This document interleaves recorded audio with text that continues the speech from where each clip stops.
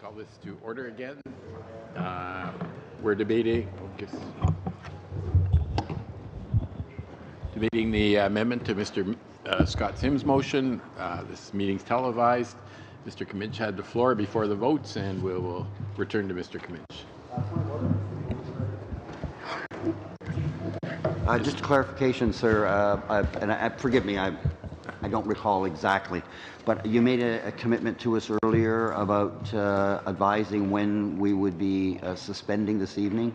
Are you a little closer to what that's going to be? Not much, because, but hopefully this afternoon, because I asked people before lunch, before question period, any of the members that had thoughts on that to come and see me. My original thoughts was to go pretty late, but I haven't had any feedback yet. So when we have our breaks and stuff. So when you say really late, like up until midnight is late, and after that it's really early. So maybe we could just narrow it down a tad more, sir. Okay, well, we'll go in that definition then. That's not real helpful, and yet you know that. I mean, the two times that we've done it so far, I believe two nights, was 3 and midnight. Are you in that same ballpark, or are we looking at earlier or later? Or even earlier. Or even a little earlier. Okay, that's helpful. Okay. All right. Yeah. If anyone has any thoughts, let me know in the next couple hours. Okay. Yeah. I hate to belabor it, Mr. Chair. So we kind of got a bit of a clarification on this evening. Obviously, tomorrow morning, there's probably people that will want to be planning their morning schedule to be here or not be here at certain times. Can you give us any indication of what you would think you would do in terms of recommencing then? Yeah, for tomorrow morning, what I said earlier today was I thought, we wouldn't be that late in the morning. It'd be, relatively early. Like today, give or take? Sure. Yeah, or no one's approached me on that, but 9 or 10. Is that okay? Yep. Okay, Mr. Comminch. Thank you, Mr. Chair. So I believe I left off, and I was about to begin referencing an article on government motion number 6. That would have been a 2016 article published on government motion number 6 on procedure and politics. That was available through thoughtundermine.com. But instead, I just want to reference and begin with this one here, this article, The Evolution of the Ontario Standing Orders Since 1985 by Adam MacDonald. And Mr. MacDonald was an Ontario legislative intern for 2004-2005. It says here, this is a revised version of a paper presented at the annual conference of the Canadian Political Science Association on June 4th, 2005. It says this author is grateful to present and former MPPs as well as to legislative staff interviewed in the preparation of this paper. So it bears some discussion here because it talks directly about how the standing orders of the Parliament, the provincial Parliament in Ontario, were amended since 1985. I think it's relevant to the discussion we're having now because we can see through this motion and the very reasonable amendment we've proposed to Point of order, Mr. Chair. Sorry to do this so quickly to you, Mr. Kamek. I think we're making a habit of this. Before I get to it, I would just like to acknowledge and welcome Mr. Schiffke, the Prime Minister's Parliamentary Secretary. It's finally good to have some representation from the Prime Minister's team here. The Prime Minister, maybe the PMO will have some words to say through Mr. Schiffke at some point, and maybe we can try and resolve this ability that we're trying to preserve for the opposition to hold the Prime Minister accountable more than 1 hour a week. Maybe we'll get some commenters from Mr. Schiffke on behalf of the Prime Minister at some point about that. That would sure be helpful, and maybe the Prime Minister will choose to think the better of his ability to try to prevent himself from being held accountable by the Canadian public. But what I actually wanted to raise is I just wanted to confirm that the meeting is in fact being televised. My colleague, Mr. Nader, has been looking on Parleview, and it doesn't seem to be coming up on that. So we're just a little bit concerned as to whether it's actually being televised or not, Mr. Chair. Okay, we'll have the technicians check. We did announce it was televised. We are televised. And you're suggesting we announce new members that are here, so I'll say Alistair McGregor, welcome. John Nader, of course Tom Comminch, and over here we have John Aldag, just had an exciting vote. Michelle Picard, and of course, and Peter Schiffke. So welcome to everyone that's not normally on this committee, and you'll find it very interesting and some very educational speeches. Informative. Yeah. You'll very much appreciate it. En français? Oh, I don't know. Can't talk. French? It. Okay. All We'll carry my on notes while are we in sort English. out Okay. technology. So maybe do you want me to continue? It's and up then to you. You'll let me know when it's televised. Just let me know when it's televised. For those members who don't know, I do have a great love of Yiddish proverbs, and I know Mr. Housefather was here before with us, and I have one in mind. Words should be weighed, not counted, which applies to Mr. Jenis, who spoke before me, and obviously Mr. Lamoureux. And I know David appreciates that. And I hope my contribution thus far to the debate have been weighty words. I've tried to reference as much parliamentary material as I can find, demonstrating that the amendment to the motion is very much reasonable. I think the motion as it stands without this amendment is reckless because of the damage it could do to our institutions. I've mentioned why the institution of Parliament is so important, because you don't get a second chance. There is no other Parliament, there is no other House of Commons that we have that we can protect or use as a backup. If a corporation or not-for-profit business collapses because of poor management, there'll be another one that will arise to take its place and undertake the service and products they were doing. The service that we render to the population of Canada through Parliament is to deliberate. Unlike what the Government of Canada's document says, you reforming the standing orders of the House of Commons, where it talks about the adversarial system that we have, and I've explained before that I think that is completely wrong. We are a deliberative body. We are not here to spit out laws at the end of the day and to produce legislation. We are here to deliberate on the matters and concerns that Canadians have shared with us through whatever medium that is. So speaking to the article I mentioned, so this article written by Mr. MacDonald, I'll just finish the citation. So it's autumn 2005, Canadian Parliamentary Review. And in the abstract, it talks about the fact that Westminster-style governments and parliaments are steeped in thousands of years of tradition. I think they meant 1,000-year tradition. And many of the processes originate in historical fights or reactions to external events rather than as conscious decision-making over time. I don't think anybody thought, like I've demonstrated before, that time allocation and guillotine motions and closure would be used to such an extent. In fact, in the parliamentary debates in Canada, we have seen that initially ministers of the Crown have said that no, in fact, this will be the off chance we will use it, and we've seen the complete opposite, both at the National Energy Program on gun control, and successive governments, Liberal and Progressive Conservative, have done so, and then the Conservative governments that came after. So it's not as if anybody's innocent here, and we're not laying blame on anyone. I'm just stating fact for the record. The same applies to provincial legislatures, and the one I want to talk about just a little bit, because it's germane to both the motion and the amendment, is how they have changed in Ontario. The standing orders of Ontario's parliament since 1985, and the reactions to those changes, both in how members of that assembly have done their work, and then how the government has reacted in producing legislation and advancing it forward. So this article really talks about Premier Peterson's activities and attempts to negotiate with opposition parties to make changes to the standing orders. Now, in 1987, the Peterson government got a majority in the election, and according to the author, started to act however they wanted. Now, of course, that's subjective. In turn, the opposition parties became more disruptive. So I mentioned this before, the need to build trust over time and consensus and cooperation that didn't exist in this case. So let's see where it leads to in this particular case as an instructive scenario for this amendment here.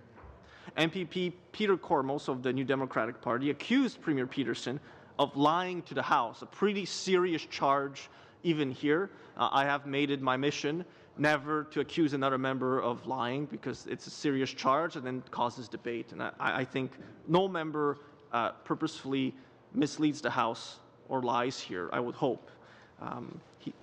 Mr. Kormos then refused to recant, and the Speaker named him. And we know this naming used to be a pretty serious form of shaming. Nowadays, I'm not so sure. Maybe some members wear it as a badge of honor. Maybe it's their opportunity to appear in a Hansard. I would think not for me personally. The New Democrat House Leader challenged the Speaker's ruling on May 29th, 1989. An opposition whip refused to join the other two whips to walk into the chamber to indicate that the MPPs were ready to vote and kept the bells running. Now then the Speaker suspended the sitting and deemed the bells to be continued ringing until the sitting resumed Friday, June 2nd, which, as so happens, is the June 2nd, I believe, is the date this report would have to finish. Maybe that's why that date was chosen. Well, since nobody's explained to our side why June 2nd, it's quite possible, Mr. Richards, that would maybe for some historical illusion, I don't know. It would be interesting almost. First explanation I've heard, so maybe it could possibly be. So the bells were basically left ringing for what I see here would be almost 3 days. So just about, maybe 4 days. My math is wrong. Been awake for a long time. This is, I think, our fourth day of debate on this, or third day of debate on this. Now, when the Speaker resumed on Friday, June 2nd, this then also continued till Thursday, June 6th thereafter, the opposition succeeded in disrupting the House for a whole week. Not an activity that any opposition would take on lightly, I would think. Dave Cook, the New Democratic House Leader then, accused the government of having the attitude to, starts with an H, I don't think, I've heard the Speaker tell members not to use the word in the House, so to heck with the opposition, will get at the rules by imposing. Sean Conway, then, the government House Leader, responded to the opposition's comments on his ruling, on his rule changes by saying that the government could get its business done and would do so without the continuous obstruction from the opposition. In 1990, Bob Rae became Premier and Mike Harris became Leader of the opposition. Now this continued, obviously, this obstruction. And many of the same people were returning. And so that lack of trust continued to the next assembly. So they had lost trust in each other, could not build consensus while working together, could not find a way to cooperate. Harris's opposition to the Premier's policies resulted in a number of tactics to delay government legislation. So then the opposition decided to get creative. So on May 6, 1991, Mr. Harris introduced a bill whose title included every single body of water in Ontario. I'll just let that sink in a little bit. I'm not from Ontario, but I would assume that would be a very large volume of names to write down.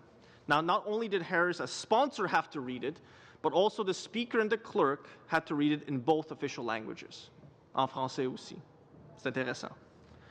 But the opposition would have never done that if there had been an opportunity French as well. to find a way to build trust, consensus, cooperation, which is why we're pushing this amendment to the motion.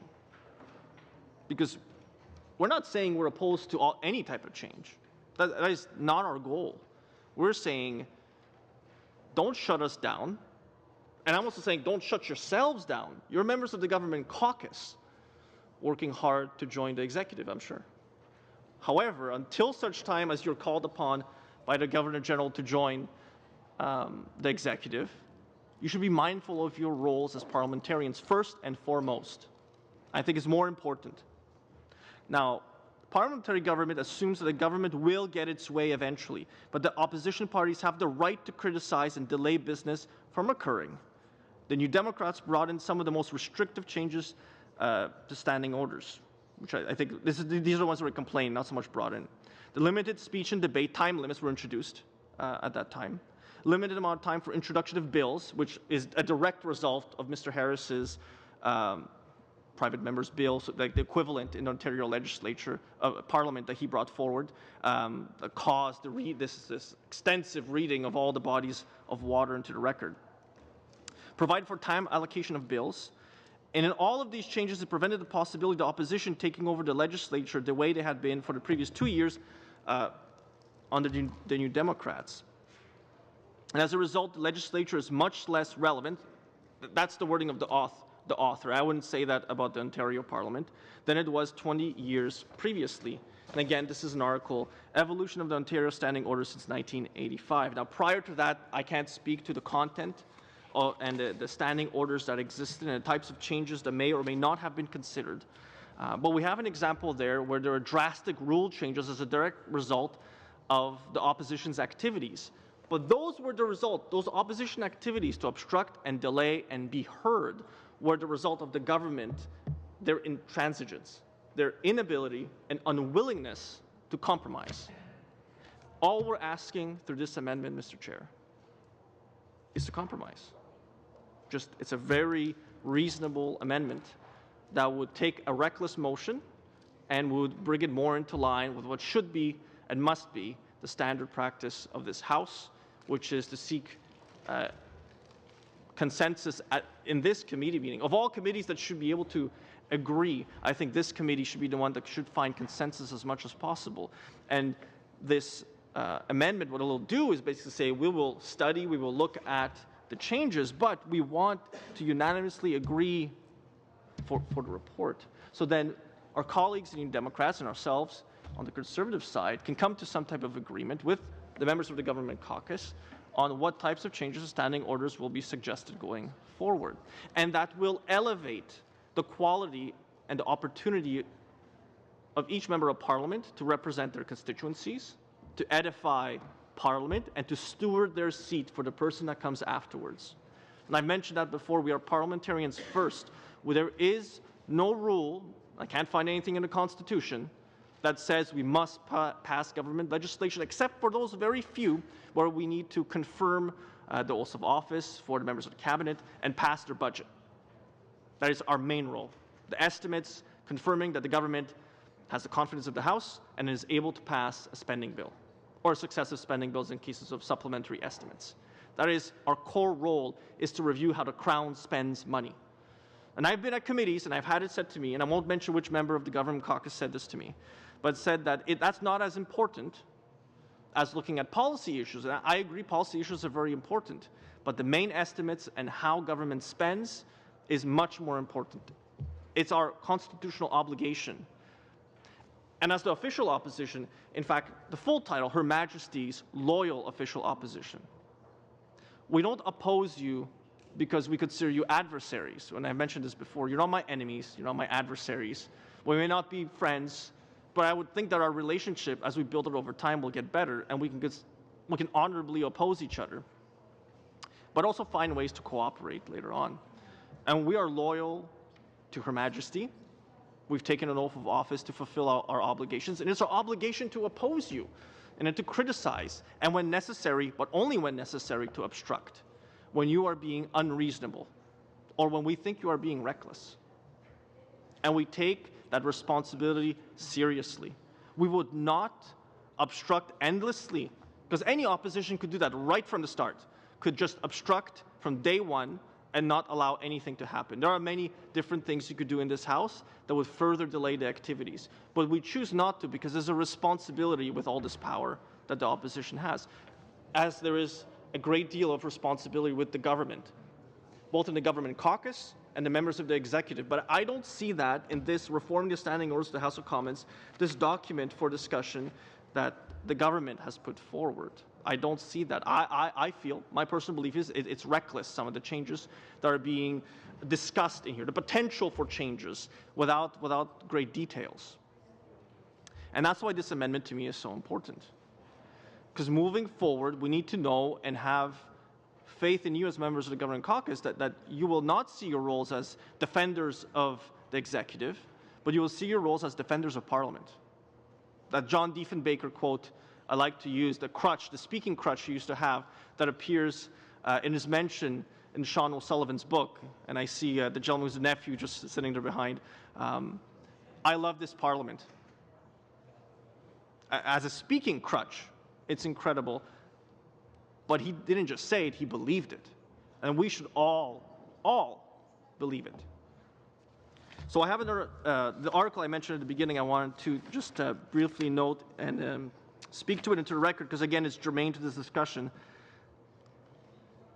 Mr. Julian, the New Democratic House leader at the time, he no longer is, when Motion 6 was tabled by the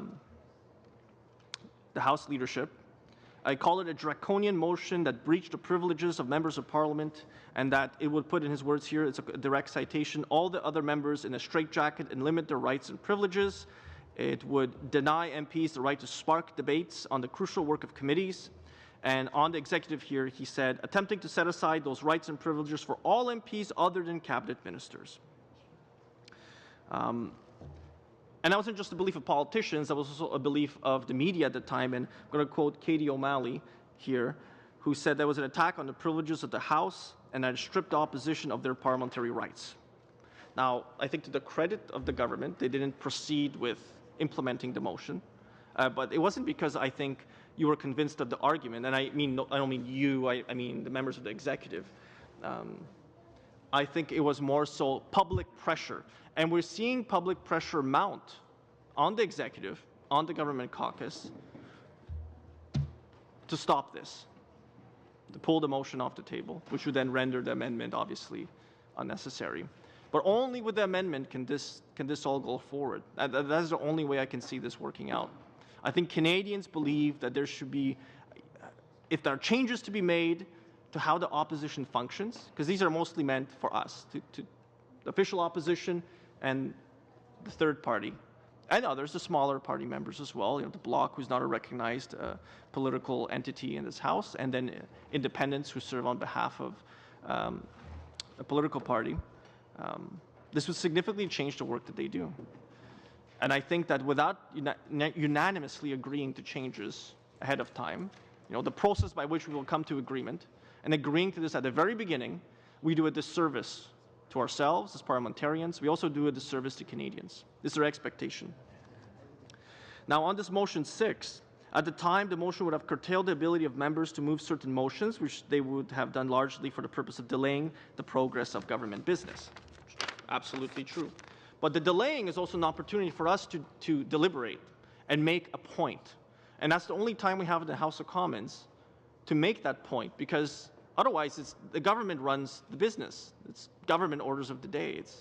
It's the government's business. It's I, as a member of Parliament, for my riding, can't just rise randomly during debate and say, I'd like to talk about the Green Line LRT. As much as I would like to, I keep those conversations on the side so I can go to the Minister of Infrastructure and plead the case to my constituents who really would like to see this done and the project funded.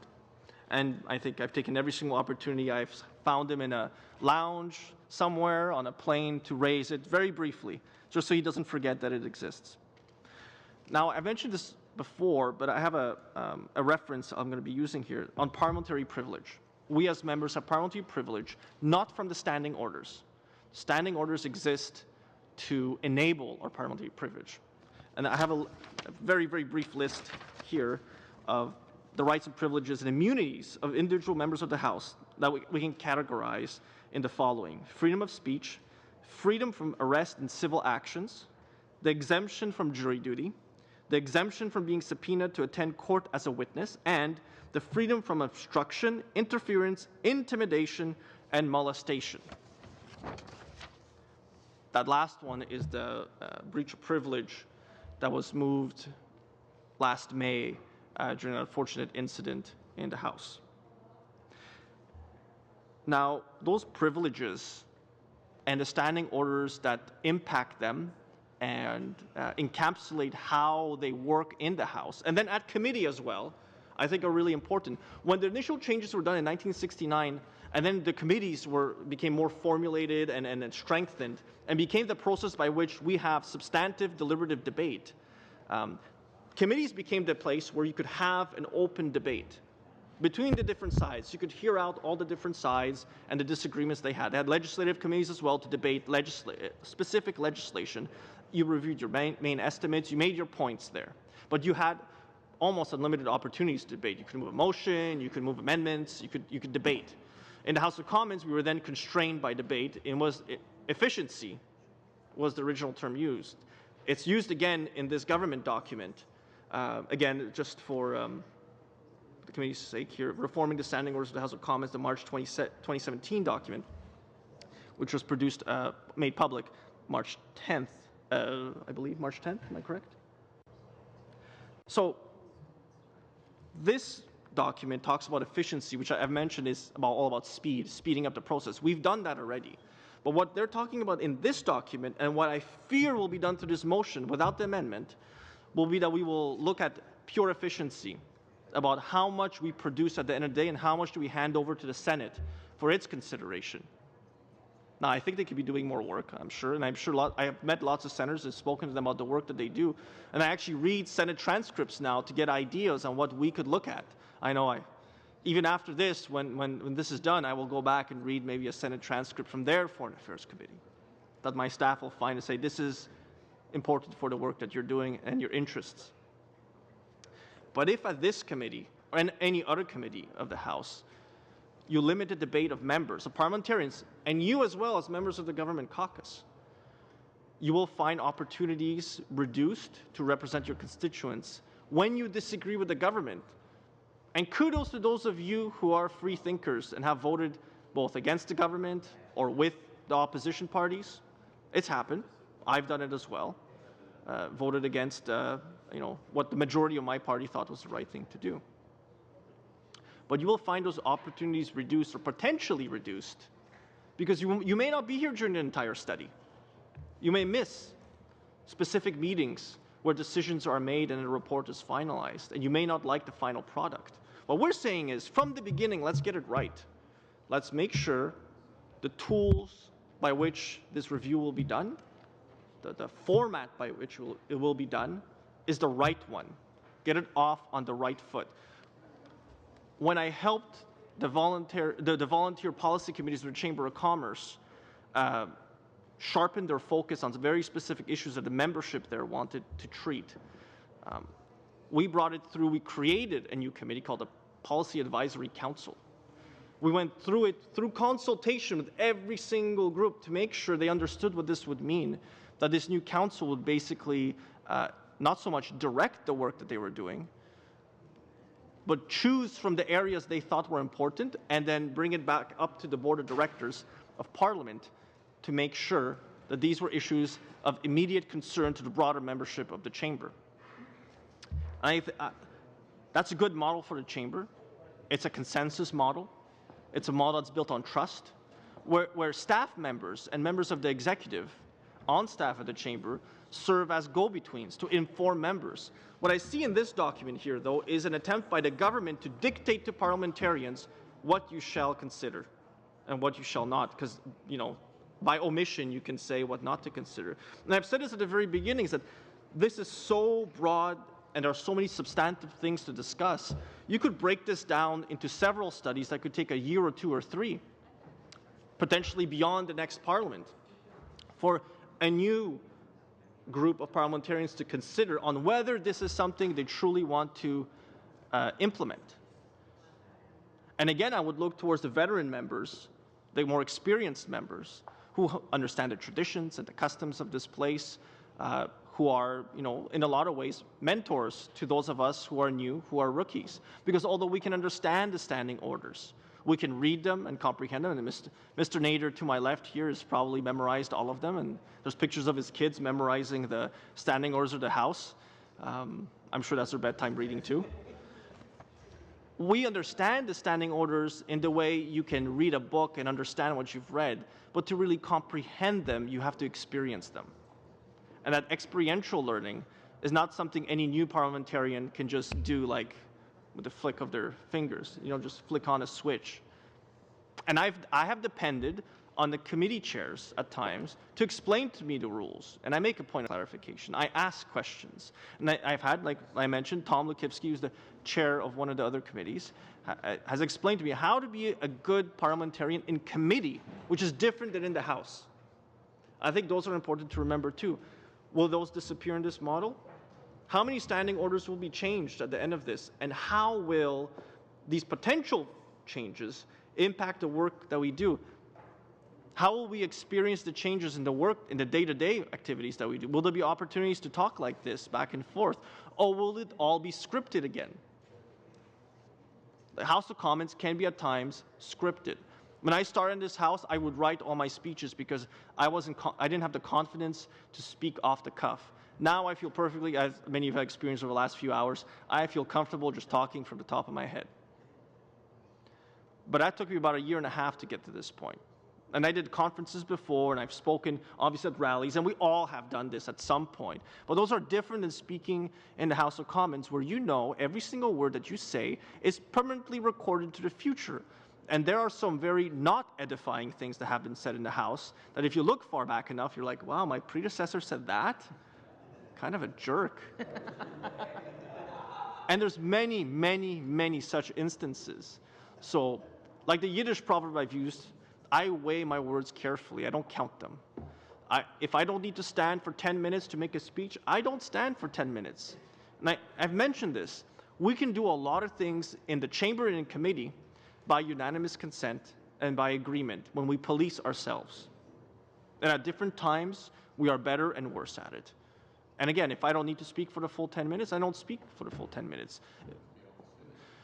My introduction, yes. I'm almost through my introduction.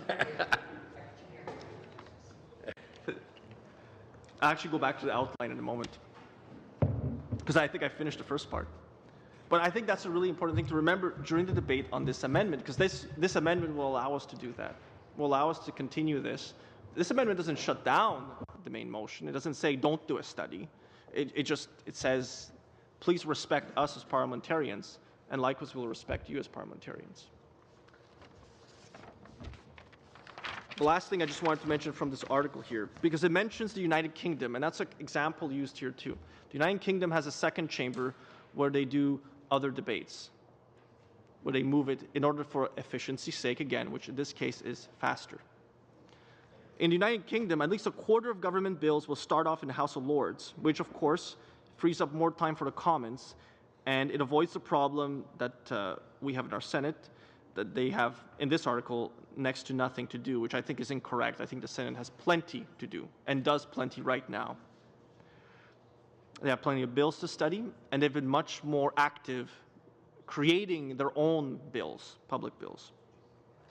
In the United Kingdom, though, this second house that they've created is really to deal with the large amount of members of parliament they have, and the inability for all of them to sit in one place. Now, the House of Representatives in Congress has a similar model. They call it the track.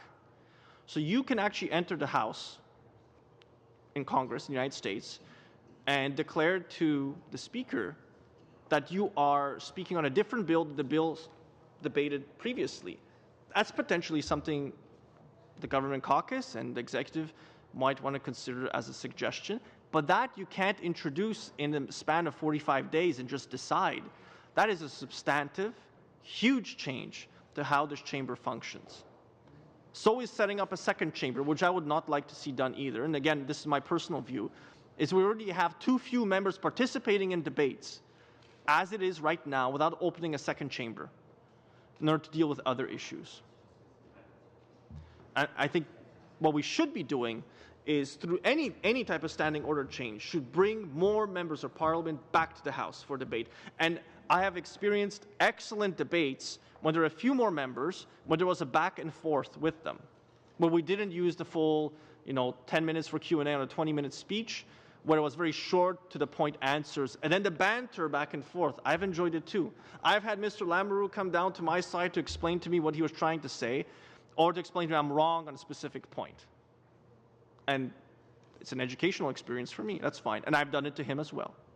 And now I keep permanently in my desk stats and records and quotes, because I know they come up on a periodic basis, because I know members of the Government Caucus love to use the word historic.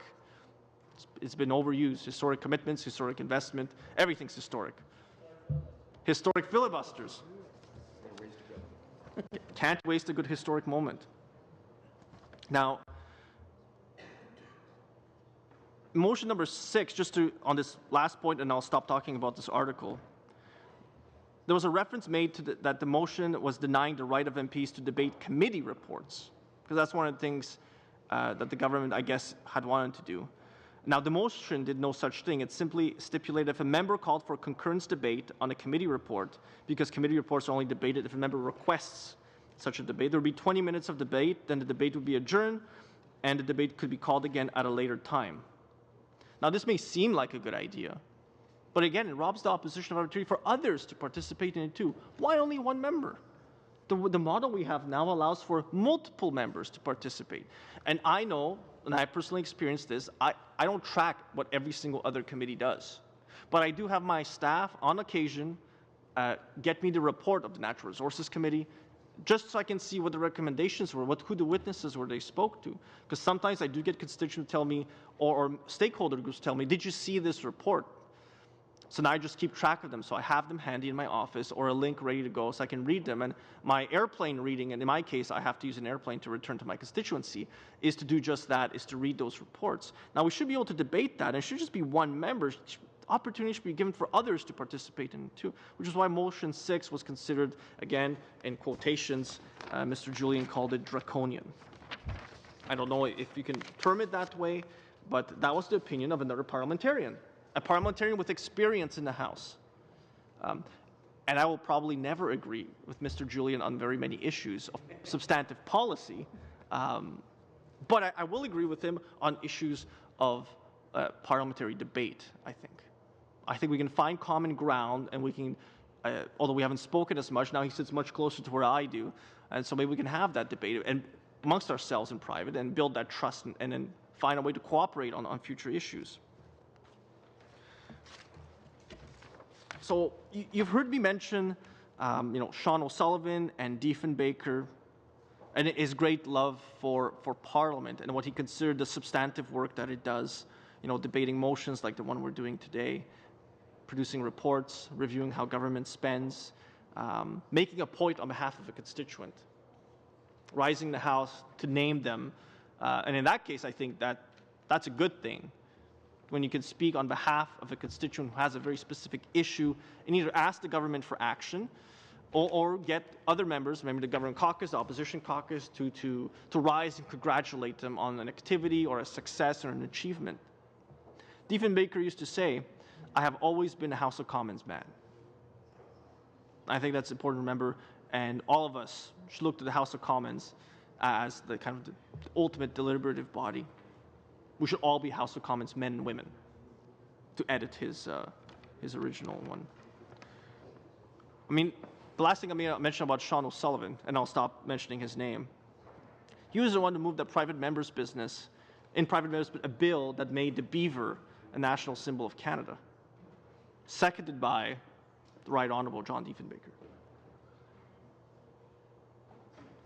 Would he have been able to do that if these rule changes are introduced?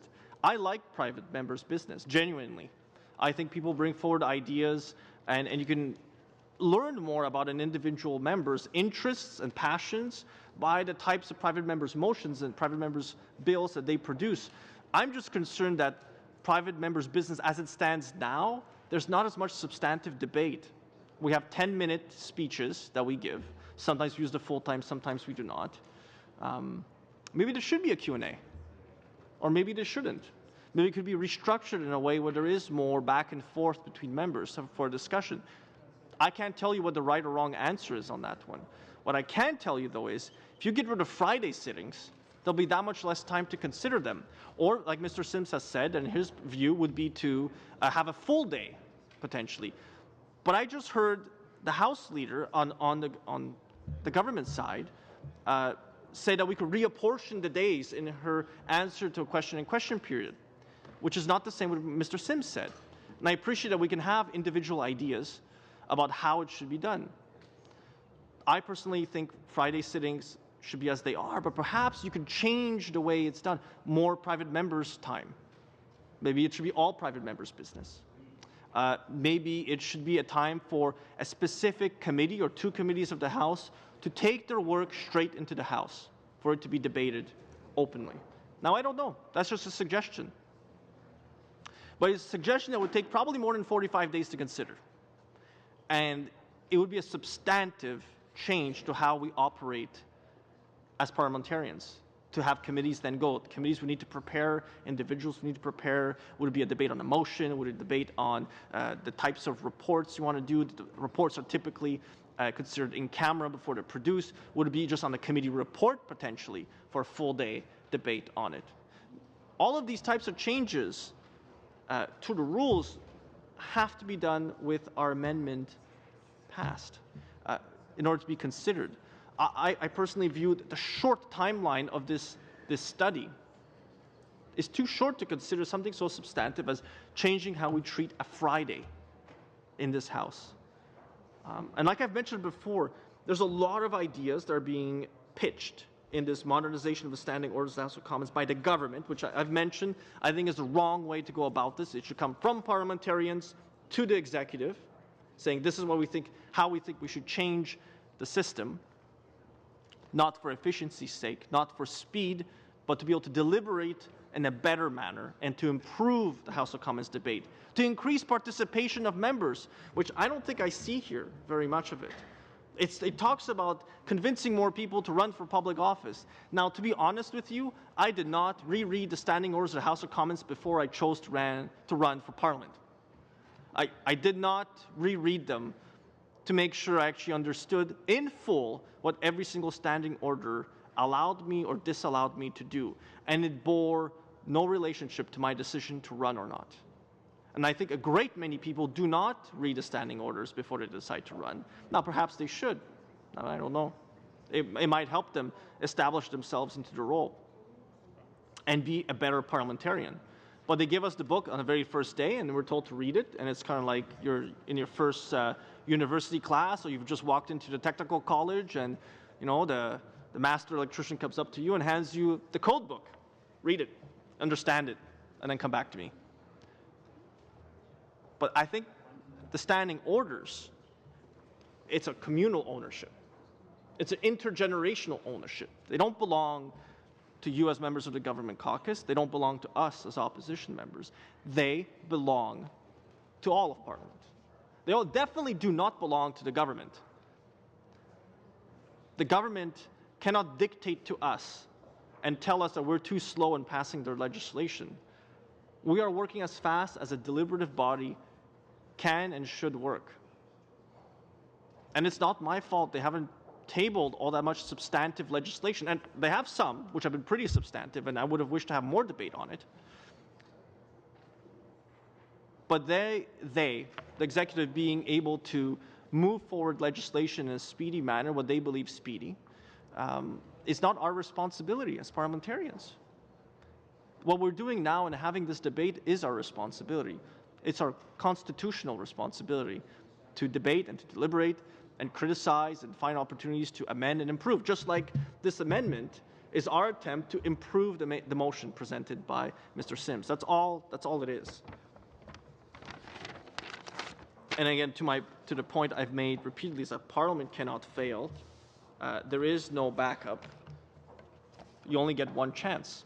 If you substantively change it, the way I've shown it in 1985 article in Ontario, it has deep, permanent changes to the institution and how the work is done. And then the opportunities to cooperate and work together. I won't read the Magna Carta into this, but I will just reference it, that many of our privileges are enjoyed from that time, when it was far more dangerous to be a member of Parliament than it is today. No.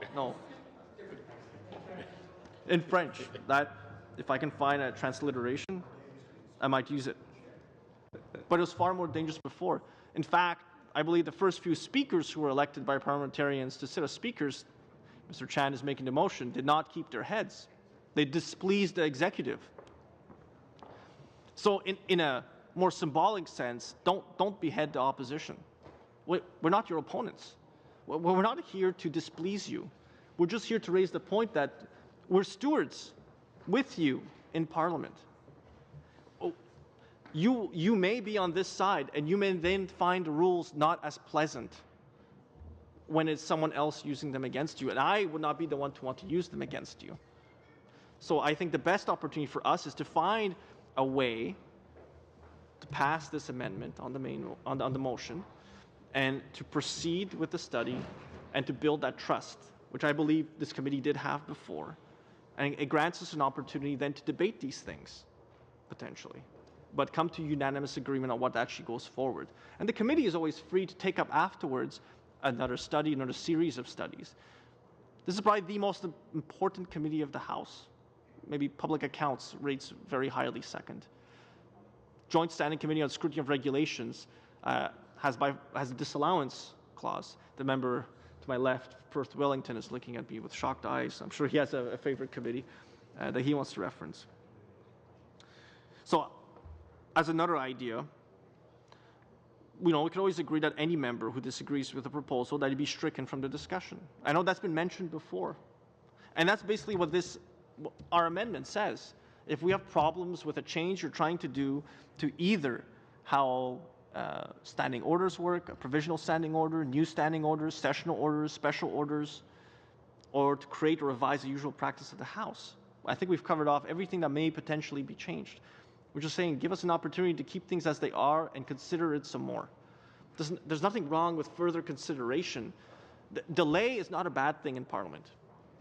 It truly is not. You want to get it right the first time you do it. And I hope we get as close to it as possible to get things right the first time we do it. And a lot of the detail work is then done in government regulations or passed by order in council. We give to the executive, to cabinet ministers, the ability to make very specific decisions. Our statutes are detailed, but they don't go down into the minutiae most of the time. We trust that the cabinet will make the best decisions on behalf of Canadians. And we also trust that public servants will then implement those decisions, both statute and regulatory decisions, on behalf of Canadians. And we hold the government accountable for the activities and the services rendered to Canadians by public servants. Now, Madame Jordan was here before, and I used to sit on the Joint Standing Committee of Scrutiny and Regulations, and we had two witnesses. I was told it was the first time in 8 years the Standing Committee there had witnesses appear. But both times we were debating and then asking the witnesses very specific and pointed questions why the departments had not followed the orders given to them by the cabinet and given to them by members of Parliament through the statute, because they had gone, what we believed, far beyond the interpretation, the reasonable interpretation of statutes and regulations. And it wasn't finger-pointing and blaming, because at the time there were Liberals there too, they outnumbered the Conservatives, but they agreed with us, and I agreed with them. This had nothing to do with our partisan affiliations, it had everything to do that a deliberative body like Parliament had decided, and that we had a specific wording in mind, and specific regulations were passed, and that public servants were not following through, were going beyond the letter of the law.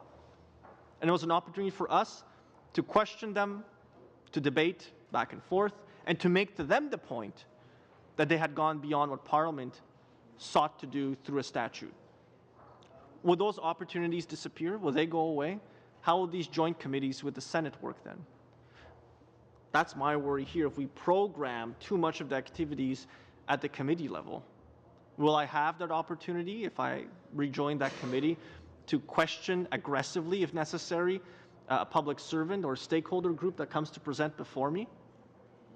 Because perhaps they've either misled me on purpose or by accident. Those types of opportunities are rare. But will I even be able to call them as a witness? That's an open question. Will I be able to do that? I don't know. I've been on committees like the Foreign Affairs Committee, Standing Committee on Foreign Affairs and International Development, but it's freewheeling. We add witnesses whenever we want to. And it's a great deal of trust is placed between us. Not a single dissenting report since I've been on the committee. And I think that's a testament to our willingness to work together back and forth. Just like it should be if we can pass this amendment to the motion.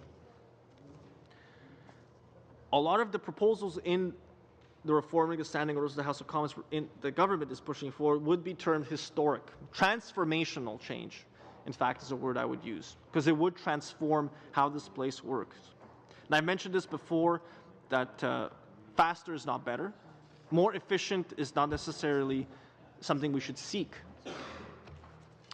We're a results-oriented organization, it's true, but it's also the journey of how you get there, because that builds public confidence that we have considered everybody's opinions.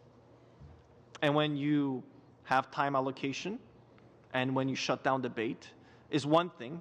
People get angry, they're not happy. Governments have different reasons for doing it. But when from the beginning you say you cannot do that because the rules say you cannot express yourself to the point that you may wish to, to represent your constituency, it is going to have an impact on parliamentarians, both members on this side and on the government caucus side. What it will do is it will disenchant members from running for office again. And I'm sure there are organizations out there who will cheer that. Less members of parliament rerunning for office, more rookies, more new people. But I think what we will lose if we don't have these members who run again, who recommit to another 4 or 5 years to parliament, we'll lose that experience. And when reading the standing orders, I can't pick up the traditions of this place. Nobody told me on the first day when I entered the chamber that you bow towards the speaker or bow when you walk across in front of the mace.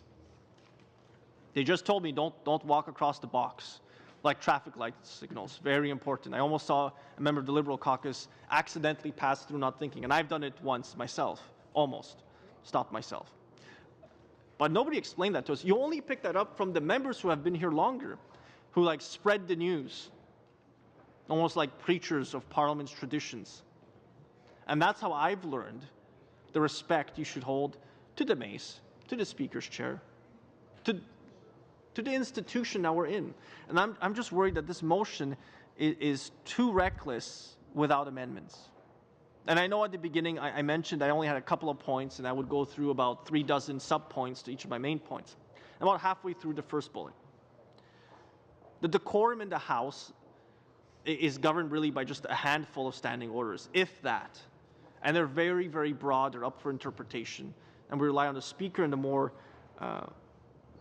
more experienced members, again, the veteran members, to tell us. But the clapping, the excessive standing ovations, the eating in the House, it's not a cafeteria. It's where great men and women have debated substantive issues, whether or not to enter the war, how to conduct the war, World War II, World War I, the Korean War. Important debates have happened there.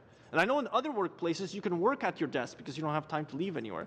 But things like decorum, like I was told that clapping actually was introduced in the 1970s, early 1970s.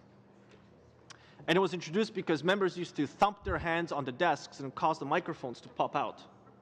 It also probably is damaging the desks. If you do it enough, it'll go away. But look at the Assemblée nationale in Quebec. There is no clapping, there is no heckling, there's no anything. It is, you could say maybe stoic in its question time. Stoic would be, I think, the nicest term you could term it.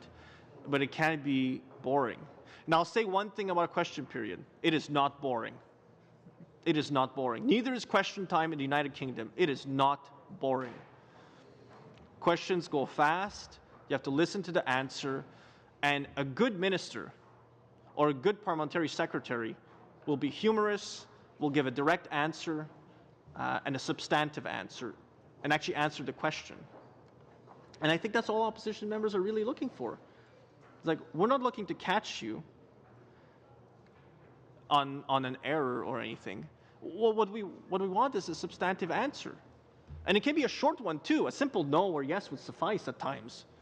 You don't have to use the whole time. You could police yourself. My concern is that some of these changes that we may bring through, we may not think about these traditions or these customs or these conventions that we have. And we may accidentally introduce or take away something that made us want to work together, something that made us want to reach across the aisle, maybe have a private conversation with another member over something they were doing or not doing. I know the ruminations of the president of the Treasury Board at times can be interesting. I know the Speaker has admonished him at least once for eating in the House. And I don't eat in the House. Because it is not just like any other place of work. It is Parliament. It's the House of Commons, the floor of the House of Commons. In many other workplaces, I worked and I ate and I did everything at the same time, especially when I was an exempt staffer. And every single exempt staffer will appreciate this. You don't have time to eat your lunch somewhere. You stay at your desk and you prepare your boss for question period. You resolve the issues ahead of time. You have the meetings you need to have. And you resolve them. But that was my experience. But this is not like any other place of work, which is why changing how this place of work functions should not be done by only one caucus or one party, by a small group of people. And I would say even further, it's not even a caucus. I would say it's the government that is looking to do this through this very short, slim little document. Now, reducing the speech lengths that we could have would deprive Mr. Jennis and Mr. Christofferson, who have spoken before, and will deprive those who come after me from being able to speak to the amendment of this motion. Now, some things that can take 5 minutes to say should be said in 20 minutes to allow the translators to translate, potentially. But sometimes you need all the detail to truly understand, and vice versa. Sometimes something could be said in 20 minutes, should be said in 5. And there's no reason to be verbose. I feel I need to be verbose today, on most days. One thing I would like to do is from the October, I know the main motion has a discussion, October 6, 2016, the day that was spent in the House to debate the standing orders. I think that any subject matter taken up from those debates should have a more substantive study than the 45 or 60 days that would be allowed by this. And also, just because there are ideas being pitched here on the floor of the House, they still should be unanimously agreed to. They cannot just be one member's idea or a group of members' idea, like the executive council, the cabinet members, to push it through on the rest of us. And you are all parliamentarians, equal to the chair, equal to me. I don't have any extra power more than you do. And we should all have an equal opportunity to be able to have the standing orders, the sessional orders, the rules of the House that will help us do our work as they stand now. So changing them or amending them should be done by unanimous agreement. Now, I wanted just to reference a few of the speeches and some of the ideas they've picked out of them. Some of them about process. And like I mentioned before, Mr. Chair, you were the one that had mentioned the semicircle. And I mentioned that the reason we sit across from each other is really that echo, the historical echo from the Westminster Chapel, where the monks sat across from each other. So the pews facing the altar, they face each other. And we've continued that tradition down through the ages. The mace sits on the table. It has a calendar. There's a calendar on the table that we don't really all need. I mean, there's a clock in there, and we all have smartphones. But it sits there by tradition. And so do all the rules. All the standing orders, all the procedural rules are in those books. The clerks sit there as well, and they have now screens built into the table. So we've adjusted technologically to changing circumstances and done different things in order to speed up certain mechanics of this place. I remember 12 years ago when I was here working as a staff member to a member of parliament, they still delivered the notice paper and the order paper every single day. Now you need to get them online. They are no longer delivered. At least they aren't in Confederation Building, which is okay with me. It was probably a waste of paper because all of us could get it online. But that's the mechanics change. It doesn't have substantive impact on the work I do. I check the notice paper every day, every Monday when I am back here. My staff has already printed it off and provided it for me. That allows me to do my work, and I can figure out what's going to happen, generally speaking, over the next few days. I also have certainty that when I go to committee, I will be heard and I will be able to speak. I don't have that certainty based on the way I see this motion functioning, based on the non-commitment I see to this particular. I see the bells going off, Mr. Chair. Keep going? Excellent. I don't see that commitment here to passing this reasoned amendment that would help us do our work. I do believe you need unanimous consent to keep on going. So, Make sure it's a vote. Okay. Then we're going to suspend. I think maybe I'll try and go through the speed of voting. Yes, Mr. Chair. It's a dilatory motion to be now adjourned. Yeah, we have to adjourn now. It is a vote. Or Suspend. We have to suspend. I was going to take your gavel if you tried to adjourn. That would be against the standing orders. Okay. We will suspend till 5 minutes after the vote.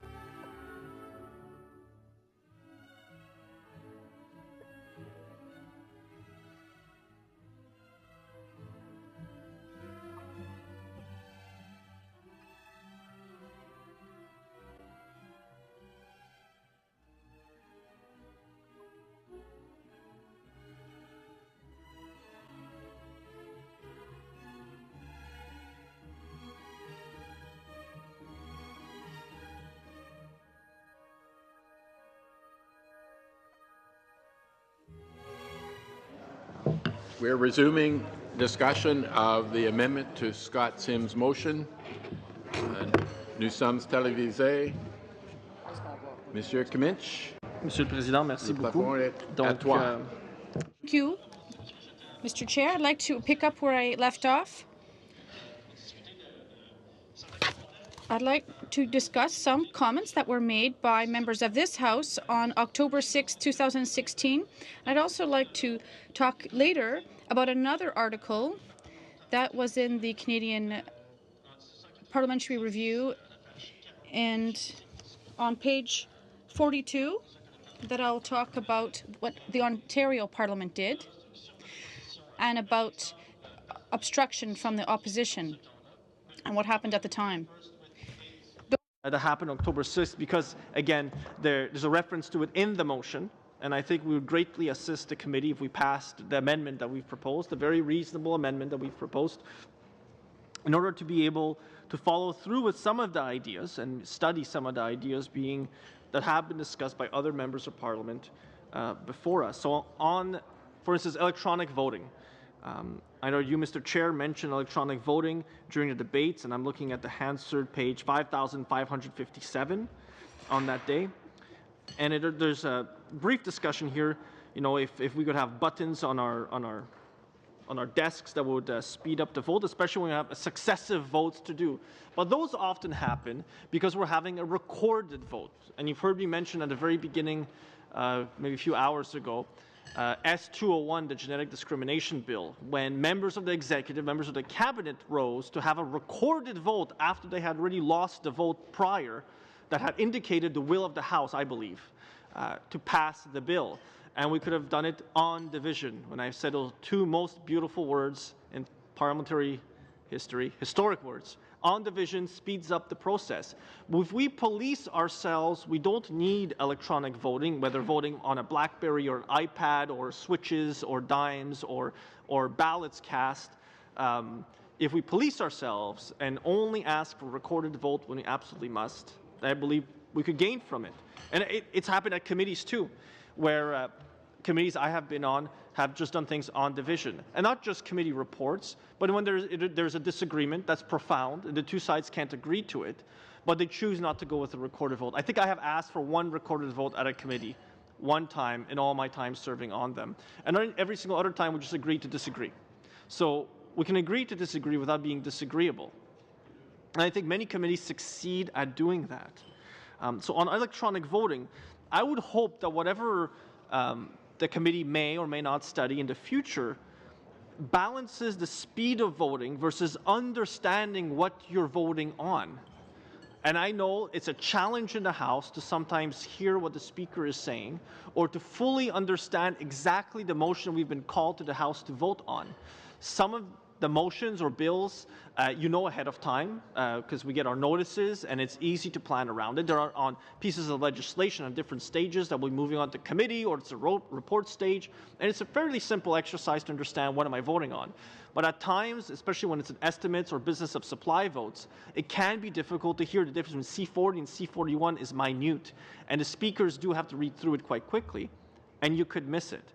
So I would hope that if there is consideration given for electronic voting, and I know that the government's proposal and discussion paper, very brief mentions of it, doesn't have very many details, but I would hope that we don't just look at speeding up voting in the name of efficiency while taking away the ability for members of parliament to fully understand how they're voting.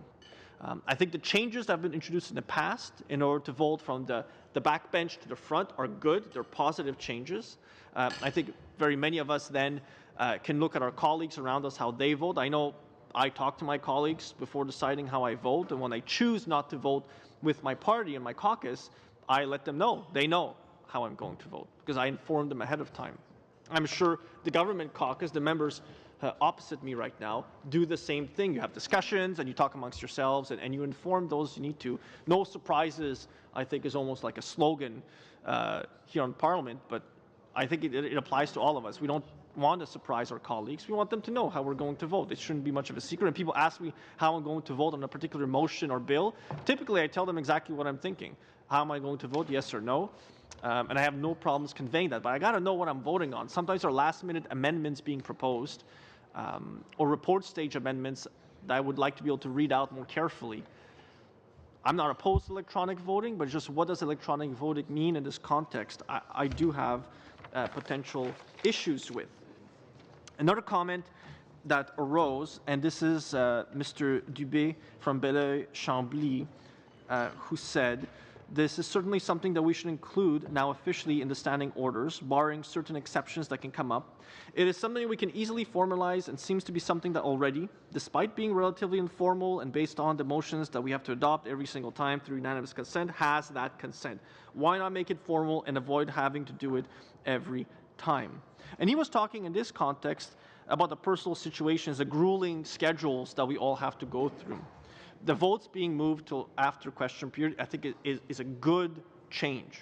But it's done by agreement. It's not in the standing orders. It's simply we have agreed as a group of people doing work on behalf of our constituents to have the vote scheduled at a more convenient time. We're still going to vote. We're just going to do it at a more convenient time. I also think that one of the things this Parliament could look at, and this committee could really look at, is studying all the unanimous consent motions that have come through in recent history. You get staff to do that. I don't mean all of us who start paging through the Hansard. And looking at what was the most common unanimous consent motion, and potentially, pardon? There might be quite a few of them. And then considering what are the most common ones, and then those could be the sources of changes to the standing orders. Because if we're having to consent unanimously to changing the standard order, standard procedure of the House many times on the same one, perhaps we should simply amend the standing orders. But to the amendment, we should only agree to that unanimously, like we've done for those. I think it would be a good idea. But that you can't do in like 60 days, which is, I think, the length of the study, just about, maybe 45 days. I think it's important to remember that this type of studying and reviewing cannot be rushed. And whatever comes out of this, we should still seek the unanimous agreement at this committee stage of our colleagues. So all of us can agree that this should be a permanent change, because perhaps there's an issue around it, the full consideration of the impact it would have to amend the standing orders and make them longer with more exceptions. The more exceptions you create in writing that become formalized within the rules, the more opportunity there is for later for confusion about how the rules apply. There's a reason the book has gotten so thick, and there's so much history and detail provided to it. Mr. Dubé goes on and says that I did say at the outset that while we talk about juggling family lives and our personal situations, we also have to talk about accountability on the part of the government. It is unfortunate that despite wanting to be nonpartisan, we have to accept the adversarial nature of this place. You've heard me mention this before. I don't believe this place is adversarial. And that term is found in the government document. And I completely disagree with it. This body is deliberative. The debates that happen and the sharpness of the debate at times is just part of Parliament. It's how we deliberate, it's how we come to decisions, it's how we decide and adjudicate on the value or non-value of government legislation, private members' bills, motions, and other ideas being put forward. I don't think that that adversarial nature has really much impact on the juggling the family lives in this particular situation. I have a family. I have 3 very young kids. My youngest was born right at the beginning of the last election, and I juggled that as best I could. I've been here for 3 or 4 days now, and I've missed my Skype sessions, my FaceTime with my kids. But they understand that too, even though they're so young. They understand that I am in Ottawa working on their behalf. And so when I can, I call them during the day when they come back from school, which should be very soon based on Calgary time. I think the standing order changes, if people are going to say, and it's that the language is found in the discussion paper about improving the work-life balance. That work-life balance, every single Canadian who is working is something they struggle with. Shift workers going up to Fort McMurray for 3 weeks, 4 weeks, 6 weeks at a time struggle with that work-life balance as well. They don't return at the end of the day. They don't even return on the weekends. They stay in camps, separated from their family and their kids, typically. And they do Skype, they do FaceTime. 100 years ago, members of Parliament didn't fly here to Ottawa. They used the train, which is why the train was number one means of travel, and that had a huge impact on the calendar when Parliament sat, what type of business could be done. And there were member of parliaments that actually were elected and never got to sit in this House because they never made it in time to be sworn in and passed away in between. And that has happened. But now with modern travel, some of us are able to return every single weekend. I know for some of us, like Mr. Chair, like yourself, it is a long trip back to the Yukon, especially when you miss a connecting flight, like we have before together. But that work-life balance, when we look at the standing orders, let's say you do away with Fridays or Mondays, or take any day, really, and then you reapportion the hours to another day, which is what the House leader on the government side said today. Potential. And I know Mr. Sims has said, it's not necessarily canceling Fridays, it's maybe making them a full day. Will have a significant substantive impact on the work-life balance of parliamentarians and whether they choose or choose not to be here or there. There are members who miss a day during the week because they have a speaking engagement, or they have a constituency event they must attend, or they have a conference to attend. I know I went on parliamentary business to Toronto to go to a clinical trials conference. So I missed a day in the House in order to do parliamentary business to learn about the way clinical trials function. It's an area of interest. I have no background in medicine whatsoever, or law, but I was interested by that because it has a substantive relationship to the private members bill I would like to table. And without understanding it, I can't do it. So I chose to forego that one day, and then I returned to continue the work that I do here in Ottawa on behalf of my constituents. But if you take away one day and reapportion it to other days, the problem will be that some parliamentarians, senators, members of the House of Commons, with an extra hour or two per day added, may not make it on time to have dinner with their family, those who've chosen to move their families to Ottawa. Likewise, there may be some who might miss that FaceTime or Skype with their kids back home. So it has an impact for all sides. And I don't think you can simply change the rules just because and impose that on members and on their families without getting it unanimously agreed to, as our motion is trying to do, our amendment to the motion, rather, is trying to do. So still on Fridays, here in Canada, 8 out of 13 provincial and territorial legislatures have opted for the 4-day weeks, and 2 others sit on Fridays only in exceptional cases. And I'll think back to my experience with the Alberta legislature when I worked there. We had a 4-day legislative week.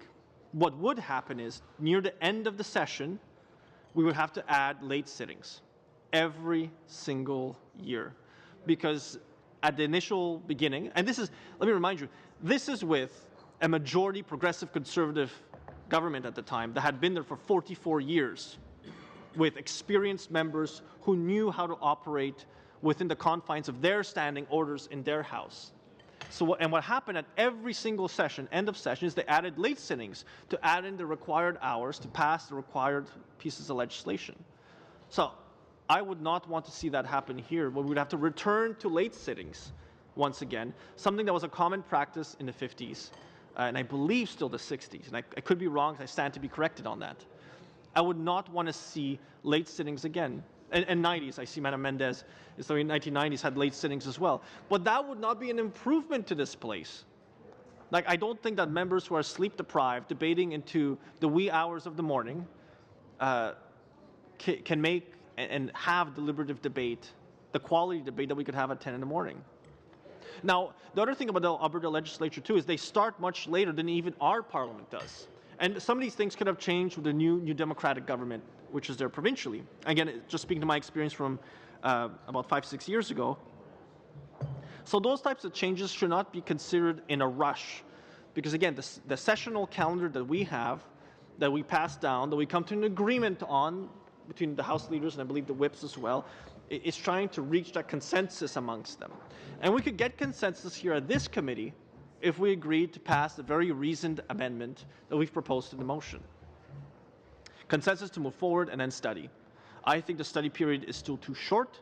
You could have much debate, interesting witnesses from every single legislature who could come here and tell them how it has impacted the work that they do, including former members of the legislative and parliamentary assemblies that exist provincially, Because obviously they'll have a different viewpoint not being in it anymore. I don't believe you'll have enough time to review all of that information with this model right now. And one of the comments in the debates here was actually Mr. Graham, who talked about a film called Guibord s'invente en guerre, which is a great, c'est un très bon film québécois, mais réalisé par... Really good Quebec movie. They came out on October 2nd, 2015, that I was able to watch on the plane. And I think it gives a really good image of the type of work that parliamentarians do on the federal level. What parliamentarians do for their ridings and for their constituents in their ridings. And at the same time, I think this movie it's a comedy, it's a satire, I know, but the image that it gives of our profession is a good one. I really like this movie. I even showed it to my wife. I think I even bought it on iTunes. But this movie undermines the idea of what, changes the idea of what constituents think members do.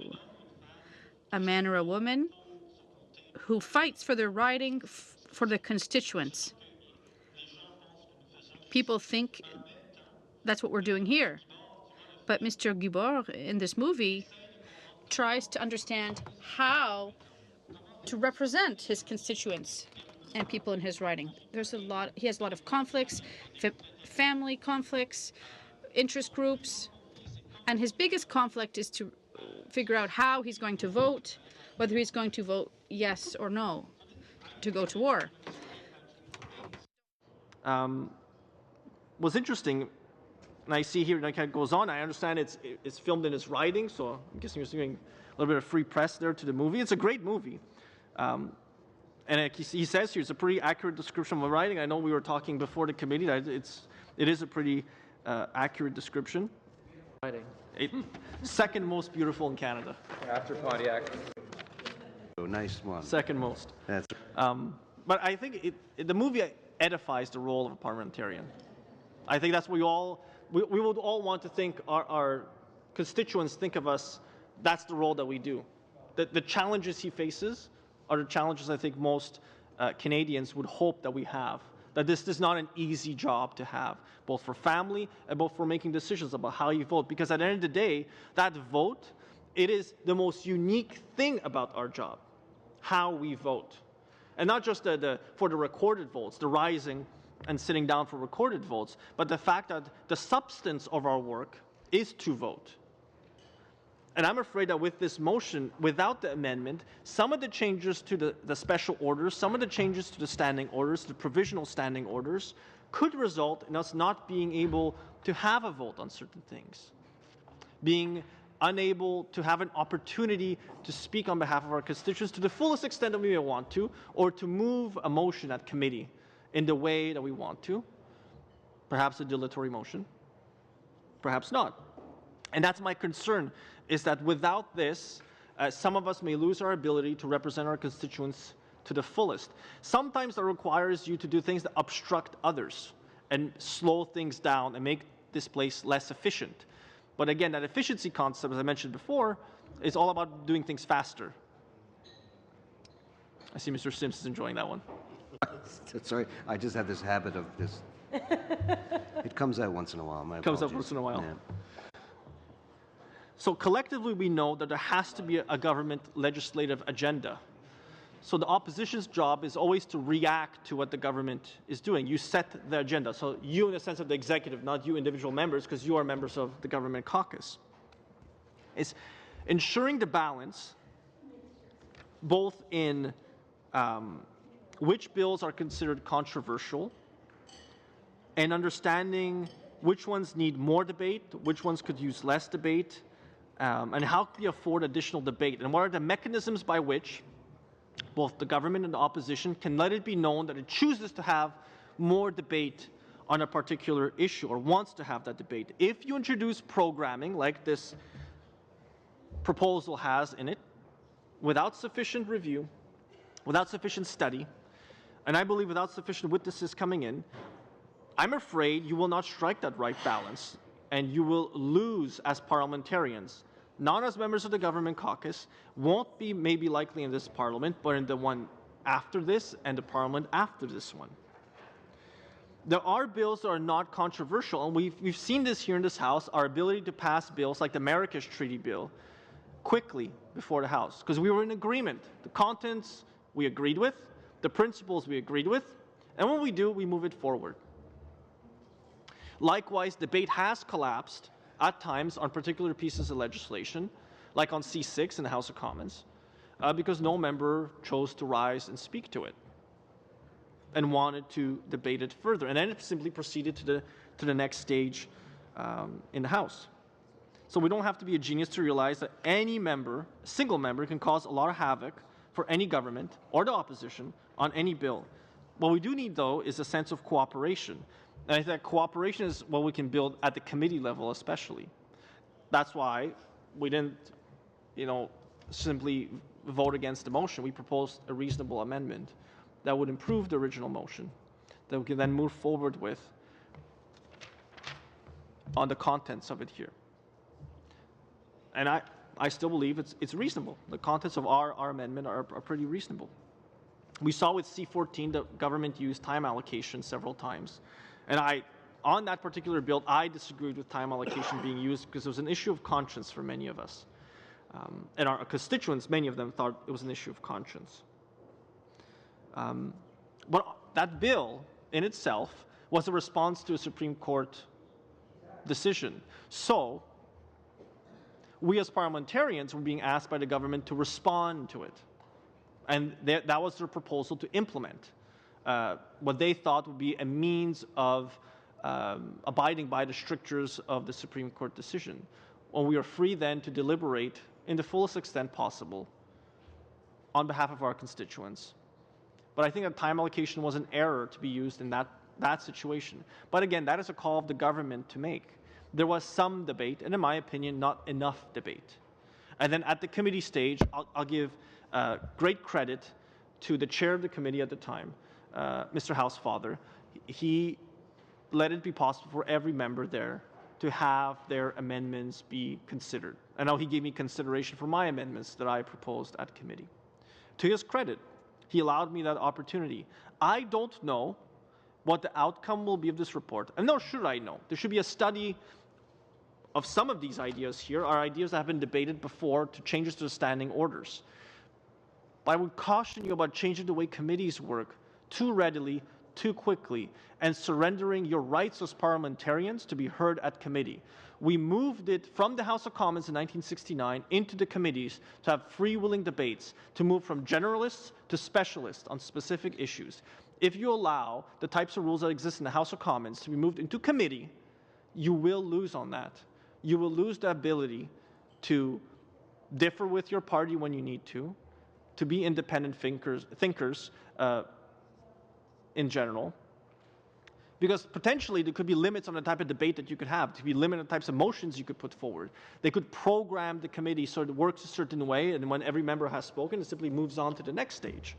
And I don't think we win when we do that, because although all of us were elected with a political party, there are no true independents in this House. Even Mr. Tutu was elected as a member of the Liberal Party of Canada, although now he is free to pursue whatever objectives he has as a parliamentarian. That is his right.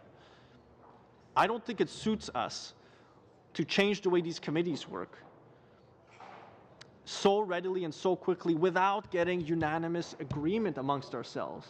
And I see Mr. Garrison is here for the New Democrats. I know they would agree with me that we fight hard at committee for the other members of our caucus who may not be able to sit through the committee because of scheduling reasons. So we do it on their behalf. It's not just our constituents, but it's also our fellow caucus members who may have an interest in a particular issue. We need mandates from our caucuses, because when we speak here, we don't just speak for ourselves and our constituencies, we also speak on behalf of our fellow caucus members. And again, from the debates here, at one point, one of the members said, "Trust me, if debate collapses on a particular bill, it might be because there's no one who wants to talk about it." Very, very true. When we are allotted our 10 minutes in the House of Commons, you don't need to use the full 10 minutes. And I've seen members use less than that. Rise, make an excellent point, sit down, and then do a Q&A with whoever chose to pursue a line of questioning or make a commentary. If we policed ourselves more often, we could find opportunities like that to be faster and be more efficient. But you won't achieve that by changing the rules just because sometimes people don't police themselves. I think what we should do is, let's try to get some substantial rule changes in our standing orders without resorting to forcing it by the opposition. We are opposed to making changes without being sufficiently consulted and being able to say, don't do that one or this one, A, B, or C, because it will constrain us as an opposition from being able to fulfill our constitutional obligation to loyally oppose. Like I mentioned before, maybe for the benefit of some of the members who've joined us this afternoon, you are not my adversaries. You are not my enemies. You are fellow parliamentarians. I am not here to win political points at your expense. I'm here to debate you, to deliberate with you. You will disagree with me and I will disagree with you. At the end of the day, your political affiliation, you will likely vote with your caucus. And I accept that, but we can have that deliberation between. But don't take away all the tools I have to make a point, either on behalf of my constituency, on behalf of myself, if I have an issue of conscience I need to raise, and on behalf of my caucus members who may not be able to sit around the table. Now, there are some proposals in here to add members of other parties as ex officio members so they could question witnesses. Right now, we have 2 hours. Typically, most committees meet over a 2-hour period. And I've actually asked the question, why 2 hours? I don't know if anybody's ever wondered, why do we have 2-hour committees? Why are they scheduled in 2-hour blocks? Is there something about 3 hours that doesn't work, 2.5 hours? In the business world, a 2-hour meeting would be called a 2-hour waste of time, typically. It would have to be pretty substantial to have a 2-hour meeting with multiple presenters. Engineering companies may do it if there's a complicated project with drawings at the table. But as I've been told, and maybe this is apocryphal, is that the 2-hour scheduling was done before we gained extra buildings added to the precinct. And the 2-hour windows allowed for every single committee to be scheduled during the day. So they would just schedule them all in a row, and there weren't as many committee rooms as there were now. And so just schedule one after another. 2-hour blocks made it all work. But do we need 2-hour committee meetings all the time? I know that at the times chairs have finished meetings early. Chairs have obviously longer meetings at times. But small changes to the rules like that is worthy of consideration. But we should come to it by unanimous agreement. Agree in the end. Making this place more functional doesn't require us to surrender our ability as parliamentarians to keep the government accountable, which you want to do also. Now, I've been told by many experienced members, veteran members, even members of the government and previous governments, that sometimes at main estimates, during the debates on supplementary estimates even, they have discovered things in the documents that they didn't even realize were contradictions, were errors. I remember doing estimates at the provincial Alberta legislature, and sometimes there would be inaccuracies, there would be typos that would have to be explained. And sometimes the civil servants would not remove a certain thing you had asked them specifically to remove because it was no longer part of the agenda of the government. And you only realize that through the main estimates. The committees are our opportunity to review those estimates. If we program the committees to limit how much we can speak, then we'll lose that opportunity. We already do very little of it in the House. There is an automatic provision that the estimates are automatically passed at a certain point, if they are debated or not, if they are considered or not by a committee. We have already surrendered part of the core job of a parliamentarian, which is to review how the government spends money. And I know that the President of the Treasury Board is making or proposing changes to when and how the estimates are considered. So I know it's already being considered by the government in its proposal to Parliament. I also think this is something that parliamentarians have talked about in the past. The main estimates are done on cash accounting. Government does accrual accounting. The fiscal years don't match. I remember being at the Chamber of Commerce. We actually invited the deputy parliamentary budget officer to come to Calgary and explain to us this problem. He made a fantastic presentation to our Tax and Economic Affairs Committee and really convinced people there, business people, about the errors and the mistakes that could accrue and the difficulty in tracking how government spends money. I've mentioned this before, the second chamber, so I'm just moving on to page 5,571 of the debates, and I won't go through all of them because I'd like to move on to a few more articles. And then debates from 1991, when there was that prior attempt to force through changes to the standing orders without unanimous agreement, and how adversarial it had become between members of the government and members of the opposition at the time. The two last points I'll make on the debate here, this concept of a second chamber, like they have in the United Kingdom, I think is unnecessary. What we need to do is to fill the chamber we already have with members. The best debates I have seen is when there are more members in the chamber who get engaged because there is an engaging speaker making a point that perhaps someone hasn't made, perhaps they're doing it in a tongue-in-cheek kind of way, or they've grabbed the attention of another group of parliamentarians, and then you get an easygoing back and forth, a flow of conversation and debate. So I don't believe we need a second chamber. I know some members have mentioned it in the debates from October 6th, which I know is part of the original motion, is to consider what members have mentioned. So what I signed up for, and no one forced me to run. I wasn't forced into this by my wife, definitely not my wife. I wasn't forced into this by constituents or the Conservative Association locally. We all signed up for a job that has grueling travel. We all heard of people talk, you work 15-hour days, you work weekends. For some of us, it's a very long trip back home. And we all campaigned in the last election for 78 days for people to grant us, to earn the privilege to sit here as parliamentarians and serve in the House. Now, I tried to keep my complaining about the work-life balance to a minimum. Now, I campaigned vigorously against an NDP, a New Democratic and Liberal opponent in my riding, who wanted to do exactly the same thing. They were signing up for exactly the same type of job. Now, what I don't want members of the executive to say, so members of the cabinet to say, that to save our work-life balance, what they're going to do is to reduce our sitting time by 20% and reapportion the hours to another time. I don't think that helps this place work. I don't think it will improve the debates, and I don't think it will improve work-life balance. How about they let parliamentarians decide about our work-life balance? And if I remember correctly, it was this committee that did not pursue recommending doing away with Friday sittings. But it reappears for consideration whether Fridays. I know Mr. Sims has offered a different perspective, which is to do it as a full normal day on Friday. I've offered my perspective. Perhaps what we could do is bring back committees of the House to bring their debates to the House for a day. And they are automatically pre-scheduled, so everybody knows. Foreign Affairs will come in for 3 hours. The members of the committee are expected to be there, perhaps a motion to debate a report or a motion to debate an issue. It's an option. But I haven't studied it enough, I haven't considered it enough to understand the ramifications of doing that. And I don't think you have enough time to complete a report by June 2nd and get consensus at this table without passing our amendment to the motion. You will need that done in order to get that across.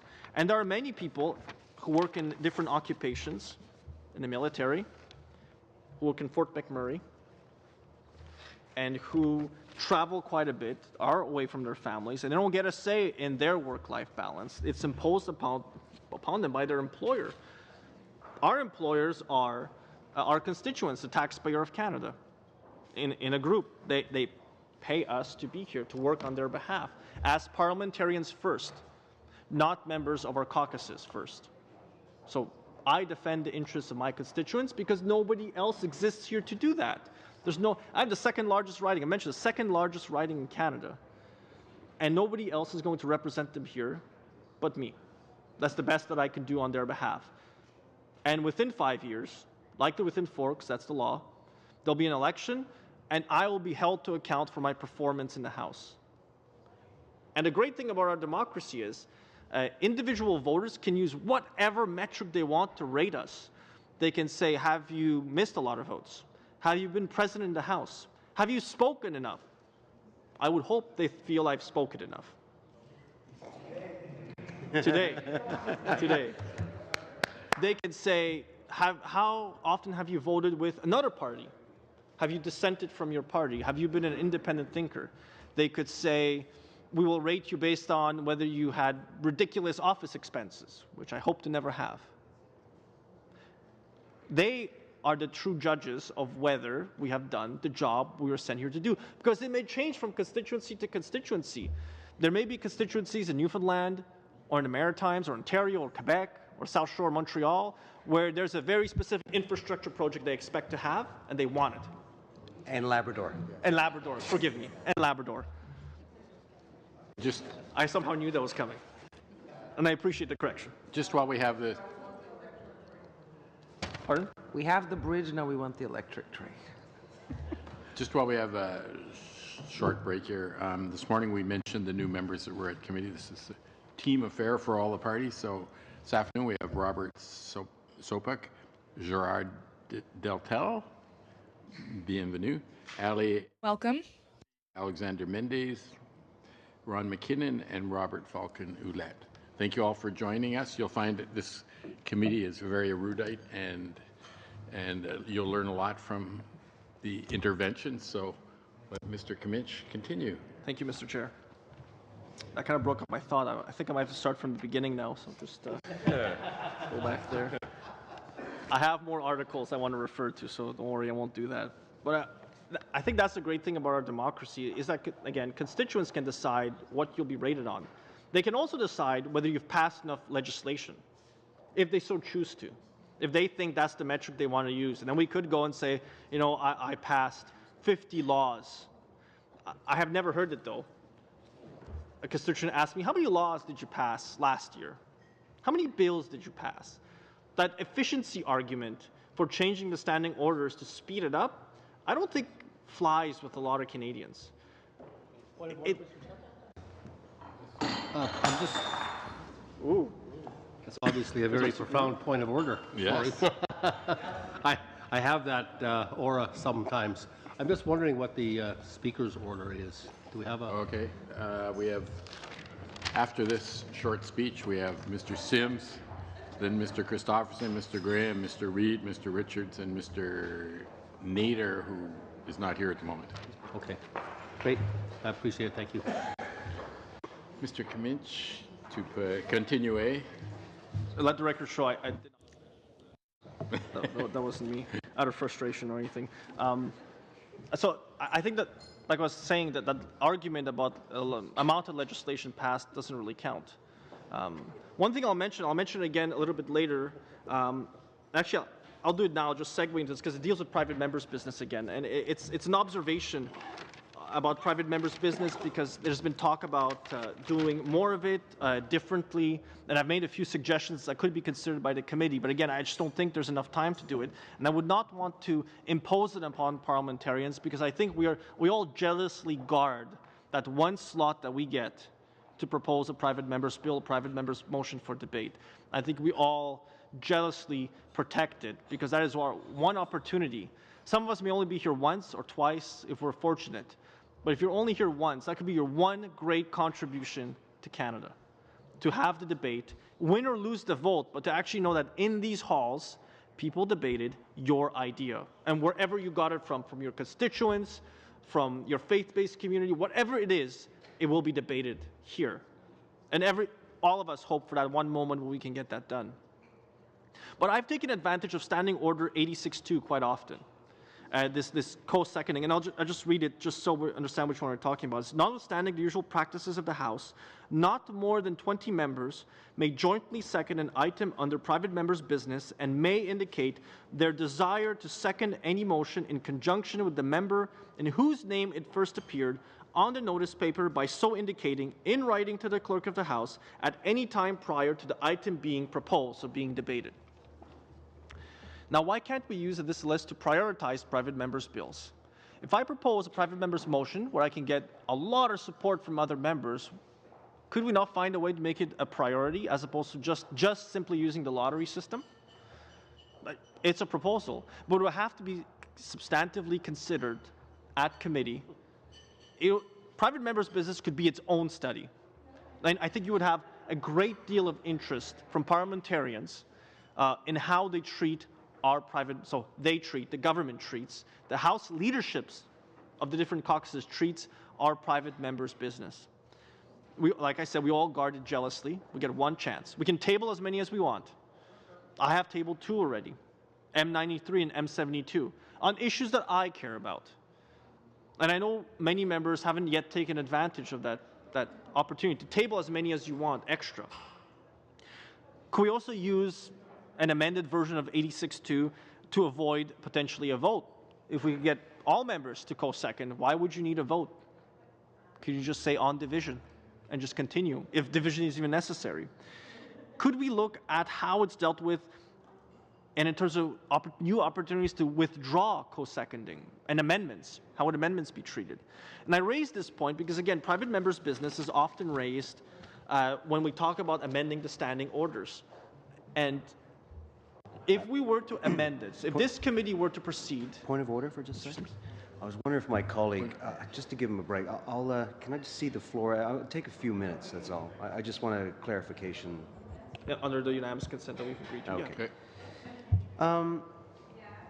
There's a couple times you mentioned, now I'm speaking next, I was going to address it then, but I thought I'd do this first because I don't know if I get a chance afterwards to answer, but he talked about, on division. So we have a vote, it gets accepted, but, members will yell on division, therefore it's recognized that not everybody in the room agrees with what is being passed.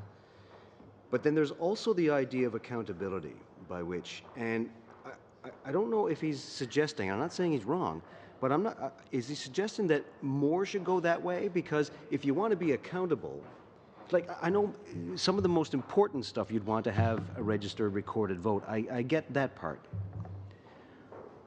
But important to whom? We have large constituencies, and I can think of some instances where it may not be. And I see Mr. Sopik in the room, and it was you, sir, that had the heritage bill. Is that correct? No, it wasn't you. Okay. Well, but there was. You're obviously a big supporter of it.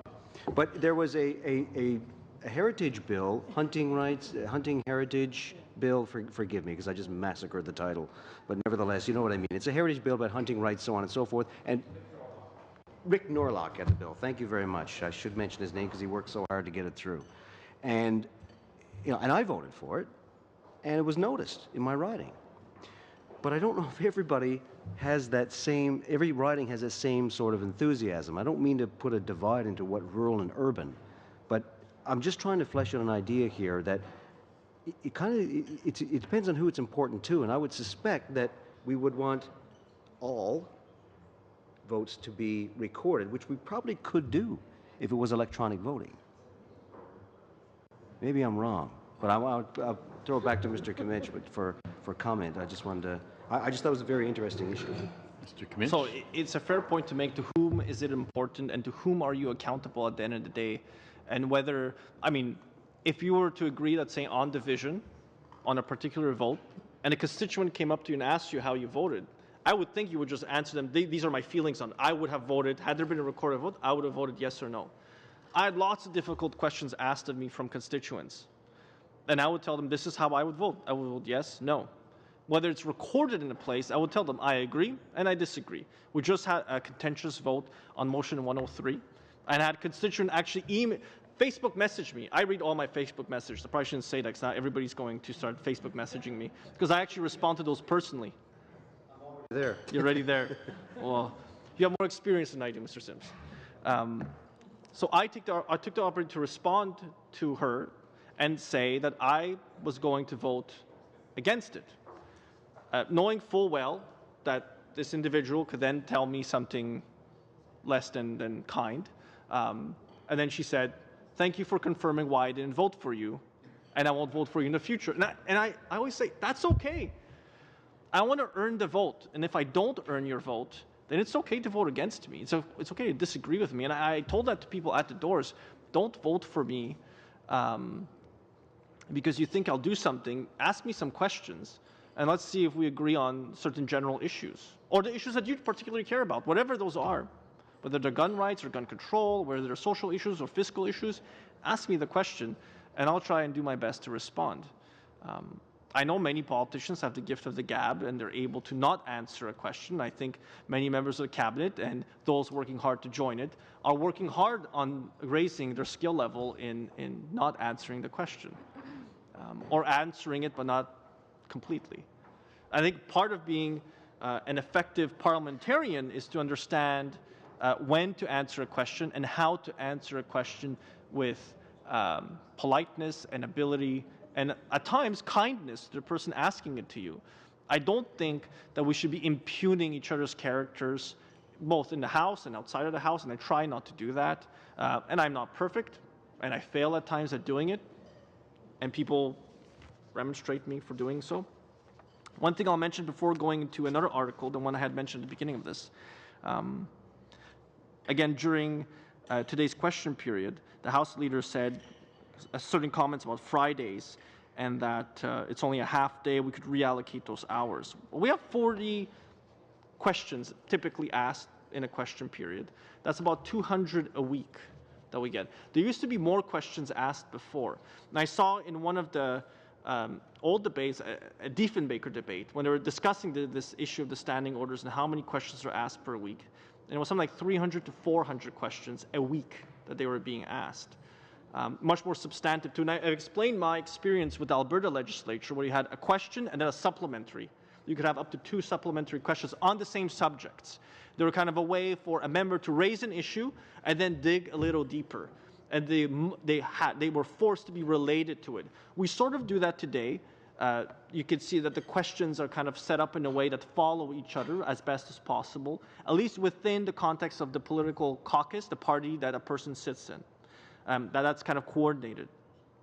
But if we were to take away 40 questions, those would have to be added, hopefully, to other days. I hope most members would agree. I also think that it's important for the Prime Minister to be there to answer the questions, because it's the only time when we can really ask him a direct question and expect an answer. And whether it's direct or indirect is beside the point. We have an opportunity to ask him. It's 45 minutes for the opposition parties to ask and hear from the Prime Minister. And, those are the chances that we get to ask the head of the government what he or she thinks about a particular policy issue, the behavior, their integrity. Government policy is a chance to discuss. I would hope that whatever we do with Fridays, I know Friday is being mentioned, but you could do it to a Wednesday, or you could do it to a Monday, or any day, that we always ensure that those opportunities to keep a government accountable is there. Because it'll also be less days for members of the government caucus to raise a question in the House that they may choose to raise. Because I'll just remind members of the government caucus, once you stand and you're recognized by the Speaker to ask a question, you can ask whatever you want. You have that freedom. Just because you had a question in mind and you agreed to a question before doesn't mean you have to go through with it. Just courage, my friends, courage. I do the same thing on my side. I write my own questions. That's probably different too. I have very specific things I want to ask, and I propose them. And I do ask them when I have them. And I'm not a frequent asker of questions, because it's not that I don't have material, but it's just I find other places to do my work. The debates, like here, at committees, and there's general debates in the House of Commons. Now, I'm not as prolific as the member for Sherwood Park for Saskatchewan, or the member for Winnipeg North on their division. But they count their words. They don't weigh them in the inverse of the Yiddish proverb goes. But I find opportunities to contribute on behalf of my constituents. I am worried that the rule changes that we could do here will constrain me in the type of work that I can do, that I like to do in this place. And I talked about this demotivation of parliamentarians. And the number one reason people leave a workplace, not just Parliament, any workplace, any organization, is because they can't tell how their activities and what they do on a day-to-day basis relates to the overall goals of the organization. And I think that is important to keep in mind. It's not bad supervisors, although they play a really big role. Once you become disenchanted with your workplace, you will not want to proceed. I think without the amendment, you will disenchant some of us. Now, for some, you may be happy. You may be pleased that some members won't rerun again in the next election. But I think it would be a great loss for this parliament, especially to lose experienced members. I see the chair wants to. Oh, no. No? I was just going to say the point you made about why people leave workplaces. You made that yesterday. So yesterday? Or this morning. So Okay. just try not to repeat. Yeah. Last week? Okay. So the article I referred to, Canadian Parliamentary Review, summer 1990, page 42. I have it here. And it was Bill 68 in the Ontario Legislature. And you had heard me mention this. This is a bill. I wanted to find an example of what the government was experiencing after a loss of trust, that loss of consensus amongst the different political parties and members of the MPPs. So Bill 68 was an act to amend certain acts respecting insurance, 1990. There was a day and a half of debate, and the government tried to call time allocation on it. Now, the opposition argued that standing orders did not allow for that, and that time allocation was premature in view of the insufficient time spent on debate to that point. They said a day and a half is not the right time then to move time allocation. 1990. So it was the Peterson government. And the opposition would have been 1990. Oh, 19. Okay. 90, yeah. So acting Speaker Michael, and I'm not going to say this correctly, Brow, ruled the time allocation motion in order based on the standing orders of the day. So then opposition members launched a filibuster. I think it's a good example to hear a little bit. They held the longest debate on a time allocation motion in the history of the Ontario Legislature as of summer 1990. So this is an old article. I don't know if that's happened since then. They've changed the rules since then to constrain members from being able to speak at length. Now, they used tactics including quorum calls, points of order, divisions, motions to adjourn the House or debate, reading of petitions, introductions of many bills. It lasted 49 hours, 35 minutes over 18 days. The longest single continuous contribution to debate was Peter Cormos, and I mentioned him before, from Welland Thorold, 17 hours, 15 minutes, who was interrupted by points of order, 4 divisions on motions to adjourn debate, 3 divisions on motions to adjourn the House, and a 20-minute suspension of a meeting until simultaneous interpretation services were made available. On May 9th, 1990, the government moved closure, and I think the government just gave up. But this was after a day and a half of debate. What happened here was basically a total this was debate in the House, in their House. It was a total breakdown of this system of trust. So if they had not moved it and perhaps waited just a few more days to move it, the government could have completely avoided the situation that they had created onto themselves. And once you go that funnel, there's only one way I think it can go, and it's poorly. For all of us as parliamentarians, I don't think it improves the situation in any form. In 1991, like I've mentioned before, I did go through the debates, and there are 2 specific members I wanted to reference, because I think when they speak about the changes to the standing orders that were suggested then and then forced through by the government, they were specifically talking about committees, and committees I mentioned is an important area for me in the proposals that they have here. So in that debate, Mr. Blackburn, a member for Brant, who had been elected in a by-election in 1971 and then re-elected in successive elections. So a member with substantial legislative experience, substantial parliamentary experience, said, "When was the last time anyone wrote a bill on this side of the House or a backbencher of the other side of the House that actually became the law of the land?" And he was asking an open question about really the role of parliamentarians as legislators, the role that we can contribute to amending something through a motion at committee, but in this case was just contributing to debate and amending a bill at some point. Members say, and he's quoting, I guess, in general, "Oh, well, committees have been reformed. You can go to committees to seek that opportunity to be a legislator." What are committees? Committees are just a reflection of this chamber. Why does the government find it so difficult to maintain its membership in committees on a day-to-day basis and therefore wants more time off? It's not so much that members would rather spend their time in their constituencies, Certainly, that is one reason. And we've heard that argument being made for changing the way we do our business here to make it more efficient so we could spend more time in our constituencies. And some of us have constituencies that are remote and difficult to get to on a weekly basis. But that was a problem even then in the 1990s. And 100 years ago, that was even a bigger problem then. So it's always been with us. It's not new. So I don't understand why we have to rush a study without having this amendment that we've proposed.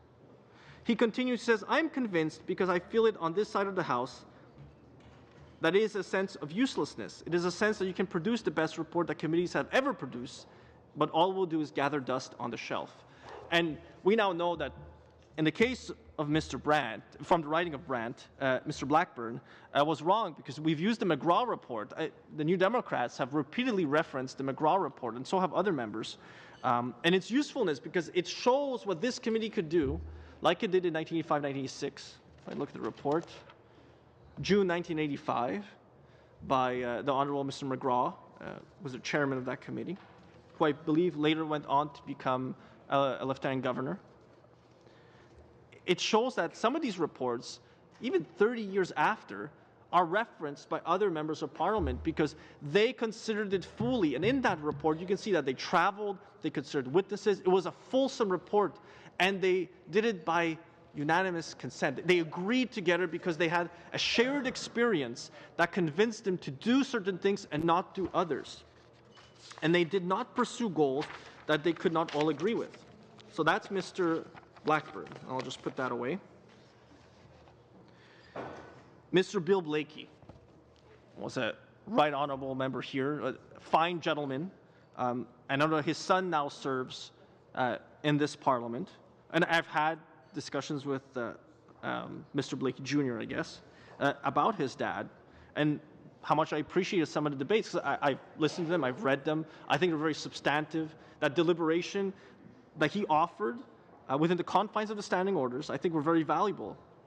He says, and this is April 10th, 1991, so during the debates on how the government was pushing through the changes to the standing orders that they wanted absolutely without seeking that unanimous agreement. I think that this is the way the standing orders of the House of Commons should be changed, by unanimous consent and agreement between the parties.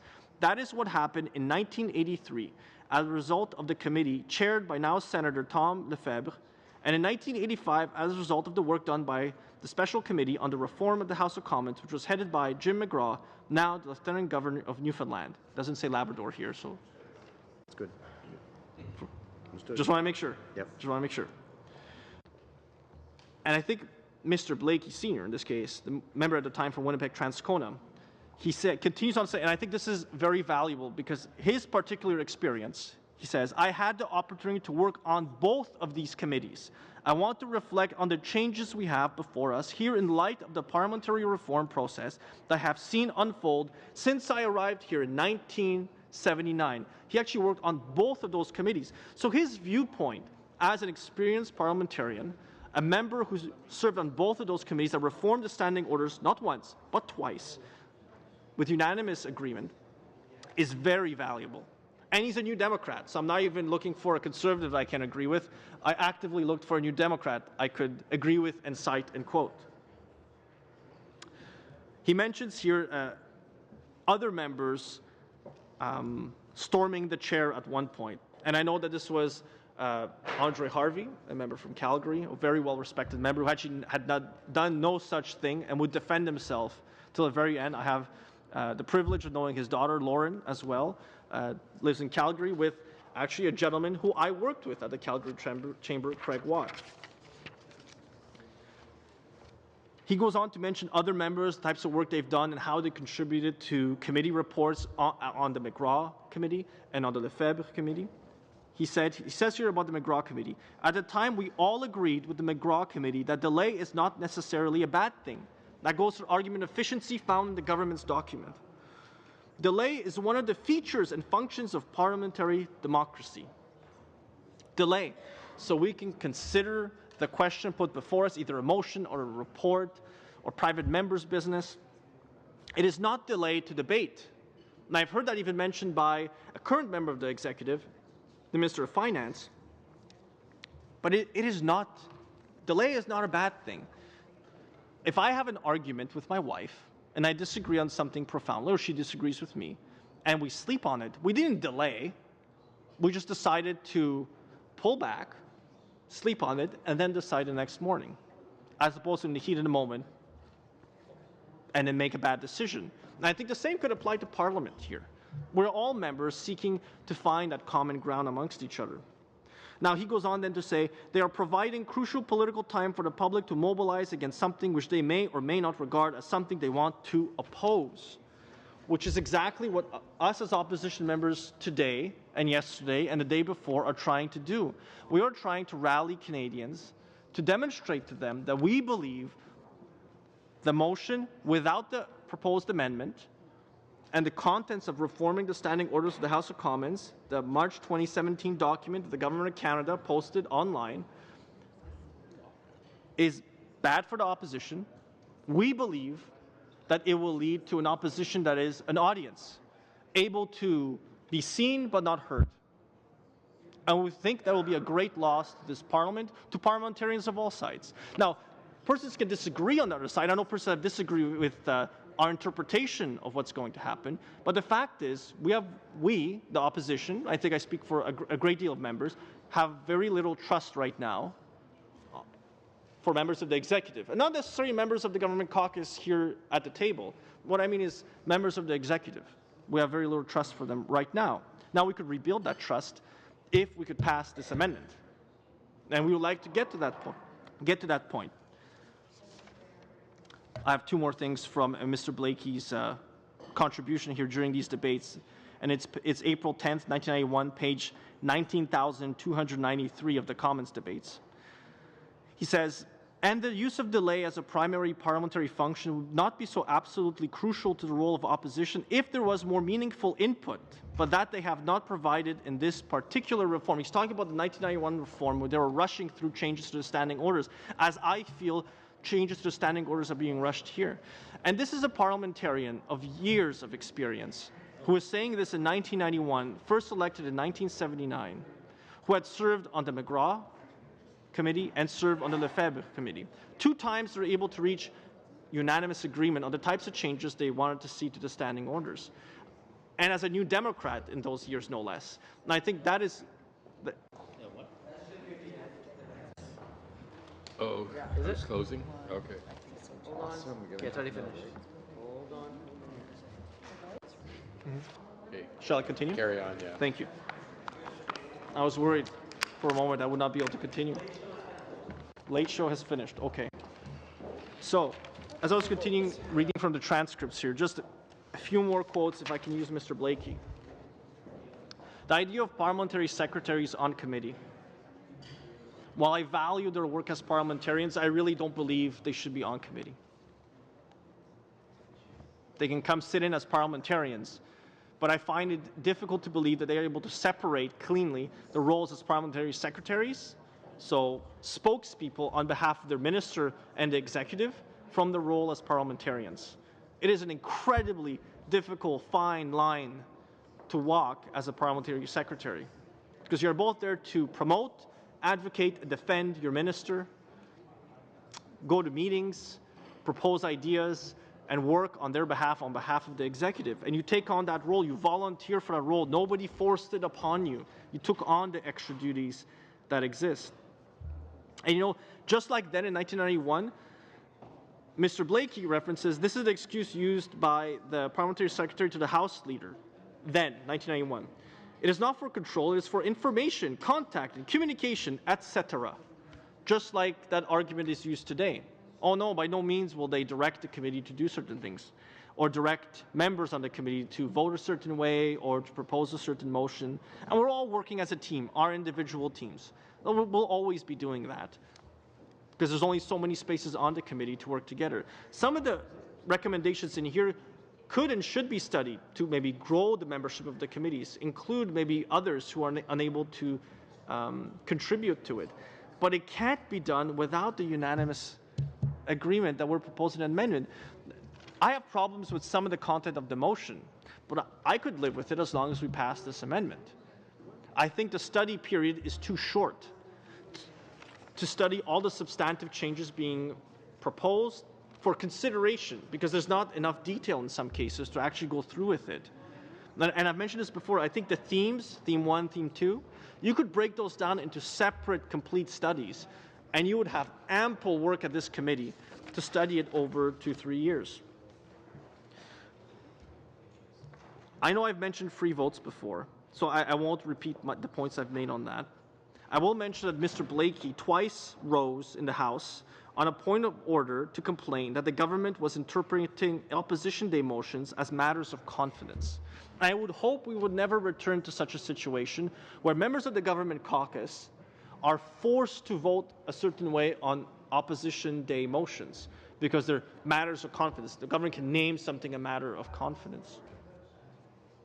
So I think that some changes that were made in 1991, 1985, and the changes I've mentioned that were done by unanimous consent over the past 20 years, there were times, have been good changes that have allowed members of the government caucus to be more independent, and members of the opposition as well. So not everything is a matter of confidence, and Mr. Blakey mentioned that too in his contributions on the debate. And again, I think it's important to reference him particularly because he was a member of both the McGraw Committee and the Lefebvre Committee. And so his viewpoints, because of the time he spent there, and he was a 12-year member at that moment of the House of Commons. And I think he provides insight, and like I mentioned before, it's from the veterans that we learn about procedures of the House. And the other member I wanted to mention was a former speaker, Peter Milliken, who was the member for Kingston and the Islands, who was very well known, I think well liked in the House amongst parliamentarians. He was well respected. He says here, this is as a member, not as a speaker, this time we have had the government say in House leaders' meetings that it had changes that it would like to propose to the rules. Here they are in this format here, like we are today. Tell us what you think. That's not what we've been asked to do. We've been directed to do it, not asked for our opinions in a general sense. We haven't been asked to cobble together the original motion. That's why we're trying to get our say in through this amendment. I submit that it is contrary to the past practice of this House. It has denied the opportunity for public input on the changes that are being proposed, which fundamentally affect the way this House operates. This House is, after all, the public forum of this country, where citizens have the right to express their views through their representatives and, on occasion, directly in the committees. I think this is a profound statement by a parliamentarian who later became Speaker of the House, who was adjudicating the standing orders. And maybe members here who know Mr. Milliken better than I do, maybe this is apocryphal. I was told that he did his studies on the standing orders and on question period and read all the standing orders before he became a parliamentarian. So he understood them in a way that many of us are learning to understand them and appreciate them. Another section I just wanted to reference here, and he says, and he's re-quoting someone, so I'll just paraphrase it. Mr. Andre says the opposition's planned fight against the rule changes is just for the sake of appearances, since the three-party leaders have been actively negotiating the changes since December. The House leadership was trying to negotiate a solution to the impasse. And our House leaderships have been trying to do the same, I understand. Trying to find common ground, increase trust so we can find some type of agreement. That's why we have been suspending the meeting occasionally to reach that agreement between ourselves. We have failed to reach it so far. But don't consider that our continuation of this debate, my continuation of this debate, as solely to obstruct you. I want to make some points. And I hope I've kept my repetition to a minimum, and I've introduced new material into the discussion. Articles, ideas, past debates, the opinions and judgments of parliamentarians with decades of experience, I think are valuable for this exercise and this consideration because they're germane to the discussion. We're talking about changing the rules of how we work. Mr. Milliken went on and says, I presume he meant, and this is the government House leader, he meant by that just because you have been negotiating means you somehow agree. So just because we negotiate doesn't mean we agree with the intent of all this, which is to drastically change the standing orders of the House and how we do our business. And I know members have said, well, that doesn't necessarily mean that. Well, we have no way of knowing that because we weren't a party to the original discussion on the motion. That's why we're proposing this amendment, to at least reach some type of common ground. At least on this little bit, we were hoping to find agreement that we could unanimously agree to proceed on the study. So this amendment isn't trying to gut the original motion. We're not trying to eliminate it. We're saying we will proceed with your goal, but we would like to have the confidence in you. We would like to build that trust and cooperate, but under the knowledge that you will not force this upon us. We can talk, we can debate, but that does not mean that we somehow agree yet. Perhaps we'll come to an agreement later on. Now, there is another reference I want to make to Charles Edward Selwyn Franks, a constituent of Mr. Milliken, a good friend of his, a former professor of his, who wrote in the Parliament of Canada on page 5, and this is a book, just one paragraph here. There are two further functions of Parliament which are so important that they deserve to be identified in their own right, though they might also be subsumed under the general rubric of making a government work, to the efficiency argument that the government is making. The first of these is the function of Parliament as a recruiting and training ground for political leaders. The second is the function of political communication, where the processes of parliamentary discussion, in Bagehot's terms, express the mind of the people, teach society, and inform both government and citizen of grievances and problems. How will we be able to debate those things and get to the grievances and problems? In his view, teach society, inform both government and citizens if we don't have substantive debate at the committee stage, because we don't have it all the time in the House of Commons, because of the mechanisms the government can use to proceed with time allocation, reduce debate. Where this is the place where parliamentarians used to debate all the issues, used to propose all the amendments, used to go into committee of the whole to propose amendments there.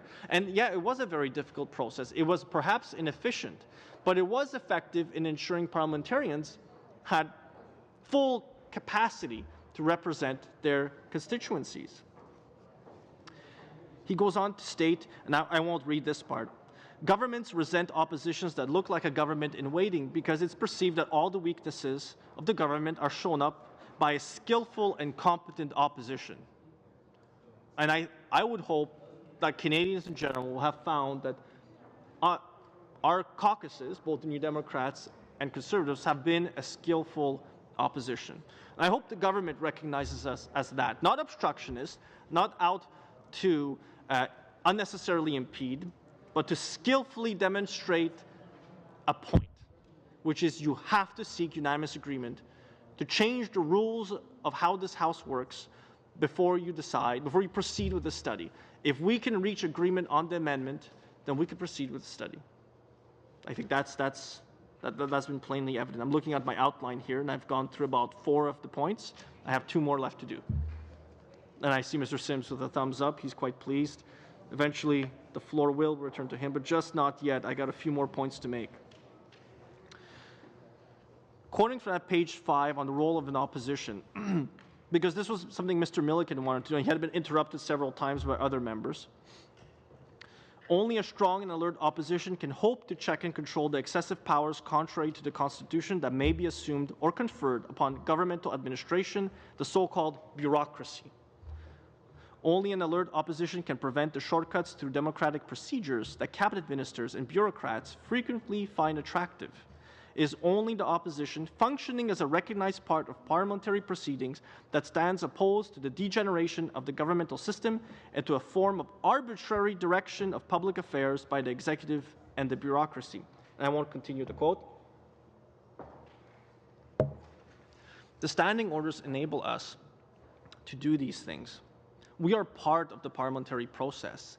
Part of proposing a bill should be how will the opposition react? Will it be a reasoned debate? Will they pull the plug and obstruct everything? Or will they say, you are the government, you have the right, you have the mandate from the people to move forward with a piece of legislation, and you have recognized our right to oppose? Within the rules that we have now. And if you choose to change the rules, as members have said, and members of the Government Caucus have said, that you have a mandate to make this place more efficient, and modernize, and I don't like the term modernize, to make this place more efficient. I hope you will consider that we still have a role to play here too, in these proceedings, both at committee and in the House, and through motions and dilatory motions at times, debatable motions at times, motions on committee reports at times, that we have a role to play with you, and that you will consider our viewpoints as well. But unless you pass this amendment, we don't have that faith that that will actually happen, because you can outvote us at this committee and you can have your way. And there's just so little trust right now that we can't proceed on the basis of faith alone. Mr. Milliken made the point later on about 1969, which I've had a very difficult time finding the debates from the time and actually read them all. He says here that after 12 days of debate, I want to point out that to the parliamentary secretary, I can assure him that if closure is applied on this debate, he will hear about the 12 days of debate that went on in 1969.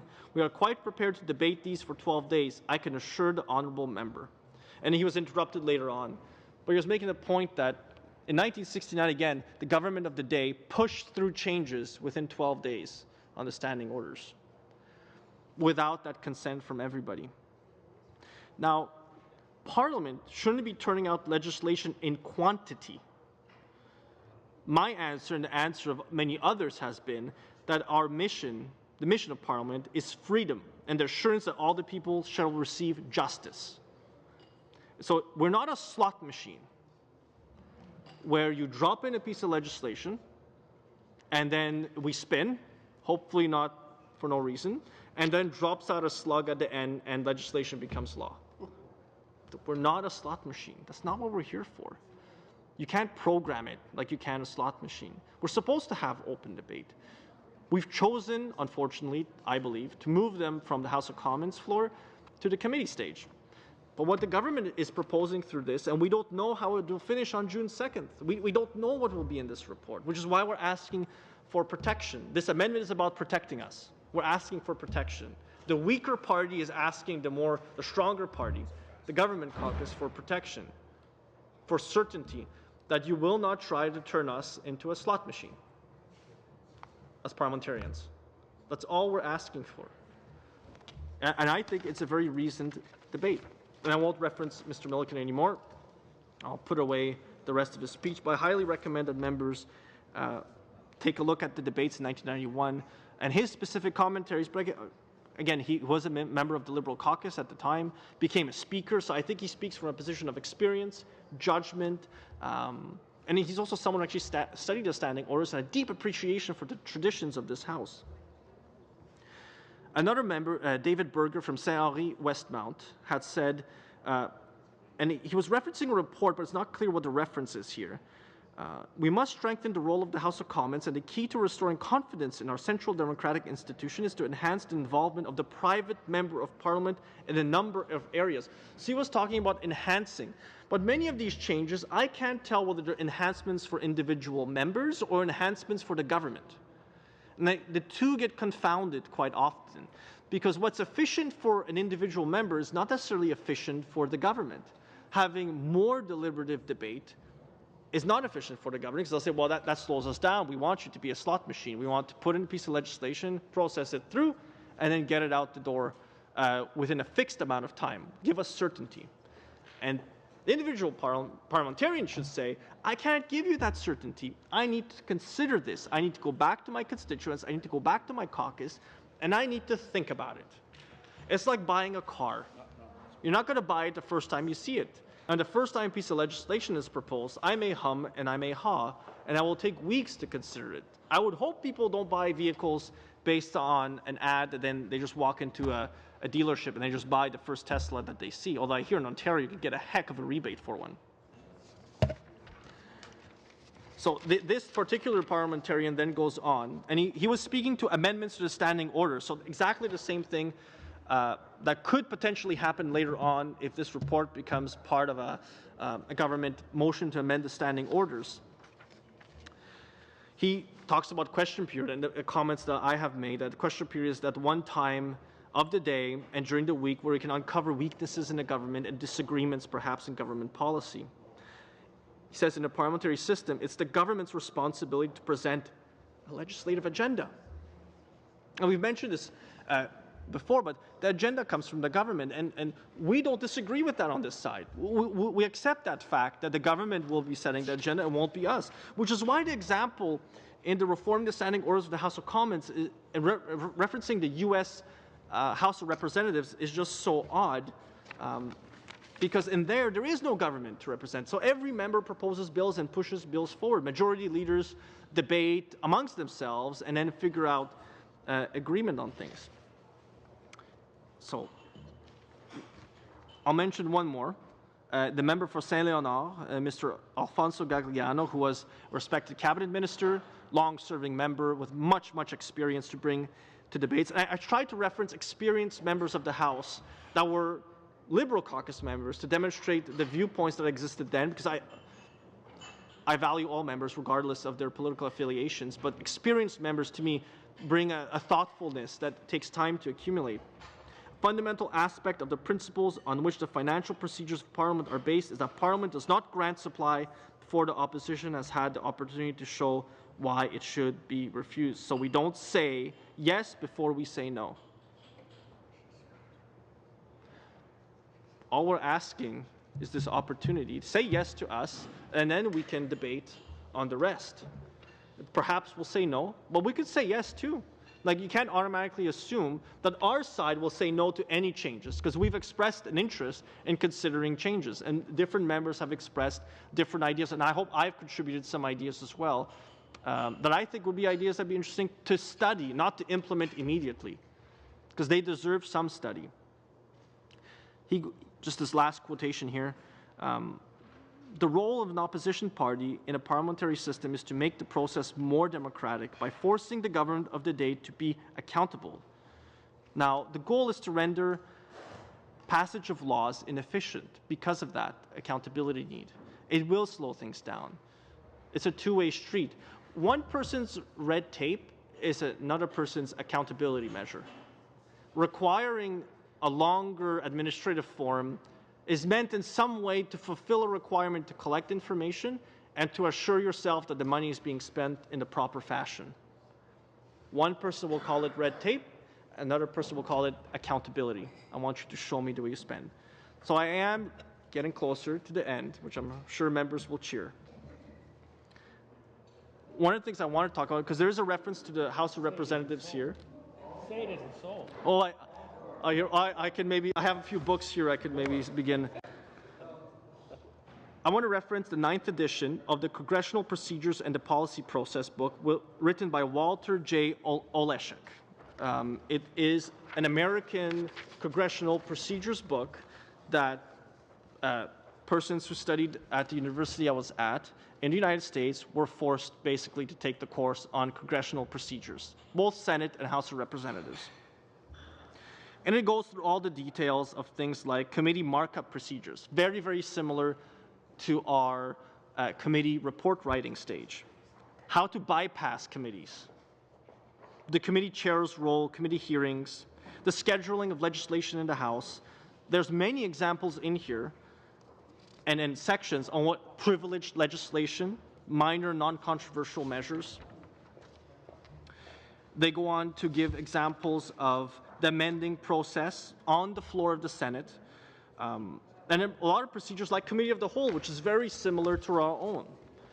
So this is a book that is considered like one of the fundamental books that you read when you do and you manage the procedural process in the Senate and in the House of Representatives. And I bring it up because that example is mentioned here. And every time we've discussed the standing orders, I feel, there's always a reference at times to Congress, to the United Kingdom, to other legislatures and how they function.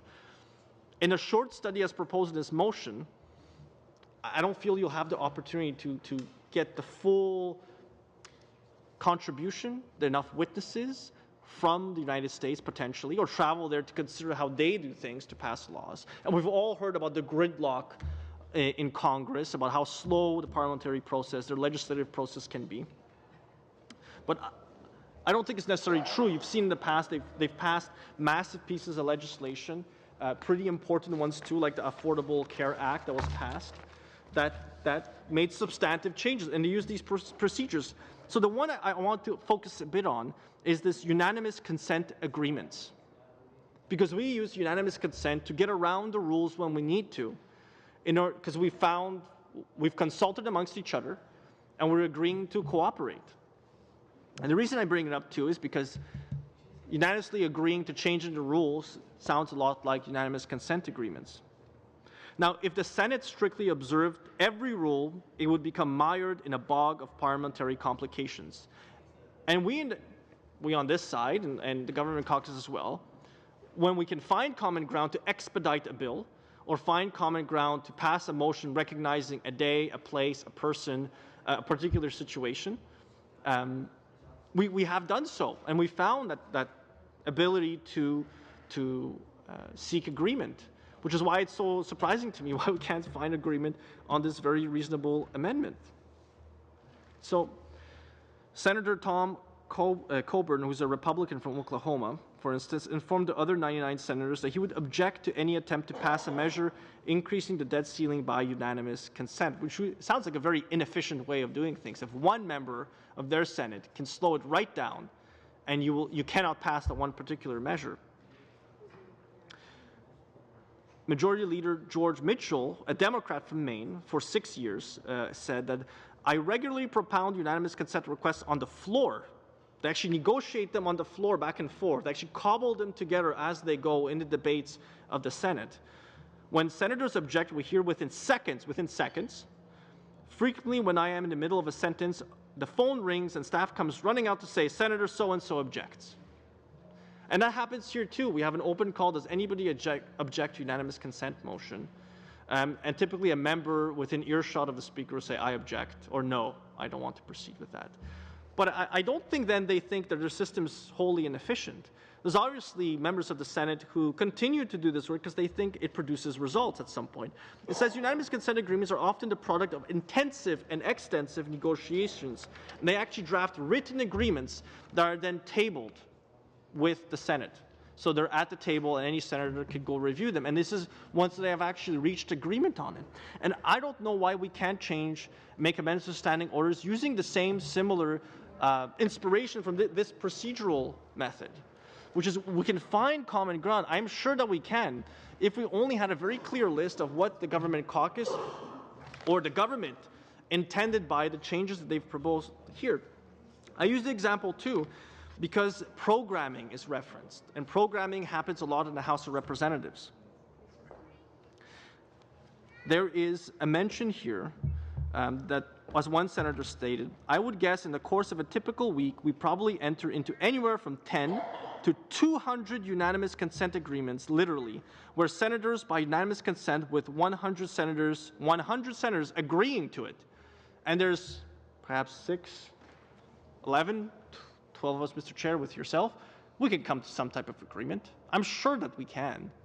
But we would like it to start with this motion right here, to find agreement on this motion. If 100 senators can write complex agreements and then table them before the Senate to deal expeditiously with an issue, to find that efficiency that they're looking for, I think we can too. These complex unanimous consent agreements are like our unanimous agreements that we seek, and some of them can be very long. The broad purpose, impose time limits on debate, which is partly the proposal for programming and here for committees, expedite the scheduling of the Senate's workload, there's talk of the parliamentary sessional calendar, and establish predictability and permit flexibility. The predictability they're talking about is the majority leaders. What they want is predictability that a piece of legislation will come in and at some point will come out and be moved to the House of Representatives. But again, there is no government there. There's no government line to defend. There's 100 independent, free-thinking senators that generally agree with each other, but do dissent from each other. And they also have whips that they rely on. The general features of these agreements is they're negotiated contracts, basically accepted by all of them. They're comprehensive or partial. They vary. They waive points of order, and they may require the relevancy of amendments. So they actually eliminate the possibility of some of them to produce amendments. But these are all things that committees could do today. A committee could go into one of these, take example from here, and actually agree that they will not accept points of order, which when committees travel, I have seen motions passed before the travel is accepted that during committee meeting there shall be no dilatory motions. You should not propose certain, motions that would make it impossible for a committee to do its work. And having served briefly on the OGO committee and traveled with them to Atlantic Canada, including Newfoundland and Labrador. Labrador, actually, we were unable to go to. We had passed those motions by unanimous agreement. Everybody agreed. Nobody wanted to shut down the committees while they were traveling because we wanted to consider the witnesses and hear from them and get their feedback. But how would it help us to have rules set upon us that when we travel, now these rules follow us? Has that been considered? Has anybody considered that? How these rules, or would there be exceptions to rules when we're outside of the precinct? Will exceptions be given to how those function? Now, all of these unanimous consent agreements are filed and recorded with the Congressional Record, the Daily Calendar of Business, and the Senate Journal, so no senator can ever miss it. As a congressional scholar wrote, a dozen or more complex agreements are no longer uncommon for complicated, contentious measures. And I mentioned it before. Why don't we look at all the unanimous agreements that we reach right now at committees and in the House of Commons to find opportunities to amend the standing orders based on the idea that we are agreeing to these things quite often, so why can't we just make them part of the standing orders? I think that would be a nice starting point. And plus, because we have agreed to them in the past, I think we would find agreement with them in the present. Within this Parliament, I am sure.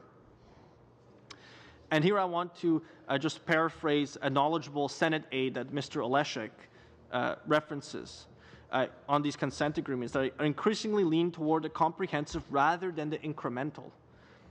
Comprehensive unanimous consent agreements are now used to manage the decision-making process on the Senate floor to an unprecedented degree. The idea of comprehensive versus incremental. We can't tell as members of the opposition whether the government is proposing comprehensive changes to the standing orders that we are supposed to accept on faith that they will respect us as part of the parliamentary proceedings, or that they are proposing incremental changes. We don't know, and for the few things that we do know, we don't trust. And there's that lack of trust right now. We just don't know. So that's why we cannot proceed with it. So I'll move on to a different chapter here. This starts on page 260 of the procedural manual. So when we compare the House and the Senate now, the House of Representatives is referenced in here, and programming, because I want to reference this for programming, I have the chart here on the differences between the two. And I've mentioned, I will not repeat. They do have a more expeditious floor debate in the House of Representatives. They do, because they have programming. So it goes much more quickly. Power is less evenly distributed, and they admit to that between the majority and the minority.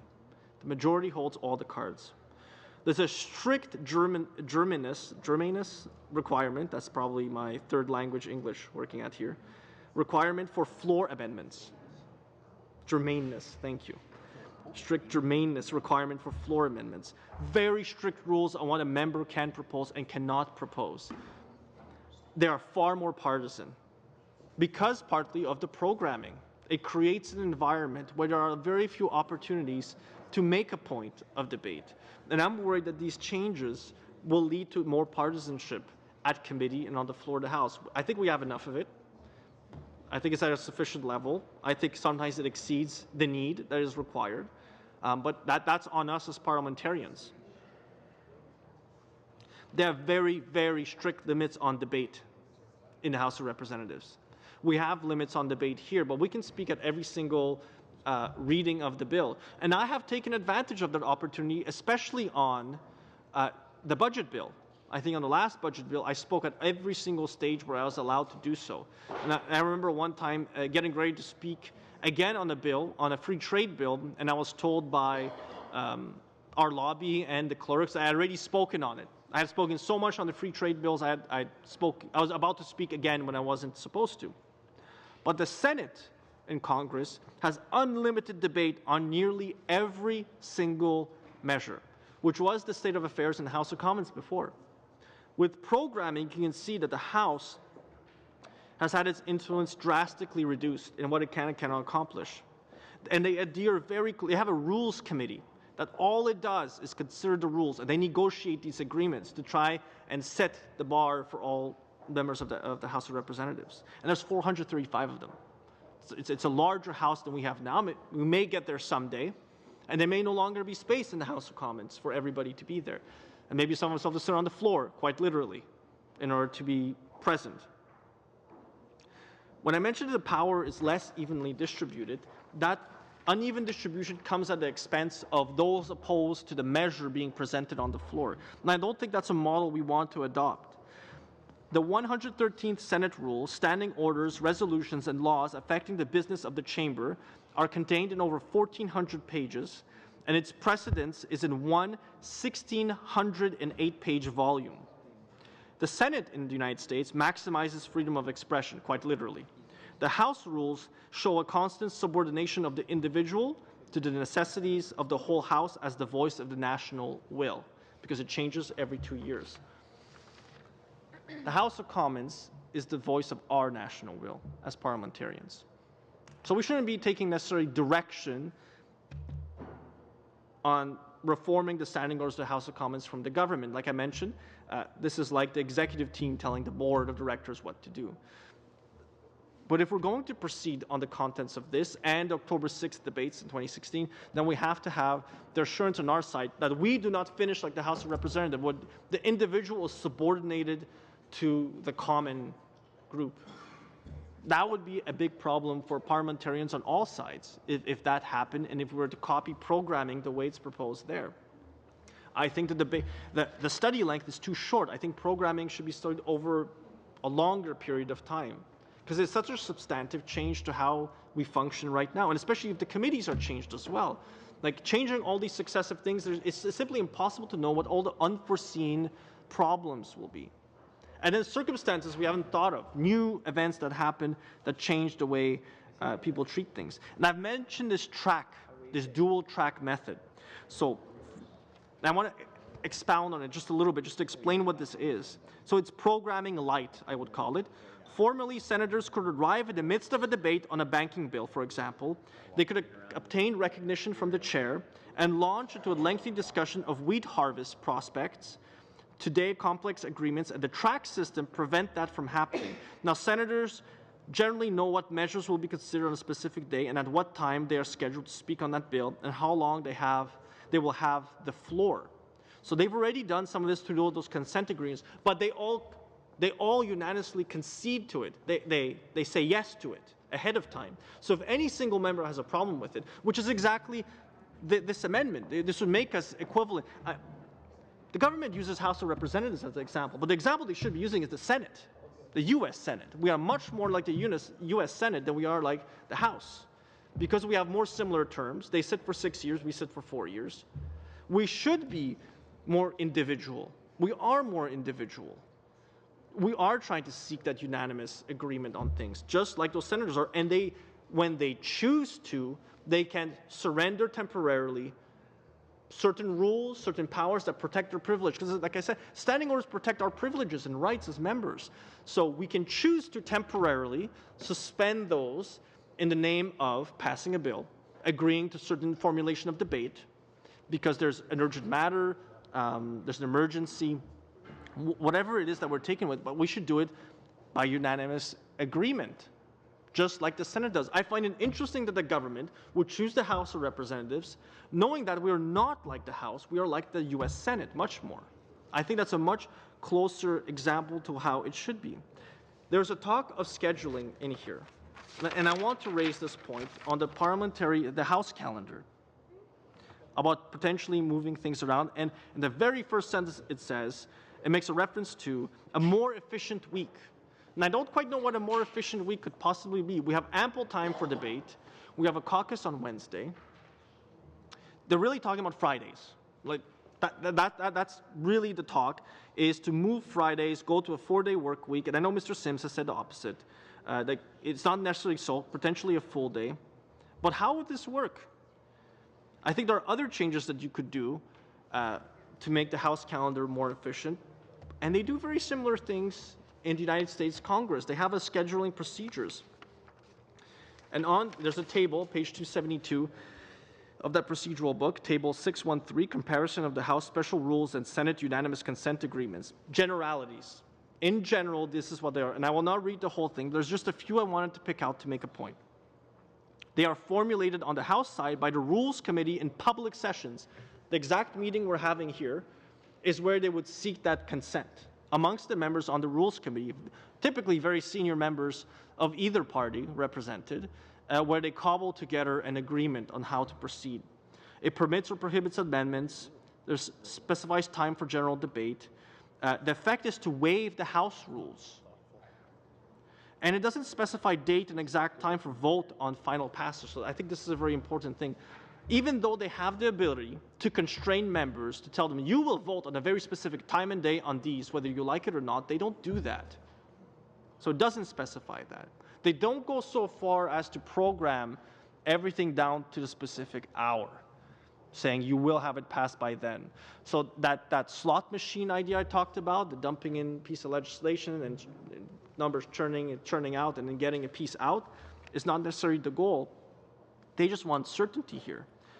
On the Senate side, again, the effect for these unanimous consent agreements is to waive Senate rules. The adoption is sometimes aimed towards prospective floor action. The chance that somebody might want to raise an issue or a motion or a report or table something, it's agreed to by unanimous consent of senators. And like I've mentioned, I believe we're much closer and should be much closer to how senators work in the United States.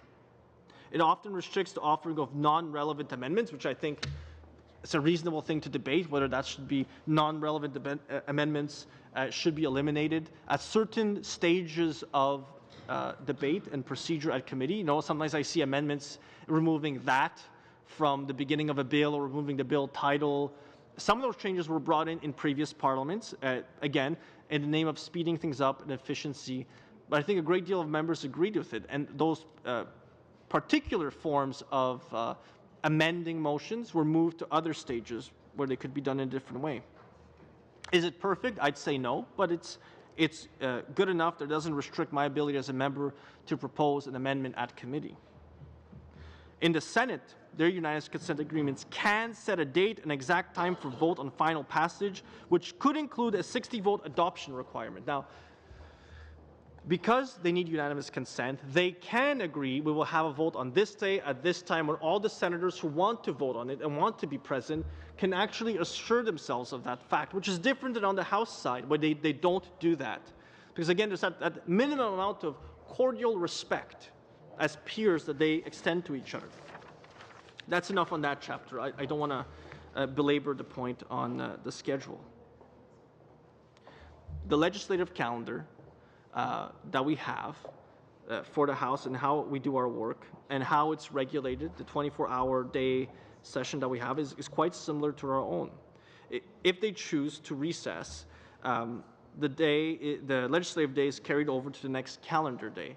So kind of like the Parliament can sit for as long as it so chooses. It can choose not to adjourn. Committees can choose not to adjourn and can continue. They can recess onto another day, and then because part of the same legislative day, they do very many of the same things, but those many same things are on the Senate side and on the House of Representatives side. And they have the same type of routine proceedings. And I see changes being proposed to routine proceedings here. They're just mentioned in brief, and some of them I'm interested by. And I can see that, the wisdom of some of them, but I'd like to consider them more, and you need more time, I think, but we shouldn't change them without unanimous agreement, because some of them are, moving the tabling of petitions earlier in those 15 minutes. It was in 1991 that they limited. You could not continue to table petitions because what was happening is the opposition members were accumulating petitions, like we all do, and started to table them one after another. And that was delaying other government business that wanted to be done. So if we've moved the tabling of petitions to earlier, I would be fine with it because it's 15 minutes. It's a fixed amount of time that everybody knows about. And we as members have petitions to table. I keep petitions in my constituency office, and I actually cooperate with my local members of the Legislative Assembly, and they keep petitions from me in their office. And I've started to distribute them to my community associations, to residents associations, because in Calgary, every community has its own residents association with its own building. And now they are hosting my petitions as well. And it's a great way to work with the general managers of these community associations to distribute these petitions. And I think it's a valuable way to have people's voices heard, because it compels the government to answer within 45 days. And I provided back, and I typically, what I'm trying to do now is to have a petition and then have the response to the previous petition, so then constituents can pick it up if they're interested. They don't have to drive to my office to get it. They can go to the community association to get the response. So I think that's an interesting thing that they have. But the U.S. Senate has the call to order, the prayer, the Pledge of Allegiance, the presiding officer that they name, in case the chair is not there. Leader time, morning business, new or unfinished business. It's pretty darn simple. Under new and unfinished business, majority leader might bring new business before the Senate through the use of two fundamental methods, which is unanimous consent, or they make a motion. I move to call up S1234, whatever it is. And then the Senate, too, might resume consideration of unfinished business from the previous day, and that's kind of the way they work. We work in one-week blocks, which I think is a very efficient way of doing things right now, because I have some certainty. I know which bills are coming up next. It gives me also an idea of what the government would like to see passed, what's the government's agenda this week. And I go week to week. And I know during caucus meetings, we all do this. Our House leaders, I'm hoping on the government caucus side they do this too. They show you what the intention is in terms of debating the legislation before the House. What will we do? They've also amended in their system filibustering on measures that were not critical. So it used to be the rule in 1986, the Senate had to amend the rules that permitted a non-debatable motion for the journal's approval from the previous day. Kind of like every single day we would have to approve the Hansard of the previous day. And somebody could disagree. It's kind of like being at a board meeting, non-political corporation board meeting, and somebody disagrees with the minutes. And then you hold up the meeting because you disagree with the contents of the minute. I've actually seen this happen at an annual general meeting of a professional association when somebody disagreed with the minutes. And then it delayed the meeting. So they actually amended it and removed that filibuster tool. But they didn't then proceed to eliminate it everywhere. And this was obviously by unanimous consent. All the senators said, okay, we'll stop doing that by agreement. All of us together said, yeah, we should probably stop doing that. It's a bit ridiculous, perhaps. Or maybe it was being abused as time went on. Because potentially the rule might have made sense 100 years ago, 200 years ago in their case, because the minutes might have been written with some type of felt or ink, or it would probably be hard to read sometimes. Quill, thank you. The more experienced members. Older members. Use a quill. He was there. I did. So the Senate works a lot more like we do in the United States. But they have the similar complaints that I would have and certain members have. Their Senate is also very much empty during most parts of the day. Many members are not sitting at all times of the Senate to speak. So they debate, they talk, they listen, those who are listening on the TVs, they vote, and then they move on. They have it electronic at table. And I know we had an offline discussion very briefly about how they vote and whether that could be potentially adopted by the House of Commons, is to have either a screen or a switch or a machine. I would hope we would never go the route of voting on our phones. And I hope it would be a closed circuit system, no Wi-Fi, strictly like that. But I also think that we should be doing more things on division. Mr. Sims raised a good point, is how can we then keep members accountable if we do more things on division? Well, technically, the system right now can work completely by on division. If 5 members don't stand up, we just go by yeas and nays, and then someone shouts on division, we could then proceed. It would be much more efficient. I think we've had over 200 votes so far in this parliament. I expect we'll have over 400 votes then, if my math is correct.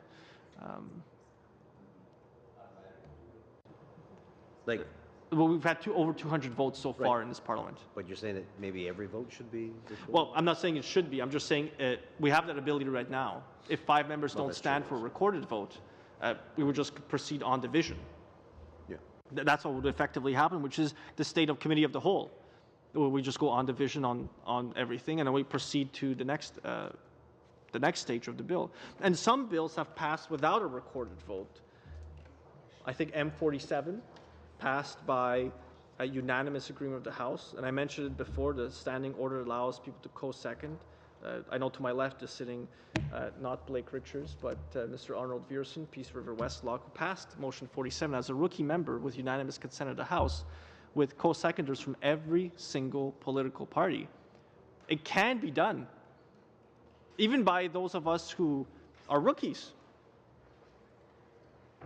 So I don't understand why we can't get agreement on this motion, that we could proceed to look at the rules within the confines laid out in Mr. Sims's motion, and the three kind of study areas here, the overarching themes. I think you'll have to sit evenings, maybe to the wee hours of the morning, 3 a.m. every day, 7 days a week, until June 2nd. Maybe June 1st you can write the report. Because I think you have so much material to go on here, there's just not enough time to do the job of reviewing the standing orders that this place deserves, that Parliament deserves, that parliamentarians deserve, future parliamentarians deserve.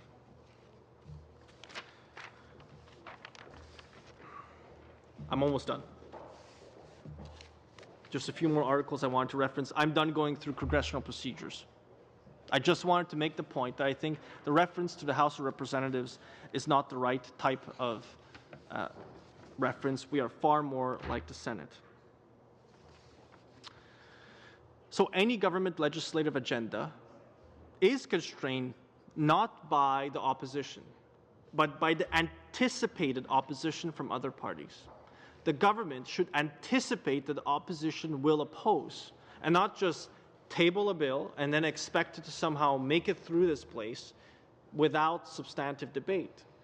And if they consulted more openly with parliamentarians, I'm sure they could achieve their goal. And sometimes they do, sometimes they don't. There's an article I wanted to reference, Obstruction in Ontario and the House of Commons by Chris Charlton. And Chris Charlton is a doctoral candidate in political science at the University of Toronto. And this is from the Canadian Parliamentary Review, page 21, autumn 1997. He talks about this anticipated obstruction. Makes, I believe, a pretty interesting argument that a government should anticipate opposition. That should be part and parcel of the deliberative process of Parliament. It prevents any government from getting too ideological and ensuring they respect the role of the opposition. And then we can differ whether there is sufficient respect for all parliamentarians or insufficient respect, but the government is too ideological. They also can go the complete other way and not be ideological enough and not stand for anything and veer in all types of directions. And many governments lose when they do that. Thus, the opposition has a significant impact on directing government legislative policy and tactics. The government obviously reacts to how the opposition behaves. And I think the 1990s is an excellent example of that, where the opposition was an active participant in the proceedings of the House and in the agenda of the government, when the Reform Party and the Bloc Québécois were setting, in many ways, the agenda, the response. Their response was resetting the agenda of the government, the 1995 referendum, the drive towards eliminating the deficit as a priority. And I'll mention that the first Reform Party finance critic made the point in his book, which his memoirs, which right now I can't remember the name of, which is terrible, made the point that oftentimes you would have private conversations with Paul Martin, the finance minister at the time. And Mr. Martin, the finance minister, would tell him, I can't have you agreeing with me too often. I can't achieve the goals that I have in mind too often. I need you to go hard. And he would. And that's part of the parliamentary process. I think the Reform Party did its due diligence and compelled the government to follow through on its promise to balance the budget. Some of it was downloaded onto the provinces. There were program cuts, program reviews that the Reform Party was demanding on behalf of the people who voted for them to see them through. Vice versa, the Bloc Québécois, which was the official opposition at the time, also had primary goals and objectives they wanted to reach. And I've read Martine Tremblay's book on the history of the Bloc. A very interesting read, and a lot of it, they did not feel it was their job to grind this place to a halt, and they could have done so pretty easily. They still wanted to be responsible as the official opposition. Their goal was to achieve independence, but they were still knowledgeable that they had to prove that they could be a responsible opposition. And I think we're trying to prove to you we're trying to be a responsible opposition, which is why we haven't walked away from the table. We haven't just walked away from the committee. I haven't gone to pick up the mace in the House. I haven't taken the gavel. I'm still trying to prove to you I want to be responsible. I could do those things, but I won't. I don't want to. The mace. I remember. I believe he was a member for Esquimalt Juan de Fuca, Yeah. Keith Martin. Keith Martin. I believe it ended poorly. I believe he was ejected from the House for several days. He had to apologize in Parliament. And the Liberals eventually lost the seat. And Mr. Garrison's here. Much to his delight, I'm sure. Much to his delight. Now we have Mr. Garrison with us here. But I think that's an important consideration to give, is that we are integral to this process. There's not just the government caucus, there's not just the executive with an agenda. We exist here too, and we're trying to offer you solutions to your problems, criticisms to your objectives, in a responsible way. Like, we could have brawls on the floor of the House. We've come close to a brawl on the floor of the House, and we avoided it. And since then, we've I think, rebuilt the trust that we had between each other. That was a very tough week. But we could do more to obstruct you, far more. We were just choosing not to, because we still think that this amendment is reasonable, that you will see the light at the end of the tunnel. And as Polish people like to say, and my father used to like to say, the light at the end of the tunnel, you better not hope it's an armored train. And I hope so too. I hope there is no armored train at the end of this, and I do hope that if and when this does come to a head, and then the government calls for a vote on this at some point, once substantive debate has happened, full deliberation. Prayer is a good idea, yes, Mr. Sims. That even if our amendment doesn't pass, that parliamentarians in the government caucus won't take this as an opportunity to eliminate all the tools that we have and the opportunities that we have to be heard. And that's, I think, the great risk that we have here, that we could wind up in a situation where we could not be heard, and then we will have few choices, few avenues to stand up for our constituents and for our rights as parliamentarians to use the standing orders to make a point. I want to put this into context from this review here. 41 additional bills would have been introduced had the government not felt constrained by the opposition's ability to manipulate available House time. Now, indirectly, therefore, the opposition did have a significant impact on constraining the government's legislative agenda, although this fact could not have been gleaned from a simple analysis of the number of bills passed as a percentage of those introduced. And this was a reference to how much legislation had been passed by the government. And oftentimes, I don't think the House leader has said this directly, but I think it's been an undercurrent of commentary, which is our legislative process is very slow. We're not getting legislation passed as fast as we would like to. And I don't think that's a good enough argument to change the standing orders of the House, that the rules that we have currently are insufficient because they're not fast. They're not efficient. And I've mentioned before that efficiency is not the goal of this place. This article does go on. There's Table 1, Federal Government Legislation 1974-1993. I'll only mention, but I encourage all members to go find this article because it has a whole list of where bills were at after 9 hours of debate, with less than 2 hours of debate, the percentage of House time spent on second reading of individual bills, and it just accumulates them over time. This type of statistical breakdown, it stops at the 34th Parliament. It would be interesting to see and to break it down along these lines to then have a comparison, but this is not something you can get done within the 45 days afforded by. Which article is that? It's an autumn 1997 Canadian Parliamentary Review. The title is Obstruction in Ontario and the House of Commons by Chris Charlton. It reviews the Ontario legislature and it reviews Parliament, 5 or 6 parliaments and the work that they did on behalf of constituents. I think it's important to use that type of data, so then you can, one data point is a one data point. I used to tell my staff at both the HR Institute and the Chamber of Commerce. It's interesting, but it doesn't really tell any story. A trend tells you a story, because it can then tell you if the rules that you have or the procedures you have or ideas that you have are up or down, are they declining or rising. Multiple data points is how you'll get to, do we need to change anything or do we not need to change anything? And I haven't seen anything, because there are really no numbers in the government's proposal. There's only areas of study that they've proposed. Mr. Sims has moved through his motion, which is why we've moved this amendment. I want to reference another member of Parliament, Reg Stackhouse, who was a member of Parliament for Scarborough West, in a revised submission to the Task Force on Reform of the House of Commons, March 1985. Now, I don't know whether all of his ideas were included in the final report. This is in the Canadian Parliamentary Review, summer 1985. And I only have one point to make from this article. Debate is the essay ESSE of Parliament, and debating is therefore essential to a member's fulfilling his role. The legislator is not intended to be primarily one who gets things done. This is a member of Parliament saying this. But one who uses debate to assess, criticize, amend, resist, as well as to promote, advocate, motivate, and advance ideas. So at the end of the day, the result is what you make of it. And I know for the government, the result they're looking for is for the legislative agenda to pass.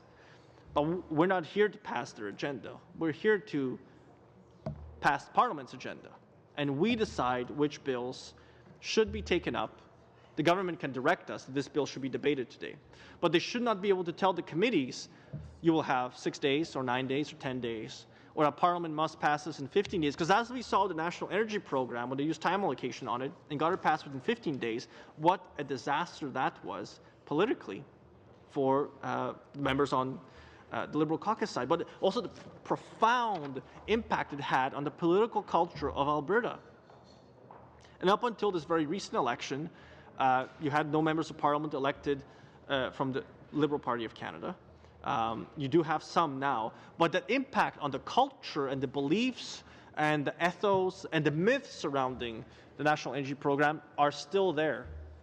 It's such a profound impact on constituents back home and all parliamentarians back home. So I think this is worth reviewing by all members here. It's called Reforming the House. Reg Stackhouse, Member of Parliament, Canadian Parliamentary Review, the summer of 1985. Now I want to reference an MPP, an Ontario member. I found the most material, surprisingly, from Ontario. And it was the easiest ones to find. I guess many members have written. A lot of members have also moved on to serve in the Parliament of Canada. And so they offer the opportunity to compare between the two. This is from Sam L. I'm going to butcher the name, Kuriatz, MPP, was a member of the Ontario Legislative Assembly for Durham East, and he had been Deputy Speaker since 1981. By the time of this writing, Canadian Parliamentary Review, the summer of 1983, so at least 2 years as the Speaker, a Deputy Speaker in the Ontario Legislative Assembly, which I think he brings valuable experience. The speakers are there to enforce the standing orders of the House. So obviously they have a better feel for what the standing orders mean. The title of the article is Some Thoughts on Parliamentary Debate in Ontario. In Ontario, when the Minister of Revenue attempted to introduce legislation in connection with the May 1982 provincial budget, a vote on first reading was requested. I've never seen a vote on first reading in this Parliament. I don't think it would add anything. The official opposition left the chamber and the bells rang for 2.5 days until their return. For 2.5 days until their return. They were calling the members to vote, and the members chose to show their displeasure and unhappiness. And they did return eventually. Because the opposition also has a certain amount of responsibility. If we just stopped coming here and all returned to our constituencies or sat outside on the lawn of Parliament, I think a great deal of Canadians would find that type of activity reprehensible. Like they would say, go back to work, cobble together a solution, which is why we're still here at this table trying to find that common ground. That's the point I've been trying to wait. Filibusters or delay, it's a long-standing democratic practice. Lots of different assemblies use them. It's a common practice, but it has to be used judiciously and wisely. I don't believe we have overreacted, and I don't believe we have gone out of our way to obstruct. We are simply trying to make the points. And we come back every time, Mr. Chair, that you suspend the meeting and return us, we return. We return to continue the debate. We return to continue to make points, and substantive ones as well. And I hope I have been substantive in my commentary, and that I have tried to make a contribution. Because I feel that this amendment that we have proposed to the motion is reasonable.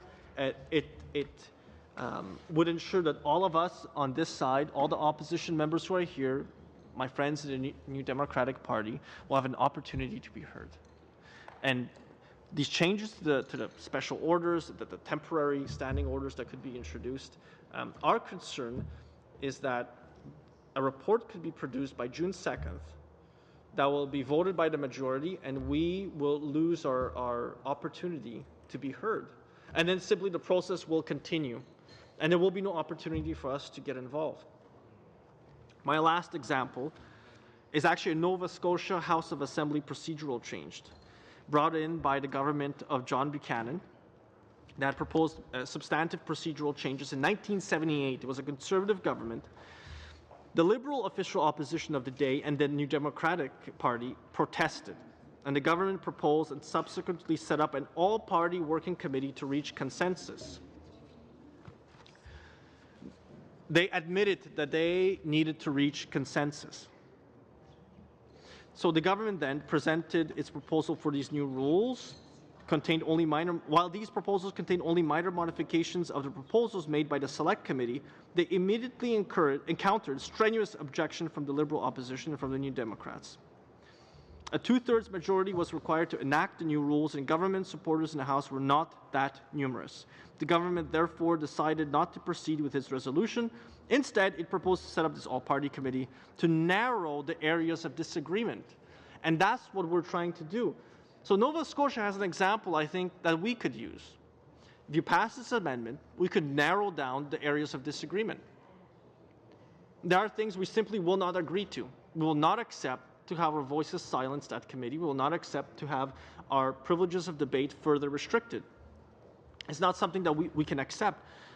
But the reason they set up this all-party committee, they admit to it, the working committee, was to try and narrow the areas of disagreement. So I am sure that during those in-camera deliberations or public sessions that they held, they found things they simply could not agree on, and they removed them. They took them off the table. Perhaps they went through a document like this that was produced upon the advice of the Legislative Assembly of Nova Scotia, and they said, well, these three items, perhaps we could find agreement, but this one most definitely we cannot, and they simply moved on and found a way around it.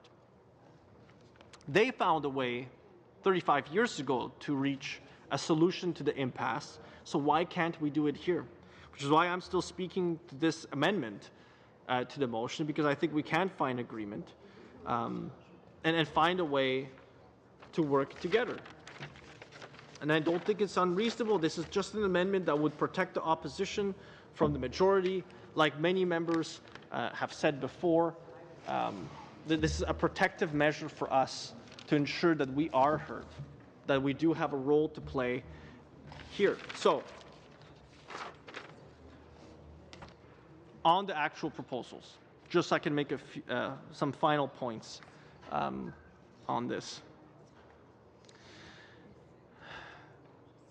In this document, in the introduction, I've already mentioned, my problems with the word adversarial, my problems with modernization. There's a section here that talks about societal changes have also brought about the need to ensure greater predictability in the House for at least two important reasons. So these are the two important reasons to seek more predictability in the House. And I would substitute that for efficiency. I think that's what they mean. To ensure members have a better balance, and it doesn't say work-life balance, it just says better balance, and to encourage underrepresented segments of society to seek elected office. Now, you've heard me talk about this. Nobody reads the standing orders for coming here. I think it's a great shock to them how many rules there are. Technological changes should also be considered as we look to ways to make the House more efficient. Absolutely. We have technological changes. We have the ability to look up the notice paper, the order paper online, pieces of legislation. I read them mostly on an iPad, although I still like the feel of paper, which is why I'm holding this paper and I'm reading from it, because I can go back and forth on it, something which I cannot do on an iPad very easily. I think those are two bad reasons to go ahead and to change the standing orders. Those are two very bad reasons to proceed. There would have to be something more substantive than simply saying we need a better balance. A better balance of what? Between the opposition and the government? You already hold all the cards. You set the agenda. You can use time allocation. You have more members, so you can outvote us. All we ask is for the opportunity to be heard. So don't propose to somehow change the rules without explaining to us where you kind of want to go. As parliamentarians, not as the executive or the cabinet, as parliamentarians, where do you want to go with these changes? I would feel far more comfortable if I saw more experienced veteran members, returning members as well, potentially members who were not there in 2011 but were there before and then returned, to provide us their insight and their feedback on the changes that are being put forward by the government, not by parliamentarians. In Theme 1, Management of the House, again, I feel, and you can disagree with me, that Canadians work 5 days a week. Some work more than 5 days a week, and we should too. And I know members say that we work in the constituency offices as well, and that we travel in our constituencies on weekends, and we do substantive work. Can you just pass me some water? But constituents expect us to be here and to work on their behalf here. And I honestly don't mind if Friday becomes a full day the way Mr. Sims has proposed. But I also don't believe 45 days is sufficient time to consider that type of change, because that would be I want to use the word radical, but I need a synonym for radical, because that's maybe too far. But it would impact members like Mr. Chair, like yourself, who has to travel to the Yukon. I think you'd be able to spend maybe a few hours at the airport before you had to return back. So would not achieve the goal that it was meant to do. There may be changes to the House calendar that could be done to offer members more opportunities to have back-to-back weeks in their constituencies. Perhaps we could avoid doing what we've done now, which is we have 1 week here, 1 week off, 1 week here, 1 week. It breaks up the legislative process too much. But I still believe 5 days is worthy to have, and we should keep it the way it is. But that, again, is my personal preference. Alternating days, sitting days on Fridays, having more private members' time on Fridays. Again, reapportioning hours would not be family-friendly in any way. And previous report, unanimity agreed not to do away with this. So I believe Proc was the one that said not to proceed with changes to Fridays, and I could be corrected on it. Again, there are members who sit on the committee on a full-time basis that may have different viewpoints on this. Electronic voting. I mentioned electronic voting before, and my thoughts on this. I think I mentioned it very early this morning, S201 as a perfect example of when on-division should have been accepted by the government side and the cabinet rose to force a recorded vote. We have a lot of recorded votes. They do serve a purpose. Mr. Sims raised the point that they do serve the purpose of accountability on individual members. And I agree with him on that, but I don't think every single measure needs a recorded vote. But we have to police ourselves. And is 5 members the right amount? I don't know. I would say it's not 25 the right amount. Like, let's not go excessive here. But maybe there's a way to change that to something more reasonable. Again, that would have to be considered in a substantive debate, but we can't agree to that debate if you don't approve this amendment. Because you could change it to 99 or 100, and in which case we would not be able to get a recorded vote on our side. Now, I hope you would not do something so drastic, so radical. I'll use the word drastic from now on, not radical. There's a mention here in the House calendar. The number of sittings could be based on the demands to sit. Who will set and determine who demands to sit? Parliament should determine when it sits, and the government should have to bend to the will of Parliament, not the other way around. And I know there's prorogation, which is a method used for, and it's mentioned in here too. It's also mentioned that the government, that where governments have prorogued early in the session to avoid politically difficult situations. It makes a reference to governments have prorogued, but my understanding is the Governor General prorogues upon the advice of the Prime Minister. And maybe that's just that nitpicking. But the more we confuse these fine lines between the different functions of the different places, the more we lump it all together. So then the executive, the cabinet, the parliamentary secretaries, the government caucus, then people start saying, well, you're in the government. I have constituents tell me I'm in the government. You work for the government. And I go, I don't work for the government. I work for you. You pay me indirectly through your taxes. But I'm an opposition member.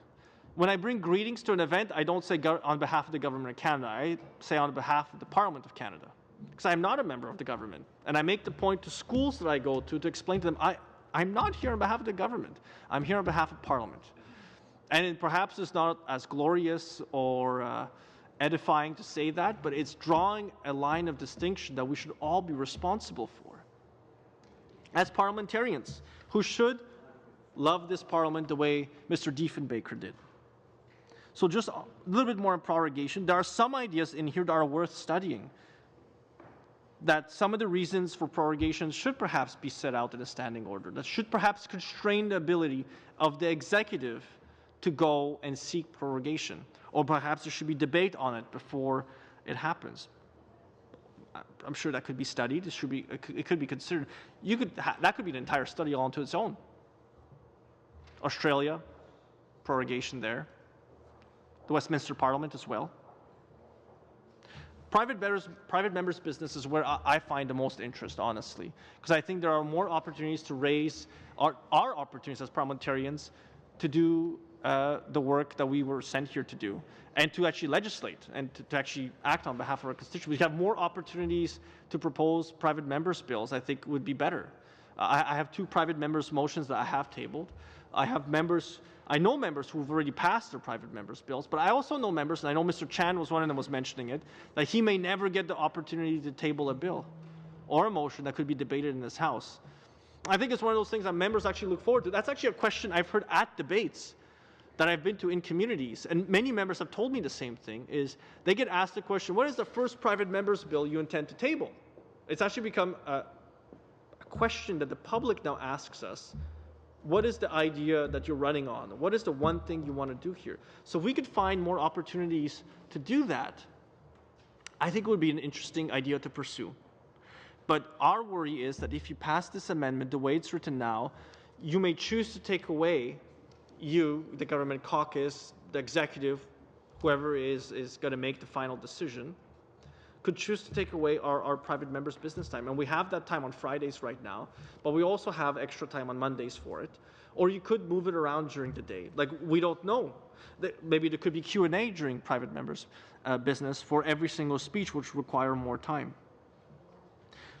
Theme 2, the management of debate, where, like I mentioned before, there's a reference to the House of Representatives. Programming is talked about on an experimental basis. It was introduced in 1998 in the United Kingdom, was made permanent in 2004.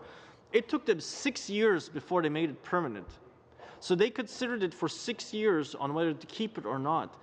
I think we're moving too fast with this. And I'm sure they did not reach that point without consent. Broad-based consent amongst the different parties. Because if we guard our privileges jealously, parliamentarians in the United Kingdom guard it even more jealously. They have brought down prime ministers because they disagreed with the way a prime minister and executive was leading the country. Voters brought down David Cameron's government on the referendum. But it was a referendum imposed upon him by his backbenchers who demanded it. On behalf of their constituents, right or wrong, they got what they wanted, and Mr. Cameron eventually resigned after losing what's now called the Brexit referendum.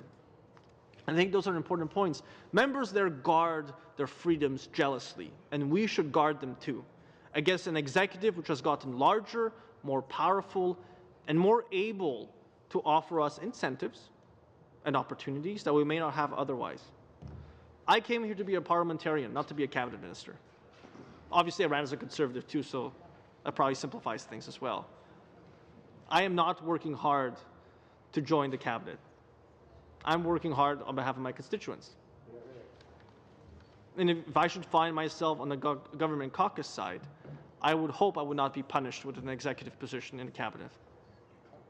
That would be a punishment for my wife and my family. I think it's extraordinary work that they do. There's the extra hours. I don't agree with very many of them and the policy objectives they have. but I respect them. And I would hope that they would extend the same respect to us on the opposition side. Because we're not here to obstruct without a purpose. We have a purpose, and it's to be part of the proceedings of Parliament. We're trying to maintain that. This is why we've proposed this very reasonable motion. Don't exclude us. Don't cut us out. It doesn't surprise you. I've said this before, but we just don't have that trust right now. We don't trust you to follow through with that. And you being the executive and some of the government caucus members who may be acting on behalf of or in conjunction with. I don't want to cast aspersions unnecessarily. Continuing on lower here, because it does mention that New Zealand U.S. House of Representatives have measures to plan the business of the House are similar in principle to programming. And I've just shown you, using a congressional procedures book, that the Senate is far more similar to who we are as parliamentarians here than who the House of Representatives is when this programming subject is. I think just this one section here, could be its own individual study. It could be its own separate study. But this motion says that you may do this by June 2nd.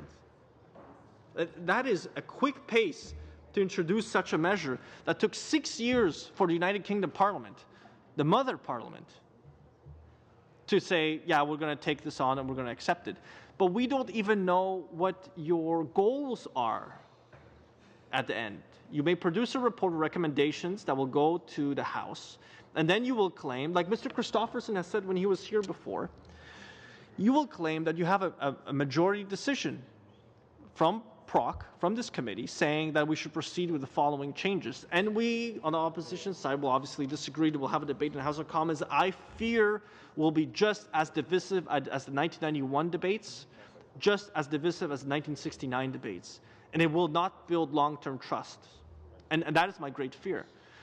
I think the government, when it pushed forward on electoral reform, it bent in certain ways and made an agreement with some other opposition parties to have a multi-party committee to consider the issue. And in the end, the executive chose not to proceed with electoral reform. I think that was the right call, personally. And I know my constituents think that way. I know that because I surveyed all of them. I got almost 2,000 responses. And I see Madame Mendes also shaking her head.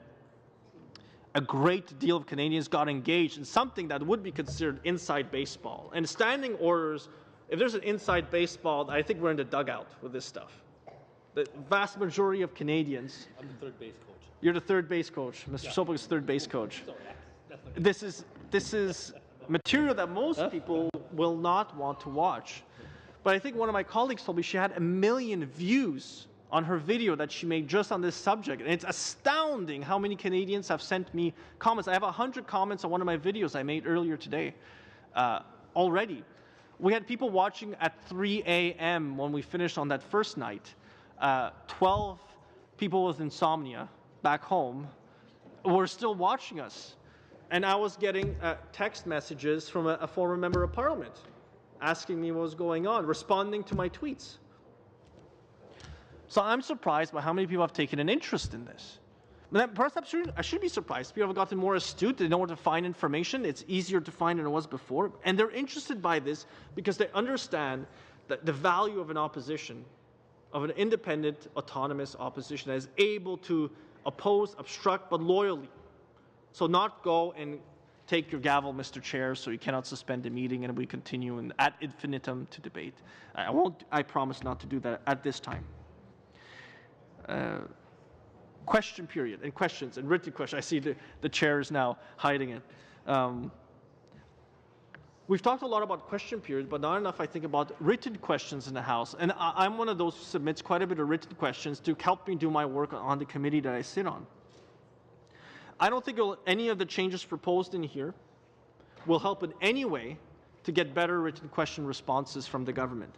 In fact, as a rookie member, I have risen in the House to complain not about the quality of the answer, and this was order paper question 510, but about the contents and the non-response I received. And the Speaker did remind me in his ruling that the Speaker plays no role in adjudicating whether I have even received a response. But the format of the response indicated quite clearly that they had not responded to every single point I had been asking questions about. So if ministers don't respond to questions orally, and they don't respond to questions in writing all the time, I'll say I have received responses to questions which were complete and fulsome. This will not help. I would say let's change that thinking to something more, and in this case I do mean radical, is to say, look at all the written questions submitted over the past, let's say, 3 parliaments. Look at the questions, and the most common questions that are submitted, the theme, the types of questions, should simply be information made available online for public consumption, automatically by the government. The government should not be forced to produce the information for parliamentarians when they requested, if they can expect that they'll be asked this question all the time anyways. So why not look at the order paper question system that we have right now and say, you know, at the end of every parliament, the clerk shall be instructed to review all the OPQs, and the 10 most common OPQs will be then perhaps automatically requested from the government. And they'll simply be information that's automatically requested every parliament, or at a certain tempo, at a certain time. I don't think that adds extra work. If a public servant who's producing this information today could have the certainty that he or she will be asked the same exact order paper question at a future point, then it really doesn't matter if they have 45 days or 65 days to answer, because they could just cut across all that and produce a recurring document that could be tabled in the House or publicly posted on opendata.gc.ca. Hopefully it's still called that name. We parliamentarians ask questions in the written form because they're more technical, so why not simply produce the information automatically? If it's a common recurring question. Lots of them are about ministerial expenses, about sedans, per diems, charged, private flights. I table a recurring question about my constituency and how much government money has been spent in my constituency and to whom, all contracts over $25,000. It's a very common question, and I've seen many New Democrats table such questions. So I've started doing it too, because it's actually quite interesting. I get to track government money as it is being spent. But why is it not done automatically on a government website? The difference between 45 and 65 days is small, and it complains here, and it is a complaint. However, written questions have increasingly become more complex and voluminous over the past 10 years. Really, so has government. It's a $300 billion operation. We as parliamentarians, all 338 of us, have a responsibility to ensure it is spent wisely. The only way I can do that is to ask these written questions. How else am I going to get the information? But these proposed changes here will just delay further down the road, potentially maybe limit how many written questions I can have. I can only have 4 at a time that is tabled before the House. 4 is not an unreasonable amount. 4 questions over a 45-day period, I don't believe is unreasonable. I should be able to ask 4 written questions. But I think the government could save itself a lot of time by being proactive. And that is not in here. All I see here is ways to avoid doing things and to give themselves more time. You want to expedite the answer? Look at the top 10, top 25 most common OPQs and simply produce the information automatically. You don't need to change the Access to Information Act. You can do it by order in council. The executive can do it today. There's really no reason to go ahead with that, not to go ahead with it. The omnibus section, which talks about omnibus legislation and the government's concern about it, their proposal, though, is to inject the speaker into the legislative process. If the speaker does his or her best to avoid injecting themselves into question period, determining whether a member has a written question response that is accurate or fulsome, why should we inject the speaker into determining whether government legislation is omnibus or not, or what the themes are? I think it's placing the speaker in an extremely difficult situation. But if you were to make these changes, the speaker then would have that type of power, would be expected then to rule. And I think that's a problem. And it's not to say that I believe the speaker would be not neutral in the processing and the activities that they undertake in their role. But I would like it if all of us could agree on what the speaker does. Because now I fear that you may change the rules over what the Speaker can and cannot do. Just by having that section in here, I'm worried about what the Speaker's role could be changed to. The Speaker works for us as parliamentarians to enforce the standing orders of the House on our behalf. He admonishes us in different ways, can do it more publicly, more directly, but it can also do it more kindly and private.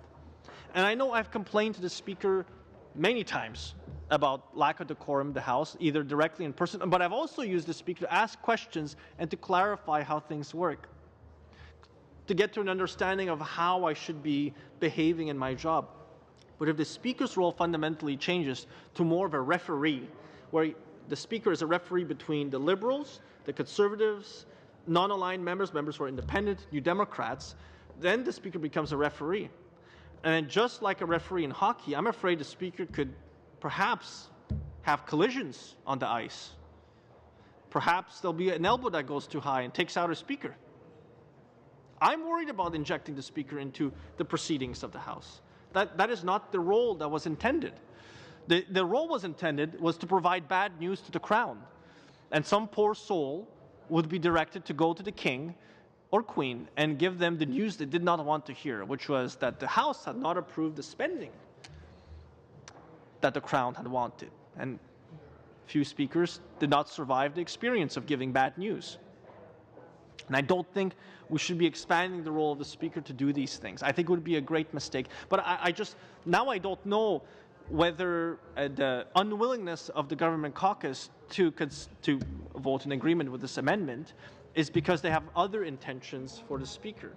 You know, Mr. Sims perhaps will speak to that later when eventually I do yield the floor, because I am running low on material. I'm sure he's delighted by that. I'm enjoying it. You're enjoying it? Excellent. So maybe I'll move on to management of committees, because that is theme 3, and then I can move on to the Canadian regime, just the book here. The management of committees, which has been a major part of my disagreement, bless you, Mr. Chair, a major part of my disagreement with how we've been proceeding here, is because I'm worried that there'll be even more control over committee work than there is now by our House leadership on behalf of the executive. I also don't think that parliamentary secretaries should be involved in the business of the committee. That's simply my viewpoint. I think the government has committed to ensuring that parliamentary secretaries indeed are not voting members of committees. But their role, as I've shown in 1991, there was the same concern, bless you, Mr. Chair. Parliamentary secretaries is said here could be given the same rights of committees as is proposed for independent members. The opportunity to question witnesses. But this is the problem I have. In a 2-hour meeting, we only have so much time to question a witness. And that in the questioning of a witness, I'm always thinking about what will the report say and what kind of recommendations will I have at the end. And that's how I look at it. There's only so much finite time. There have been committee meetings where I haven't had the opportunity to actually ask questions because once we came around, I no longer had a chance. I would not like to lose a chance to ask a pertinent question because we've allowed a parliamentary secretary to ask a question of the witness. The parliamentary secretaries are free to have the witnesses for coffee outside the chamber and to discuss with them. In fact, I think a great many people will be honored to be invited by a parliamentary secretary to speak about government business, government policy, and government agenda. But committees are an opportunity for us, just caucus members of our individual caucuses, parliamentarians, to ask questions of witnesses and to hear the witnesses answer. And in whatever format we want, to either allow them to speak their minds or to interrupt them and to have a back and forth conversation. This is my great concern, is that we don't know what's going to happen because we still haven't passed this reasonable amendment. I would like to proceed to more substantive discussions on some of the content that's been proposed here. I should also mention that eventually, there's that saying, what goes around comes around. and the treatment that the opposition receives from the government caucus, from government members, will be returned in kind, and vice versa too. The experience you have with us, you will return upon us as well, I am sure of it. You won't be in government forever, and that the measures you've proposed here could or will be used against you someday when you're in opposition, or the third party, which is an experience I guess I don't wish upon anybody. I think my pardon to the New Democrats at the table. You've been there, Mr. Sims. So, representatives of the government, or those who are spokespeople for the government, don't need additional time at committee. They have all the time in the world outside of the committee to meet with witnesses. The only reason to include that in this discussion document is to somehow be able to set the record straight, to change the line of questioning, to make a point at the expense of the other members here. I trust the government caucus members can make all of those same points, and the parliamentary secretary doesn't need to do that. Whatever points a parliamentary secretary can make at committee could be equally made by a minister coming before the committee and stating their views. They could be made by a minister who sits through an entire debate on the subject matter affecting their ministry, which I have seen certain ministers doing, and I feel it shows a profound respect for Parliament when they choose to sit through an opposition day on the subject of their ministry. I think it does. I also think vice versa, it's a profound disrespect when a minister chooses not to sit through a debate day on a particular bill that affects their ministry. A parliamentary secretary may stay behind.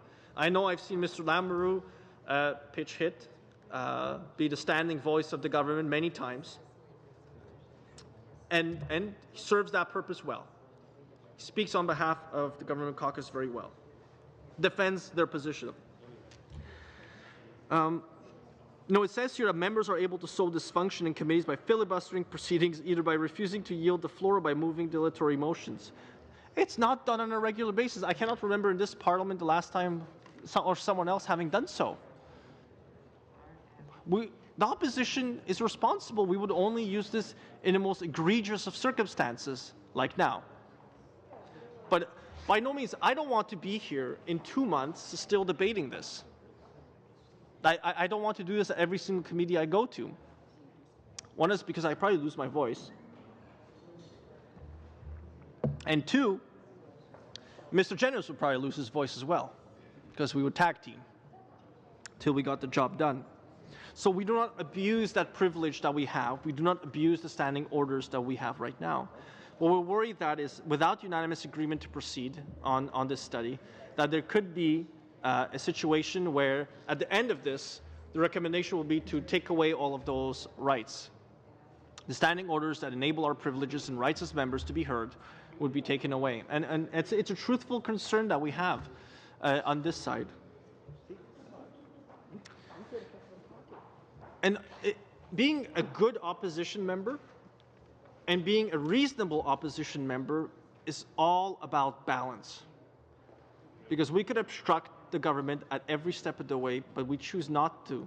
We've only done it now because we're trying to make a point. But that we feel like you are trying to do another motion 6. And I don't want to overuse it as a euphemism of any way. I just want to reference it. So it's the last thing on this document. The principle of deliberations in the House and in the committee should be to engage in substantive debate. I agree, that's a portion of this statement I can agree with.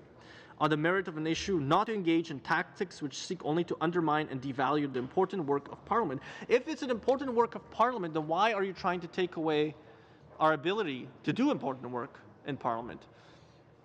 And we can disagree. Mr. Sims, I'm sure others will say, well, no, we're not trying to do that. You should trust us. We should proceed with the study as the original motion. And then we could potentially proceed in the future without unanimous agreement. But that is cold comfort for opposition members who have no other tools beyond this. Because the other place we will then try to filibuster will be in the House, and the rules are already changed there. So we will not be able to do it as efficiently if we wanted to. And we will not accept to have the rules changed on us so that we can't do anything. So we just become an audience. And you've heard me mention that a few times. I don't want to become an audience member at a theater. Parliament is not theater. We're not passive participants in the proceedings of the House. We want to be active participants in the proceedings of the House. And we will be. We will participate. And you've heard Mr. Christopherson say, with much passion, about his mandate from his caucus. And I believe we on this side have a mandate from our caucus to represent our constituents, our caucus members, our supporters, and people who believe Parliament is supreme, that we debate here as parliamentarians, that we respect each other, and that the rules exist, the standing rules exist, in order to enable our privileges and our rights. And we will not give those away. I refuse to give those away. I simply don't know where the government intends to go. I don't know where the government caucus intends to go. And this motion would give, this amendment to the motion would give me a lot of comfort knowing, if it were passed, that we will be protected. And there are tweaks to do. There are multiple members who have mentioned possible changes. There are members who have participated on the October 6th debate that have mentioned possible changes to the standing orders. Those weren't rehearsed. Those were talking points. They were truthful, from the heart suggestions of individual members for consideration. Equally to mine, I did not vet my suggestions through my whip's office or my House leader. This has been a free-willing debate, an offer of, these are ideas that I have, consider them or not. And if you so choose to, I would hope you give them more substantive hearing and debate and consideration. Because I think they deserve it. I think they actually require it. I personally believe the motion length that it has right now for the study, June 2nd, 2017, is too short, unless you're trying to do that, a historical echo back to what happened in the Ontario legislature. Then maybe there's some reason for that. I don't think that's a good enough reason to do so. I want to reference The Canadian Regime, An Introduction to Parliamentary Government in Canada by Patrick Malcolmson and Richard Myers, the 3rd edition. This is, I can't even tell what year this was done in, but there is a section here on House of Commons reform on page 130 and page 131.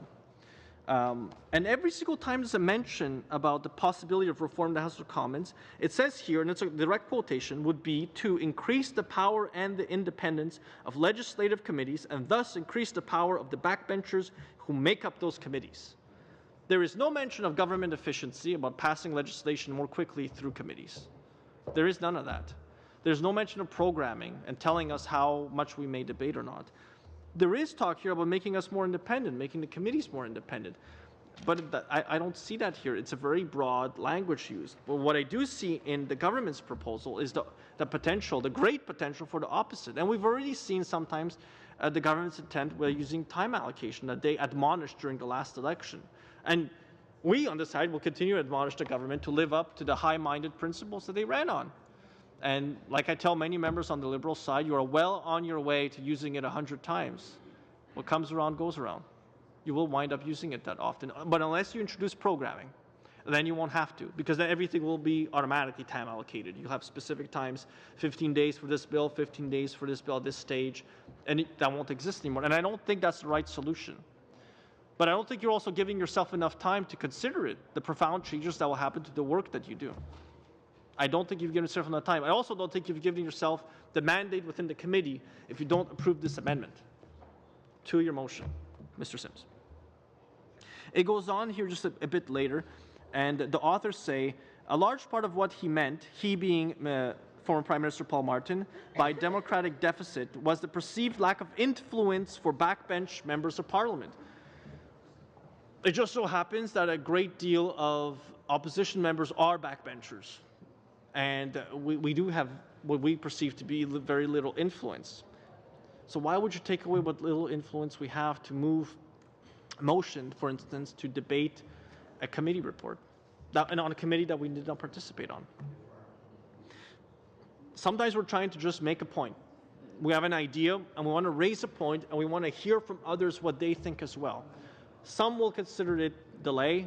Others will consider it a reasoned moment of reflection. And again, there's nothing wrong with a little bit of reflection. Some people of faith do endure prayer. So at Mr. Martin's suggestion, Then the rules surrounding questions of confidence have been changed to provide government MPs with greater independence from the party leadership. The authors go on. The House of Commons votes are now divided into 3 categories: the 3-line votes, the 2-line whip, and that concept that you don't all have to vote together. And I think that has been beneficial for Parliament. So we could actually be more able to vote our conscience, the way our constituents want, to differ, to disagree, to disagree agreeably. To disagree agreeably. It has been a good change because it also helps along the notion that, you know, the votes that we have are truly free, and they're all free. But I did mention these consequences from all of our votes. And I'm willing to live with the consequences of all of my votes, whether that is failing at re-election, whether that is being admonished by my supporters, or admonished by my caucus colleagues, or admonished by others, or being praised by others. And I hope some people will praise me for certain votes that I've taken.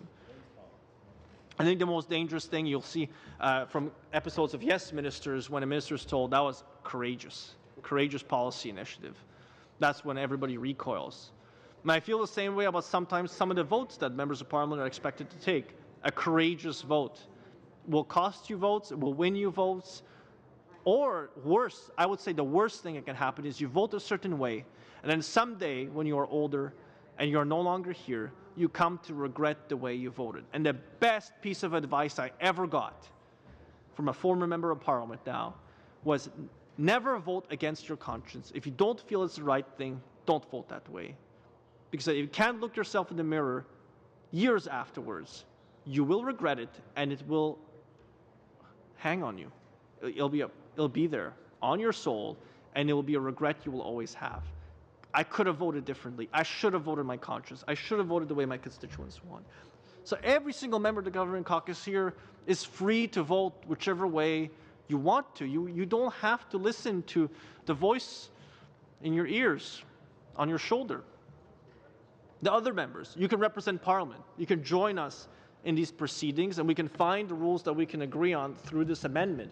You can vote with us and experience the consequences of your vote, which I don't believe will be anywhere as severe as if this is done poorly, because the process might be set up poorly.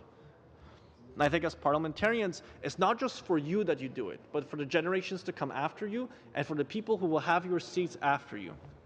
And I know for many of you that means not the person who may defeat you in 2019 now. I know the great hope of many parliamentarians is to be re-elected. But you should think about that next person who will hold your seat, of whatever political affiliation they will have. So I don't want to use this book too much, but I thought it meant reflecting upon, because this is sometimes used as a textbook for students of parliamentary democracy. It's called The Canadian Regime. It's an introduction to parliamentary government in Canada. And I think there's a lot of relevance. It's germane to exactly what we're talking about here, which is our role and what we're supposed to be doing. And I want to talk to you just briefly now, just as I'm concluding. For the 5th time, I think I've said that. I'm concluding. Yeah. Pardon? Repeating yourself. Oh, no. Pleading the 5th now? I have, I have my outline here. I'm trying to stay within the outline and cover all those points, and I think I've done so already. Because the United States Congress's example was used in the discussion paper from the government, I just want to reflect on it there.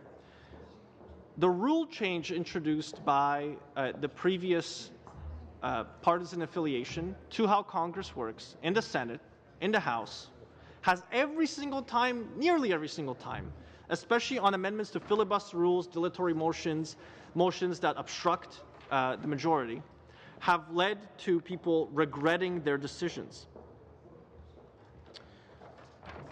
And I know many Democrats now feel that way, looking at the appointments. The appointments used to have to be passed by a supermajority of 60 in the Senate, and now that's no longer the case. Now they changed it to 51. So some actual appointments have gone through on 51. They don't apply to Supreme Court nominees, though. They apply to other measures. But this was a way for the majority to dictate to the minority how the rules will affect their rights to obstruct, to delay, and make a point. And in the U.S. Senate, it's a common joke to say that every single appointee has a buddy senator, because every single person who is proposed for appointment has to go through a confirmation hearing. And every one of them gets a buddy senator, because there will be a senator who will object to the appointment. And that then delays it from getting to the committee. But they've only resorted to that because of the way the rules are structured. Now, Chuck Grassley, a Republican from Iowa, who's been a senator since 1981, took the Senate floor to condemn the rule changes. So this is the filibuster change rules. He quoted Democrats who opposed the filibuster reform when the party was last in the minority. Not too many years ago, my colleagues on the other side described their fight to preserve the filibuster with great pride, Grassley said. Today, the other side is willing to forever change the Senate because the Republicans have the audacity to hold them, the majority party of today, to their own standard. You could replace Chuck Grassley, Republican from Iowa, to nameless conservative opposition member, or New Democrat, and replace every mention of an American one to the Parliament of Canada, to a member of the House of Commons, to the Liberal Party. What we are simply trying to do is hold you to your own standard, the high standards you ran on the last election. That's simply what we're trying to do. And they have come to regret it, in the U.S. example, having changed their rules in the House to facilitate the passage of appointments, except for Supreme Court appointments. The Democrats have come to regret it, as you will come to regret this. And those others in your government caucus will come to regret this as well. I don't think it helps you in any way to do that. Now, perhaps some members will say that this, my prolonged substantive debate at this committee, at PROC, has been unreasonable. But let me remind you about some famous filibusters in the United States, which are far more fiery, and I think I'm much more even-tempered, and Mr. Christopherson brought the fire on the first night. Some of the longest filibusters in U.S. Senate history since the 1900s, 24 hours, 18 minutes by Strom Thurmond from South Carolina on the Civil Rights Bill, 1957, and I believe this was continuous. Alphonse D'Amato from New York on a military bill in 1986, 23 hours and 30 minutes. Wayne Morse, 22 hours, 26 minutes from Oregon on Tidelands Oil Bill, 1953. Those are the only three I'm going to mention. This, by no means, I think, has been prolonged. I have tried to be as relevant and substantive and produce some additional information for the consideration of the committee on why I think this amendment is worth passing, through examples in the past where it worked and it made sense, it made a contribution, and it produced something better. And I don't think we're going to get there if we don't pass this amendment. Without this amendment, we have no certainty in knowing how we will be able to work with committee members in the government caucus side. And that worries me. Now, the U.S. House, because it was mentioned in the government document that was produced, until 1841, there was a filibuster in the U.S. House of Representatives. And there was, of course, the Great Compromise, the Missouri Compromise, 1850, I believe, or 1820, 1850, there were two of them. And there was concern at the time about long speeches impeding House business. Had dated all the way back to 1820. 1820 was one of the first great compromises on the territories in the United States, territories becoming states, and in 1850, all related to the slavery debates in the United States. And they were worried just the same thing that members of the government are worried about, which is at committee prolonged debate on issues, which I don't think you can give me an example of another committee where there has been prolonged, too long of a debate, where there has been motions to delay on purpose government business at a committee in this Parliament. Correct me if I'm wrong, but apart from this committee, at this time, I don't think that has happened. I think we've had interesting debates. I think we've had interesting discussions at different committees. So in 1841, the rule was adopted on the motion of Lot Warren from Georgia, required that no member shall be allowed to speak more than 1 hour to any question put under debate. This was the first rule change in the House of Representatives, U.S. House of Representatives, that ended their ability to filibuster and ended the ability of people opposed to measures, because the party system wasn't as defined then, to obstruct the will of the majority. It passed the House by a vote of 111 to 75, with John Quincy Adams of Massachusetts, who was known as the old man eloquent by his peers because he was renowned for giving multi-hour speeches that would never end. Among those who dissented, obviously he had a preference. Now, according to Hinz's precedents, the 1 hour limit did not become a standing rule of the House until June 1842, so 2 years, a year after the vote, and 2 years after it had been raised as an issue. After that, the minority started to sometimes make the use of this disappearing quorum, the quorum rules in the House of Representatives, which I know has been used in this House in the past and was actually a bone of contention, whether there was quorum, because quorum, I believe, is defined in the Constitution on what a quorum of the House of Commons shall be. And Mr. Sims, I don't know if you can correct me on that, if it actually, the House of Commons, I know that there's a lot of noise around us, but the quorum in the House of Commons is defined in the Constitution, am I wrong? Defined within the Canadian Constitution? That's right. Oh, you mean provincial? Are you talking about provincial representation? Or? No, in terms of how many members sitting in the House of Commons is needed for a quorum to be held. Don't know. Maybe another member can look it up. There's always Google. There's always Google. My iPad has turned off for now. Yeah, but that was often used to obstruct. So what the minority would then do, because now you had taken away their ability to debate and to obstruct, they started to pull quorum. And members started to leave the House whenever there was an issue brought forward that they did not want moved forward. They started to obstruct the majority by removing quorum, something as basic as that. So just like when you are trying to solve a policy issue in one area, and you're trying to resolve it, and if you call it clenched fist, and you clench your fist, and then you have sand in your hand, some sand will come out. And every time the government tries to grasp more power away from parliamentarians in order to make the House more effective and efficient, you will find that we will find new and innovative ways, creative ways, to get our point across. And I think innovation is in the new budget. I haven't had as much time as I would like to read the budget because I've been here debating this issue. But we will find innovative ways. We will contribute to Canada's innovation deficit and reduce it a little bit, finding new ways to get our points across. So you don't ignore us and try to exclude us from the proceedings, which is why this motion is so important, because it goes towards that unanimous consent tradition that should exist, must exist in this House. I'll only quote a New York Times headliner because it applies just as much there as it applies here. Hard choice for Mitch McConnell: end the filibuster or preserve tradition. New York Times, Carl Hilsey, November 11th, 2016. Very recent. Very recent.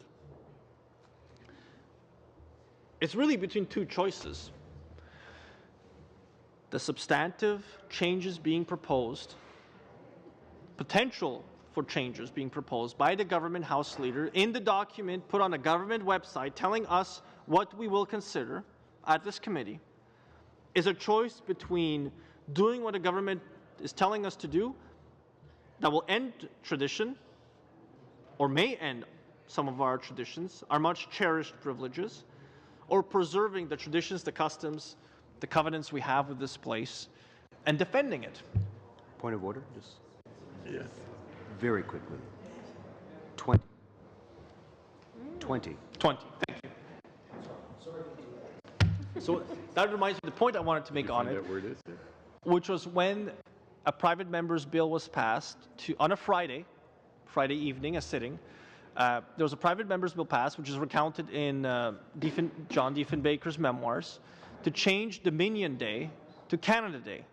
There was an open question whether there were enough members sitting in the House for quorum to be held. And there was a question called for quorum, which the Speaker did not hear or claimed not to have heard.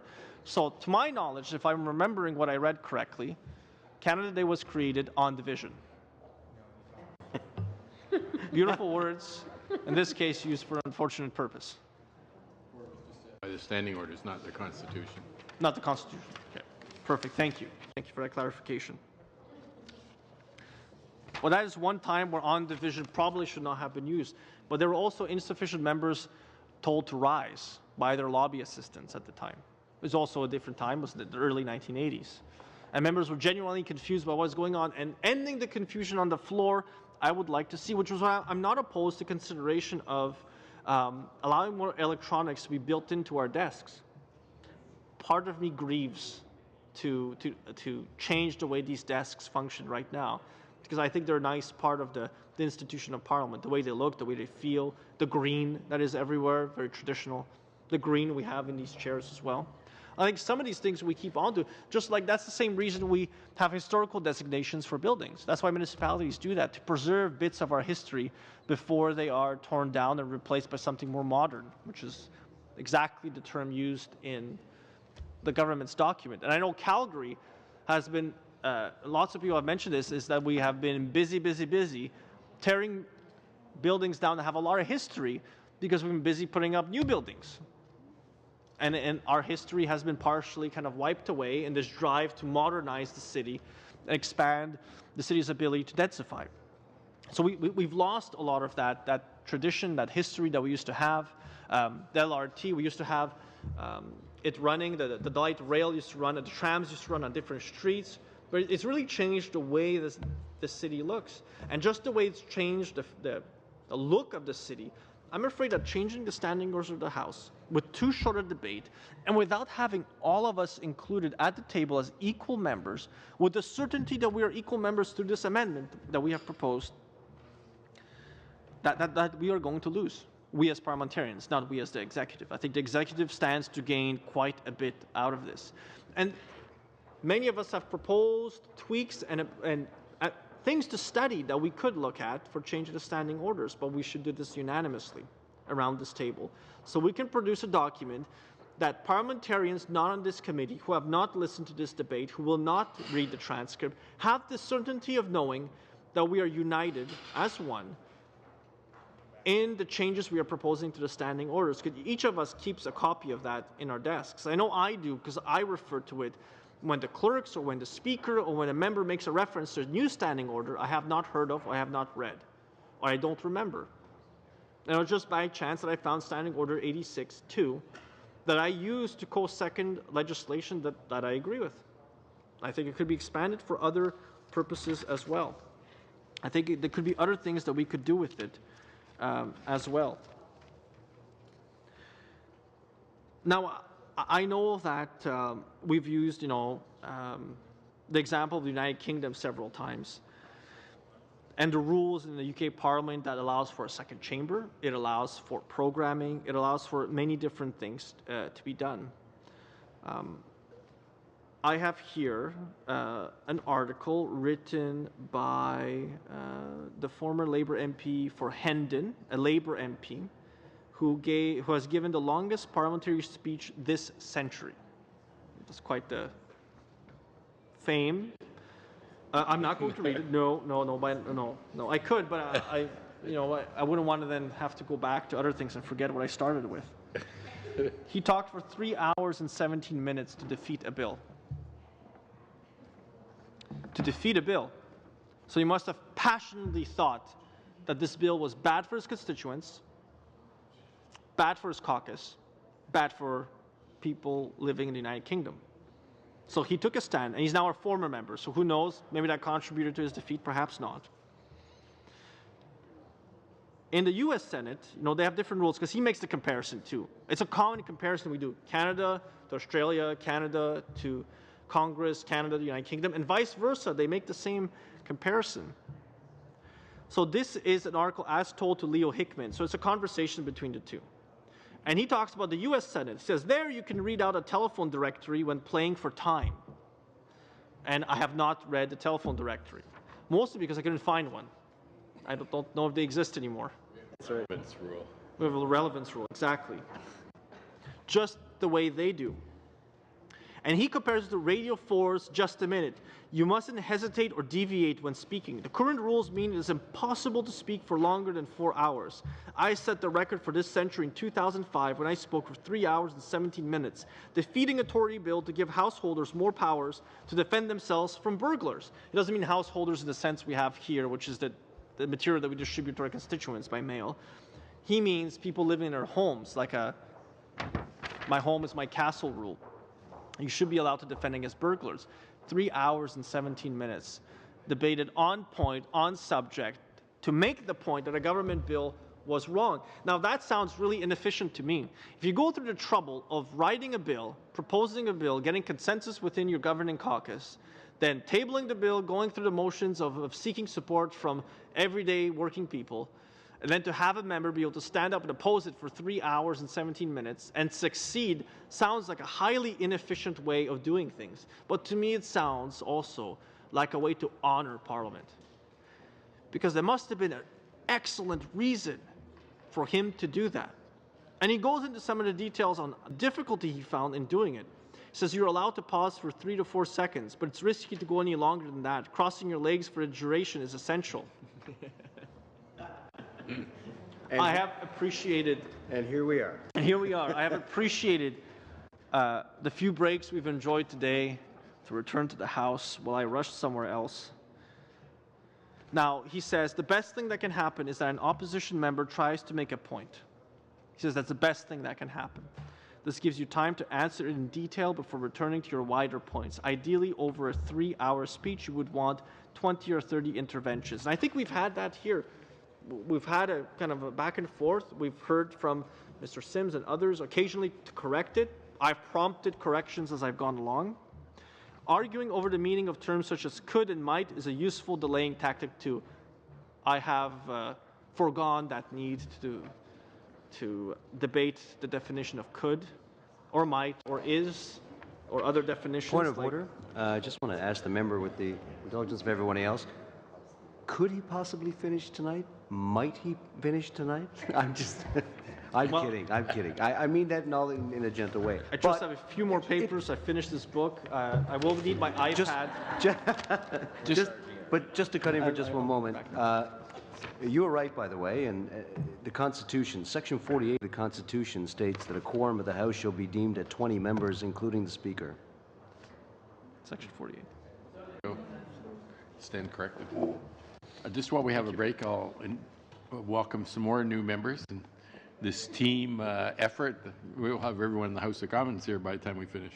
Karen Louise Vecchio, Mel Arnold, Salma Zayed, Randall Garrison, and Lloyd Longfield. Welcome to our very educational debate we're having. And I'm sure you're learning lots of stuff. Mr. Kamich. Gladly. I hope it's been a Herculean effort to get this far, like I mentioned earlier, but I hope it hasn't been a Herculean effort to listen to me thus long. If it has, you can talk to me. I hear dissent on division. Now, in the case of this parliamentarian, reading this article, this conversation he has, he doesn't talk about, like, I did this just because I could. He says how important it was for him to do this. He did it to make a point on that particular legislation. We do it because we believe our perspective matters, because it might well be your perspective too, but you may not want to rise to speak for as long as they do. We're elected here to be leaders in our communities. I always tell students at the schools I go to, don't look to politicians for role models, because we will disappoint you. But he says here, if everyone who reads our reporting, who likes it, helps to support it, our future would be much more secure. It's up to individual parliamentarians to rise and speak their minds and obstruct a bill when they feel it is necessary, just the way this Labour MP did. And it is inefficient, and perhaps their government members said, I wish we could change the rules once more, and they already have programming to change the rules once more to prohibit something like that from happening ever again.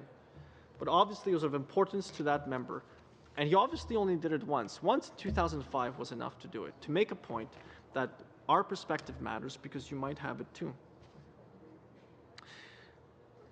Now, in 2013, so 8 years later, the House of Commons in the United Kingdom did consider whether filibustering should be banned. And this is part of the principles in the discussion paper that was produced by the government, which is one of the things we would like to be able to protect, the opportunity for extensive debate, we'll call it, not just filibustering, because it might have a negative connotation. Filibustering should be banned, this article says. It's produced by it's on the Telegraph's website. It's filibustering should be banned, say MPs. That's literally the headline. MPs face being banned from making long-winded speeches to block legislation introduced by backbenchers under plans to reform Parliament. So a committee examining the way the Commons operates has suggested that a tactic of filibustering by which MPs speak at length until the time for debate runs out on private members' bills should be ended. But this wasn't about the government. The time they considered ending filibustering is not about the government. It's about private members. It's about us. It's about how we do our business. Now, thankfully, we don't have that problem here because it's automatic after 2 hours of debate that it proceeds to the next stage. So our private members' business, because we should guard it jealously, does proceed on a track, on a fixed agenda. I think we could have more time devoted to private members' business so more members would have the opportunity to speak, to propose, and to have their perspectives matter here as well. Perspectives that I may disagree with. So I fully understand that I am saying this knowing that there'll be private members' legislation that will be proposed by members of the government caucus and members of my caucus and the New Democrats that will put me in a difficult position when I choose to vote on them, how I choose to vote on them. And there will be more opportunities for divided votes within caucuses and amongst caucuses. And I accept it. I look forward to it. Those are always the best votes. They're the most difficult ones because I may agree with the principle, but I don't agree with the process. Just like here, I agree with the principle of tweaking the standing orders. I don't agree with the process of not going forward with it without it being unanimously agreed to. That is my problem. And I want to see this amendment passed, quite obviously. Not just because I like the member who moved the amendment, but I like the principle of it. The changing, amending the process by which the study will go forth is, I think, a good idea. Like the McGraw report? Like in the McGraw report, yes. And in the Lefebvre committee as well, which I mentioned before. I intervene without getting permission. My apologies. That's all right.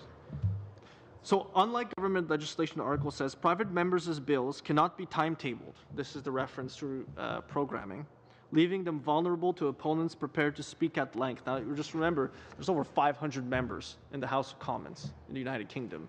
Members from coming from constituencies, some of which have existed for hundreds of years, who represent areas that have long-standing traditions, who have long-standing beliefs on certain issues. And so the debates can get extremely pointed. Their debates, though, about ending the filibuster and changing the way the rules work is to protect private members, to protect parliamentarians, not to protect the government.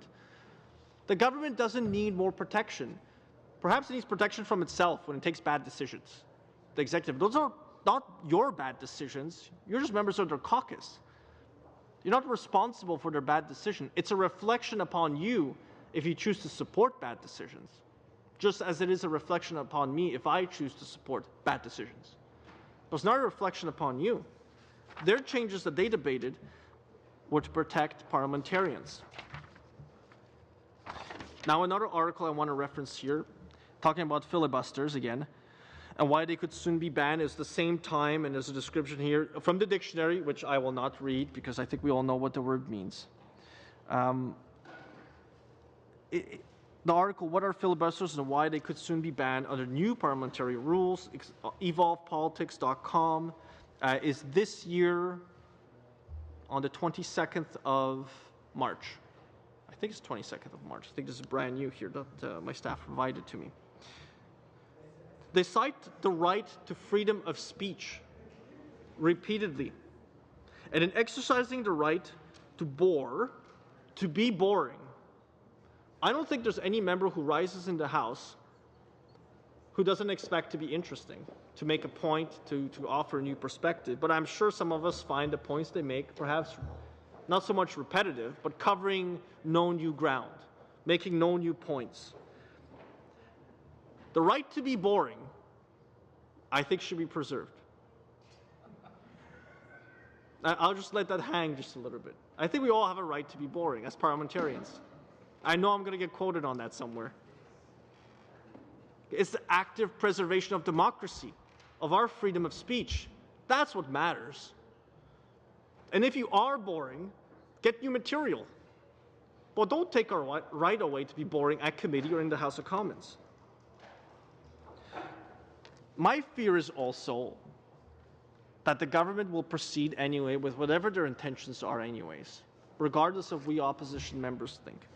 And the only pressure that we can put upon the government is to do what we are doing now, which is having an extended substantive debate on the issues, and to delay so that we can get all of our ideas, our thoughts, our viewpoints onto the record.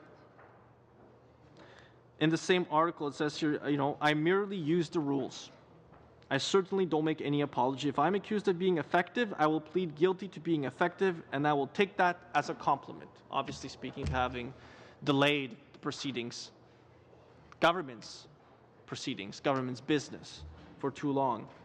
And I make no excuses for having spoken thus far and made the points that I have made and tried to defend the interests of the opposition parties and parliamentarians overall. So not just us here on this side of the House, but on both sides of the House. For those government caucus members who can't speak up for themselves or won't speak up for themselves or are not aware that this debate is going on. Now, some of the proposals the United Kingdom considered, and this might bear reflecting on by members who like some of the ideas being proposed without this amendment. So the proposal is simply to go forward with a study by June 2nd. The proposed measures include reducing backbench bills from 20 per year to 14. So there's not very many being considered in the United Kingdom, and up to apply special protection to the first bill tabled on 7 of the 14 Fridays a year on which private members' bills would be debated, allowing the Speaker to force a vote at the traditional 2:30 p.m. cutoff point, even if MPs are still talking. And unfortunately, the committee has fought shy of actually enforcing strict time limits, which might do most to make filibustering more difficult. We have a rule in the House that prohibits us from just reading out a pre-prepared speech. And I've heard many more experienced members especially decry and lament the loss of free and open debate. And actually, I've had members I've spoken to, the rookie members, the class of 2015, that we've actually watched old speeches of Diefenbaker, Stanfield, and others, and you're just in awe. They barely speak with any notes, or crutches, the ums and the ahs, or the I love Parliament. Great parliamentarians who obviously knew how to debate and who appreciated the House of Commons for what it is, a deliberative body where you should be able to speak off the cuff. You should be able to come here. When you're running for office, you should be able to come here and speak with no notes. And I have tried to refer to as few notes as possible in the House. And forgive me for the times in Parliament early on when I was brand new to my role, and I could not speak with any notes. Without notes present before me, I had to read them. Now I don't need them as much, and I hope I've shown that today. And I've tried not to read as much as possible. Before I hear members of my caucus laughing here because they know I can't keep things short. But I've done better, I think, than my colleague, Mr. Jennis, who I pick on quite often, but he is one of those stellar new members who does speak off the cuff quite often, is able to engage in constructive, effective debate, speaking of principles, not personalities, making a point on government legislation where we have a fundamental disagreement where we cannot support the government, but we're willing to let the government proceed with the business that they have put before the House.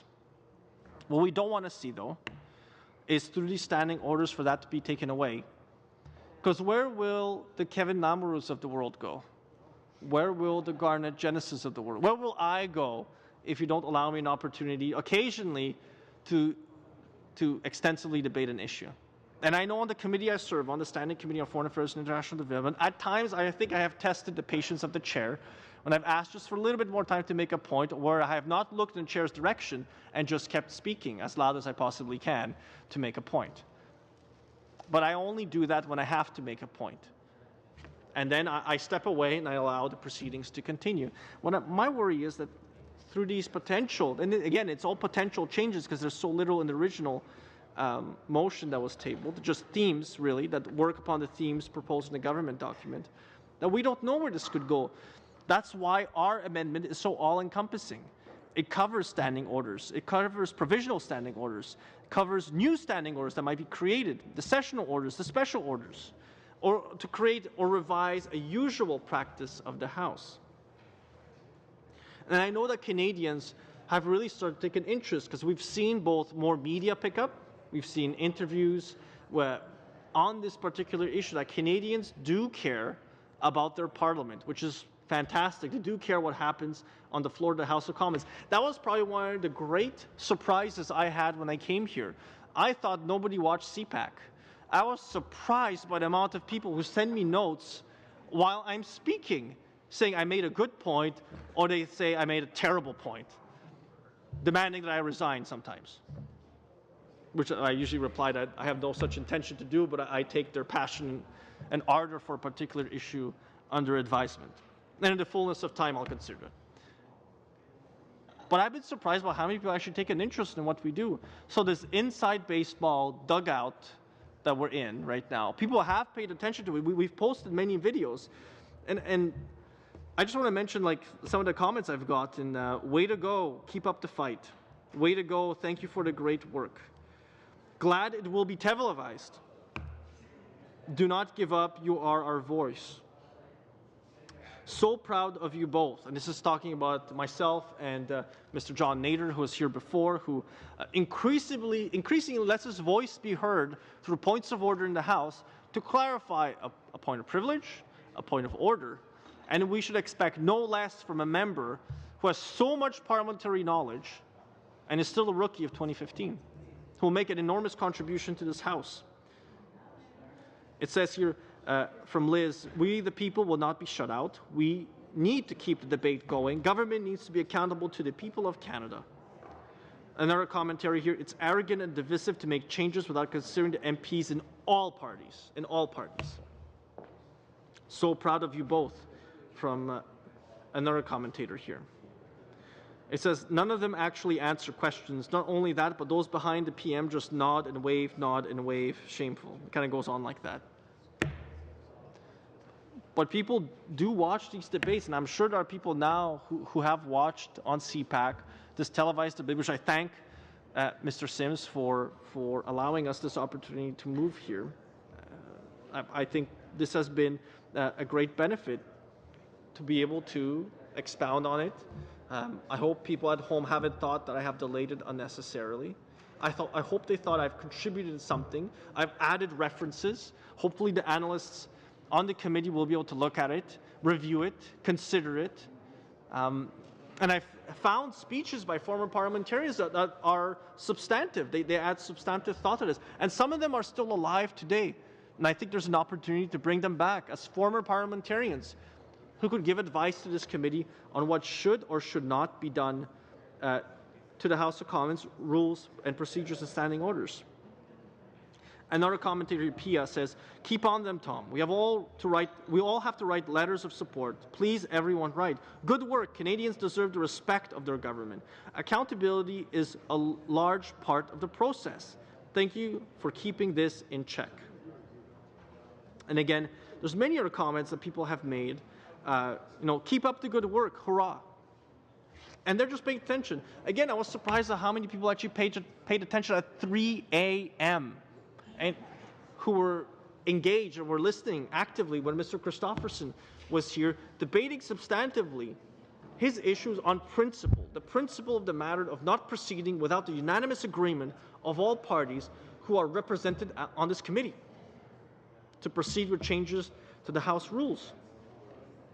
And I think that is absolutely fundamental to have this amendment pass and have us all agree that we can work together, We can't cooperate. I mentioned that issue of trust and confidence. I want to mention here other comments that I've received from constituents. 92, just from a few days ago. It says, Liberals want the next step, for us to be ruled by a different system.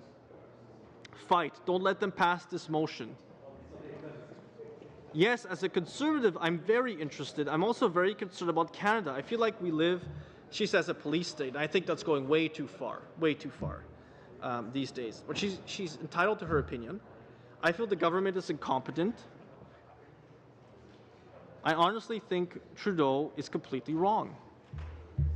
And that's her opinion on the matter. These are Canadians posting on our Facebook accounts saying that they fundamentally disagree with the direction that the government is taking by directing this committee to potentially strip the opposition of all the powers they currently enjoy. And I think that is very serious for parliamentarians of all parties to consider. Other comments I've gotten here from the former leader, the interim leader of the Wild Rose Party back home in Alberta, Darn Spellcheck. Keep up the good work, Tom and Garnet. Canadians are behind you. We definitely are paying attention, says another. Exactly what I said. He runs Canada like his own dictatorship. And again, I think that's going too far when we use language like that, but they're entitled to their opinions. I do think it's going too far. But what are Canadians supposed to think at home? You're trying to move forward a motion that would constrain this committee's study. On a specific date, we have to report back. June 2nd, you have to be done. It takes like 2 weeks to write a report. It's taken the Foreign Affairs Committee almost 3 months to write a report. And I would think that the standing orders deserve all the time necessary to consider every word, every proposed change, every amendment, every modification. Because they're so substantial. They would change how I do my work on the other committees. I substitute on the Health Committee, the Standing Committee on Health at times. It will substantively change the way they do their work. The joint standing committees will also be substantively changed. And I don't think that we can do this too lightly. I think you should take all the time that you need. But I also think you should pass this amendment to show good faith with opposition parties here, that you do want to work with us, and we want to work with you, tweaks and amendments and modifications to the standing orders. But if you don't pass this amendment and you leave this as it is, like in this format here, this is a reckless motion. This is reckless. This is going too far. This is changing the rules without including all of us in the debate. We don't know what you'll agree to do at the end of the day. Your perspectives matter too. You potential as government caucus members may fully agree with the government's intentions. Perhaps you're working extremely hard on joining the cabinet. Kudos to you, you found a purpose. But that is not the purpose of Parliament. It's not to convert parliamentarians into ministers. It is to raise leaders, great political leaders. It's to make us better at debating. It's to make us better at considering and better at listening. Being here has made me a better listener of my kids and my wife, my constituents. I spend a lot of time listening in my constituency office. Order, Mr. Chair.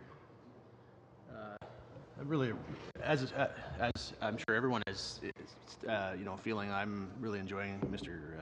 Kmetch's comments, and he was just talking. He's been talking so much that he just mentioned he was a really good listener, and so he obviously does listen to his wife really well and his kids really well, as he was saying, because he's probably just getting it all out now while he has the chance, before at some point maybe in a couple of days, a few days, when he decides that he's out of material that he would like to share with us. And when he returns home, he can do some listening again with his wife. So I just wanted to, a little moment of levity there, Mr. Chair. I don't really have a point of order. Might as well be honest about it, right? While you've done that, the new coffee has arrived, so if people want fresh coffee and tea.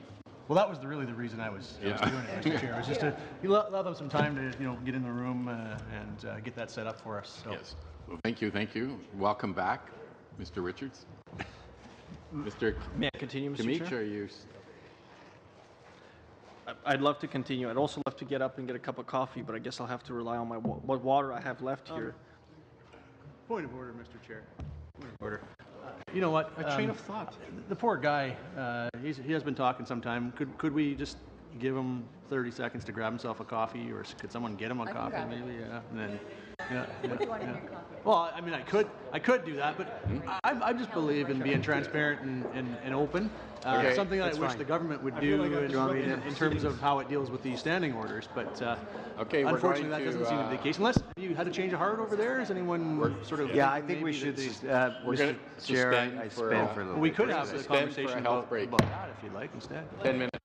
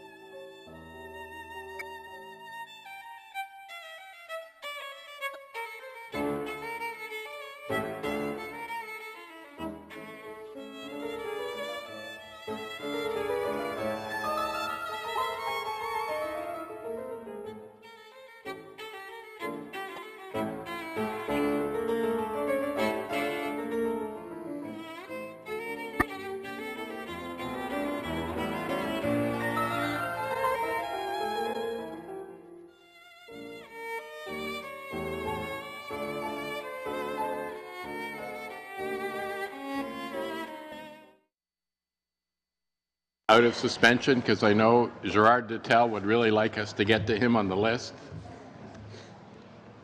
But seeing as there's 6 people before him, each of the last 2 have taken 9 hours, we may not get to him. Yeah, about 9 days, Gerard. Oh, you'd like to get on that list too? Okay, so you'll be about 10 days from now.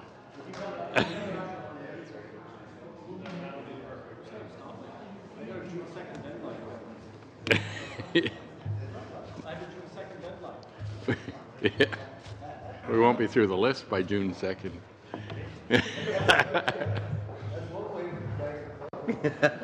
Okay. Okay. Baseball analogy will be fine. Oh, okay, sorry. Okay. Mr. Kamish. Thank you, Mr. Chair, and thank you for that short health break as well. Maybe what I'll do is just a few more comments from constituents of mine. And this is something I have done a few times now in the House during a late debate. And I'm actually one of those members that asked for an emergency debate on the jobs crisis in Alberta repeatedly. That opportunity that exists for members of Parliament to represent their constituents and request and ask for something that typically is not given. We did get a take note debate out of it. Again, that's an opportunity that the government and the opposition has to demonstrate an interest in a particular subject. And that agreement was struck by consensus on which day it would be on. And the government was, I won't say generous, but saw the wisdom of having a debate on the jobs crisis in the energy sector and eventually yielded. So at that time, I read many comments left for me by my constituents regarding the difficult times they're having in finding jobs. And those are one of those opportunities that as a parliamentarian I had to represent them. So just as I did then, I just want to read just a few more comments left by Canadians who do care what we do here, who do care about the work of parliamentarians, who do care about being well represented. So Marilyn says, thank you so much for protecting our democratic rights. Harold, 40 minutes in to this extensive debate we've had, wrote, the Liberals better realize that the next election Canadians will not elect them again if they keep screwing us Canadians over. How tough is that to figure out? That's pretty harsh language. 29 minutes in, Barb says, everyone keep talking. Canadians need their voices to be heard. 20 minutes in, Lynn says, keep up the good work. Liberals are clearly lacking in work ethics. And I won't say that about the members before me here. You're doing exemplary work, sitting here on this committee at this late hour in order to listen to me continue discussing. And PMO may thank you for it.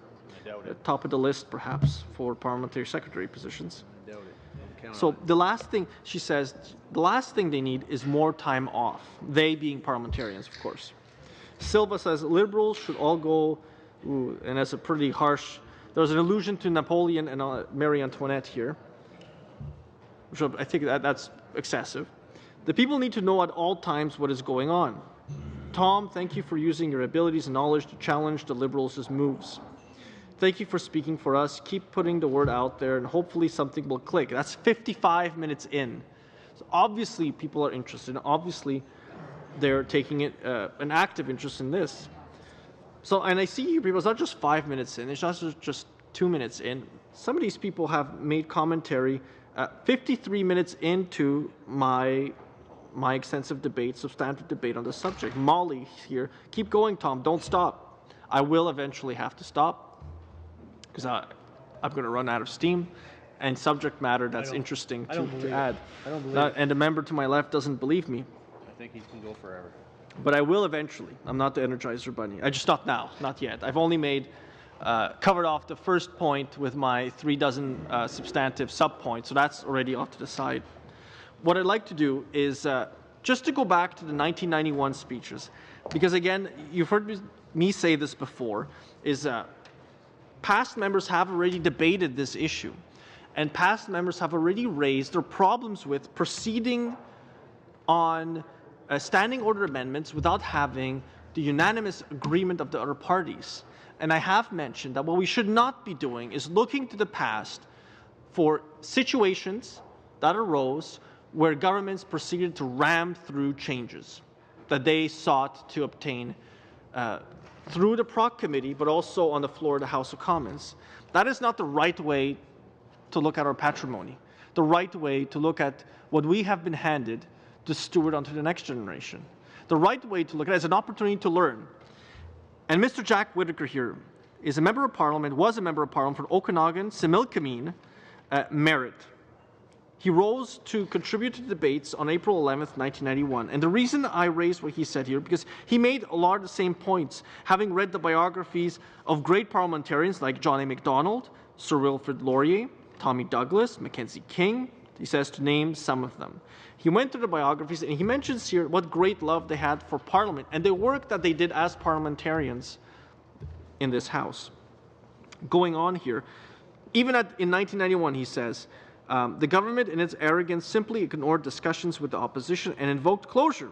The matter was passed on a voice vote without the necessity, but Parliament was not meant to have these matters pushed through or rammed through without proper discussion, with proper airing or without the adequate ability of the 26.5 million Canadians being given the opportunity to look these bills over. And I feel the same way about the potential for this study to go through on amending the standing orders without having this unanimous agreement component. I think we've taken a good step to televising this portion of our debates. That's a good step forward. I think the next step is then to agree to pass this amendment. A very reasoned amendment, very reasonable. It's not radical. It's not new. It simply says we want to seek unanimous agreement before we propose any changes, any tweaks to the standing orders. He then went on further to reference, just like many members have already, the McGraw report and the unanimous consent of the McGraw report. I don't want to go through the report with you and read sections of it out there because Mr. Christopherson did that before. And I've mentioned that there was the Tom Lefebvre committee that also proposed amendments. And there are many times when there were tweaks done to the standing orders with unanimous consent. So those types of instances where we have sought common ground and found consensus, we should refer to more often. We should go back into the Hansard and look at those individual situations when we did find ground to work together. And even back then, Canadians cared. They cared in 1991. There were Ottawa Citizen articles that were written in great volumes. So it says here, it is interesting looking at a recent article in the Ottawa Citizen this morning by Frank Howard that he refers to back when this government first took office, 1984. Having spent a long time in opposition, was very aware of the difficulties of the opposition and the need to give opposition members a voice and to make them feel that they were responding to their constituencies' needs and wishes. I'm not going to quote from the article like he does. Feel like they have an opportunity.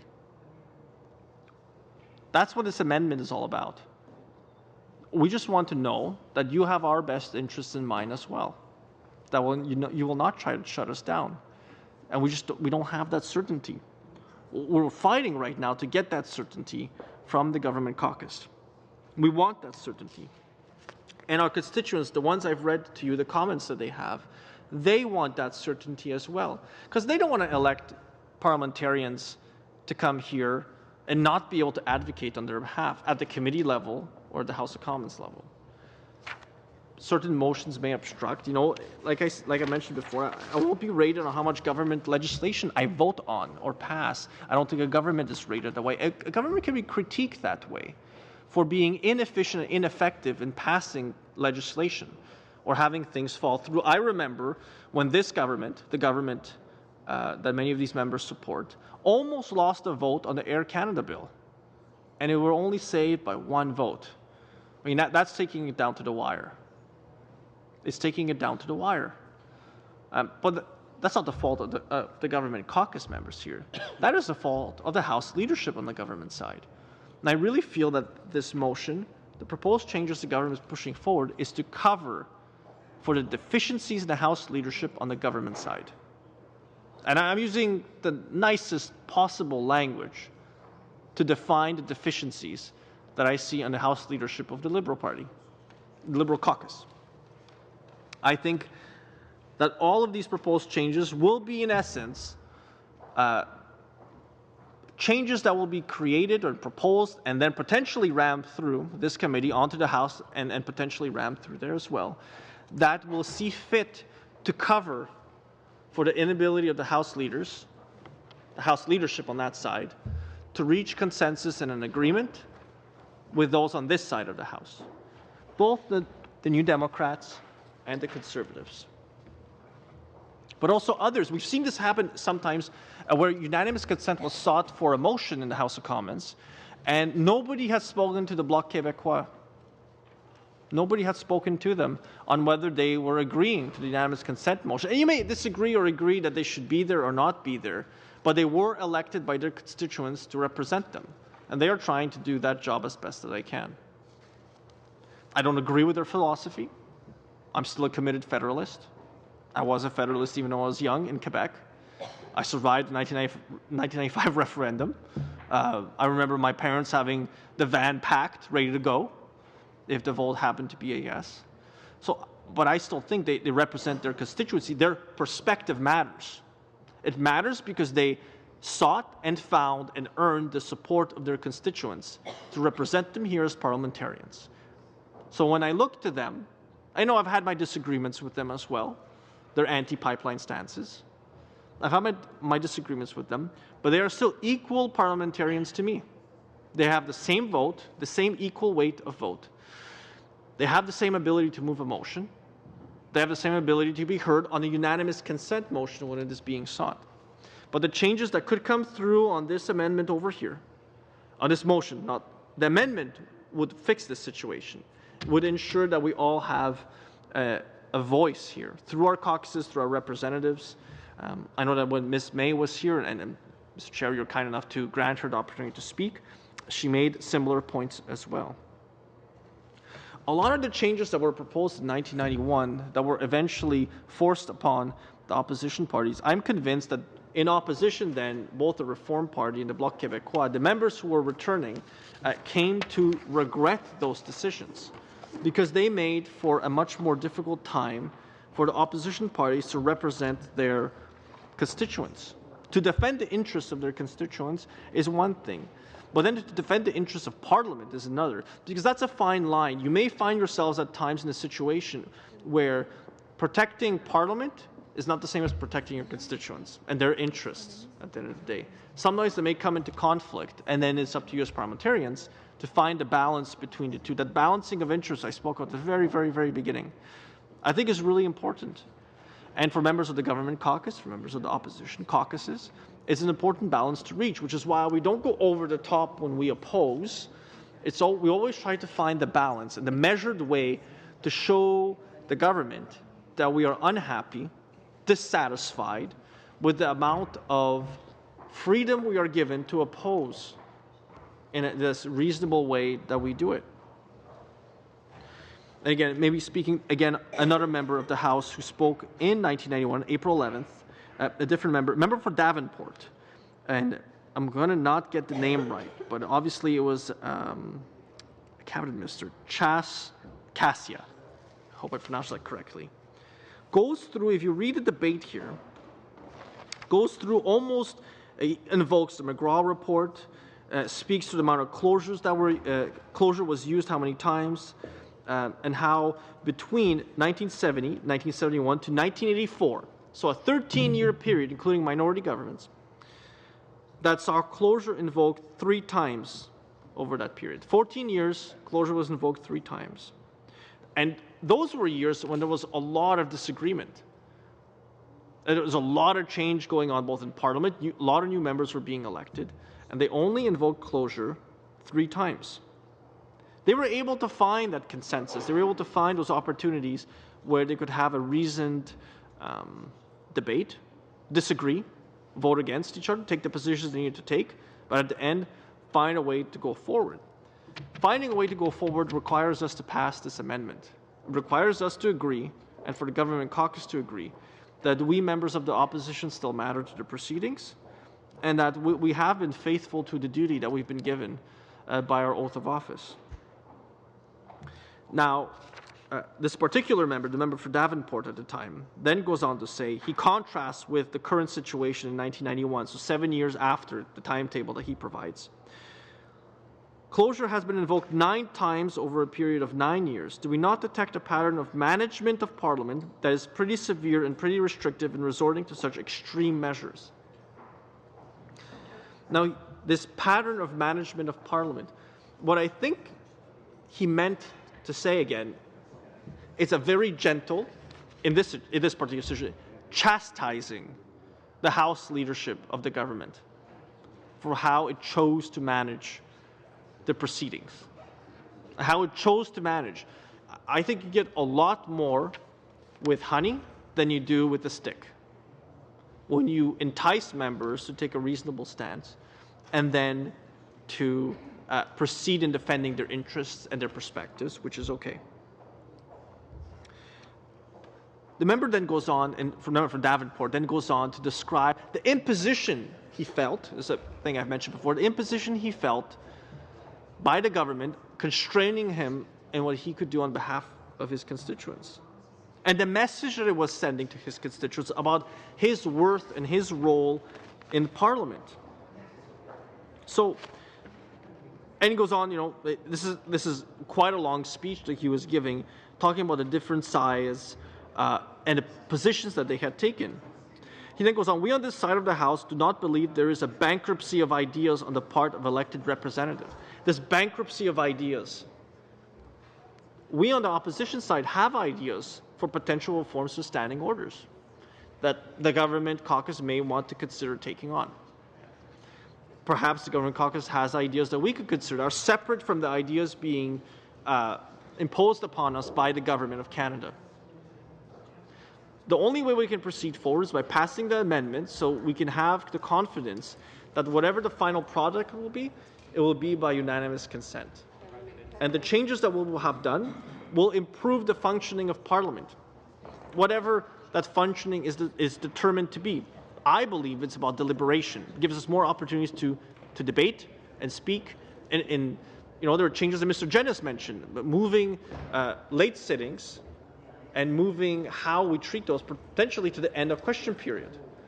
Not an idea that should be just discounted so easily. It's an idea worth considering. It does have merit, especially on the face of it. It does have merit, but it needs further study. It needs in-depth study, and if it's to be changed, I think it should be changed by unanimous agreement. I don't think it could be changed simply because the government decides that it's a good idea and we're just going to change the way the late sittings work, because it's easier for us to schedule our ministers in to be in question period, have them do this extended late sitting, an extended question period, 4 minutes on each side perhaps, and then leave for the rest of the day and not have to return for votes. Now, the member also talked about the work-life balance. This returns to the concept of the Friday sittings. And I know there's been disagreement on what actually is being proposed, because we hear one thing in question period from the House leader, but Mr. Sims has offered a different perspective on it. The member here goes on talking about constituency work and how that looks like. Let me analyze for a moment the idea of having members in the riding longer every month for 1 week. This is when this wasn't available yet. This scheme is one that could be described as the steam engine era scheme. Coming from the time when travel was very slow and electronic facilities of the kind we know today did not exist. 50 years ago, it took 2 or 3 days to reach one's riding. You certainly did not have a fax in your office or the telephone facilities and other ways of communicating quickly with your electors, constituents, and the like. Neither did you have the capacity to travel back and forth by jet. Now, the entire beginning of that is almost no longer applies. I don't know if many of you have fax machines still in your offices. I know I have a perpetually broken printer, but I don't believe I have a fax machine anymore. And now with the advent of email, we are able to keep in contact with our constituents almost on a 24/7 basis. I answer my own Facebook messages to constituents. It's a great way, Madam Mendes, it's a great way, absolutely. That's what Madam Mendes is doing exactly right now. It's a great way to keep in touch with constituents, especially when they know it's the fastest way to reach you. And when you can have that quick back and forth. And then the members, the constituents know they've been heard. Just like we know we've been heard if you pass this amendment and allow us to proceed to change the standing orders in such a way where we can all find this common ground. The work-life balance, he goes on to talk about what it was. He also talks about past proposals, the kind of parliamentary reforms. Asking the question, has it packaged the products of the 1990s for our consideration, or is it a product of the 1920s? Where do you want to take us with these amendments? Do you want to take us back to where we were before, to pre-1969? Would you give us more time in the House of Commons to debate, to potentially filibuster, to obtain more time, more speaking time from the Speaker? We just don't know because it's not in here. The only theme, the overriding theme of the government document that's been produced is that efficiency matters more than deliberation, and that we are too adversarial in the way we proceed in the business of the House. And I've mentioned this. I don't agree with that assessment. It's wrong. You're not my adversaries. We had deliberative debate, and especially at the committees, we've had an opportunity. It could be just as good on the floor of the House of Commons to have this deliberation and this debate.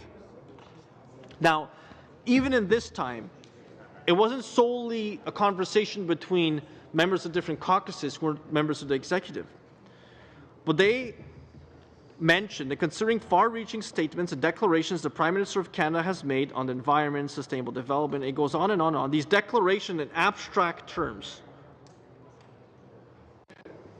I just want, sorry, just to interrupt briefly. I promised to get back to people tonight about my thinking on the schedule, and we will suspend tonight at 11, come back tomorrow morning at 10 a.m. in room 253D, and it'll be televised. You'll get the notice, but that's where it is. And then suspend at 11 tomorrow till Monday, April 3rd. What was that? What was the return for tomorrow? Then we suspend, we'll sit from 10 to 11 tomorrow, and then suspend till Monday, April 3rd. 10? Yeah. 10 a.m. to 11 a.m. So you don't miss question period. And then we're adjourned until April 3rd. suspended, sorry. Suspended. Yeah. Only here That term is very loaded Tuesday, here. a week from now. It's a very loaded term. So I promised to get back to people tonight. So sorry, Mr. Kamish. That's okay, Mr. Chair. It's probably a good thing you interrupted my train of thought. Go back to the beginning. Well, I was going to say, I am tempted to just take it from the beginning at this point, but I think I've made my point at 10 p.m., and I think I have exhausted every single subject matter I could have covered at this time. But in the fullness of time, I may return to make a couple more points and then continue with point number 2, the second bullet with the 3 dozen sub-points I would like to make. Point of order, Mr. Chair. I will point out that he had said he had a couple of points to make this time around too, so a couple of points can take a while apparently. But the other thing that I would like to know, as anyone kept track, there was some very worthwhile presentations, but they were obviously quite lengthy, and I'm wondering if anyone could tell us whose was longer between Mr. Kamek and Mr. Jennis. Does anyone know? We'll get the clerk to report back on that. Thank you. So were you, Maybe Mr. Kamish, were you maybe giving Tom your, knows. Tom might be aware. was that your closing comment? I just have, I guess, one more. Please don't give you a participation medal for the length of this. No, I am done for now. I'm going to cede the floor, yield, so to speak, and then return at a future time, if so necessary, to make another point on this debate. And thank you very much for allowing me the opportunity to make the points, present the documentation I had collected, and the different review documents, including past speeches. And I'll end with the only speaking crutch that applies. Just remember John Diefenbaker when he said, "I love this Parliament." Thank you. Thank you very much, Mr. Kamish.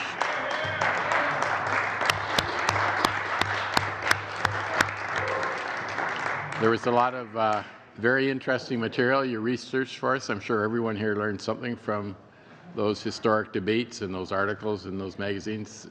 And I'm sure people watching on TV also learned a lot about some history. So thank you very much for doing all that research and bearing through with few health breaks. Mr. Dittel, we're getting closer to you. There's only fact, 5 people ahead of you. In fact, Mr. Chair, maybe that was the reason why after 6 attempts, the Liberal members finally decided to allow it to be televised. I had thought maybe they'd suddenly had, decided to not be so have such an aversion to accountability, but or maybe the PMO had finally told them it was okay or whatever. But maybe it was because they knew that people would want to tune in to watch Mr. Kmet. So I think so. Yeah. And I'd like to mention to my colleague that I have a fax machine if he needs to borrow one. That's good to know. Okay, we're on to Mr. Sims, Scott Sims, whose motion is being amended in this debate. It's kind of ironic that I'm in the middle of a filibuster and I'm taking part in a filibuster of my own motion. I've pretty much I've done the whole loop, I think, of the circle of my 13 years here in Parliament. I think my colleague, David Graham, when I said to him what I was doing, I was getting on the speakers list, and I said I'm speaking on the filibuster. And I think he said it was called a counterbuster or something of that nature. I'm not really sure. But I've been here way too long. Philibond. What? Philibond. All right.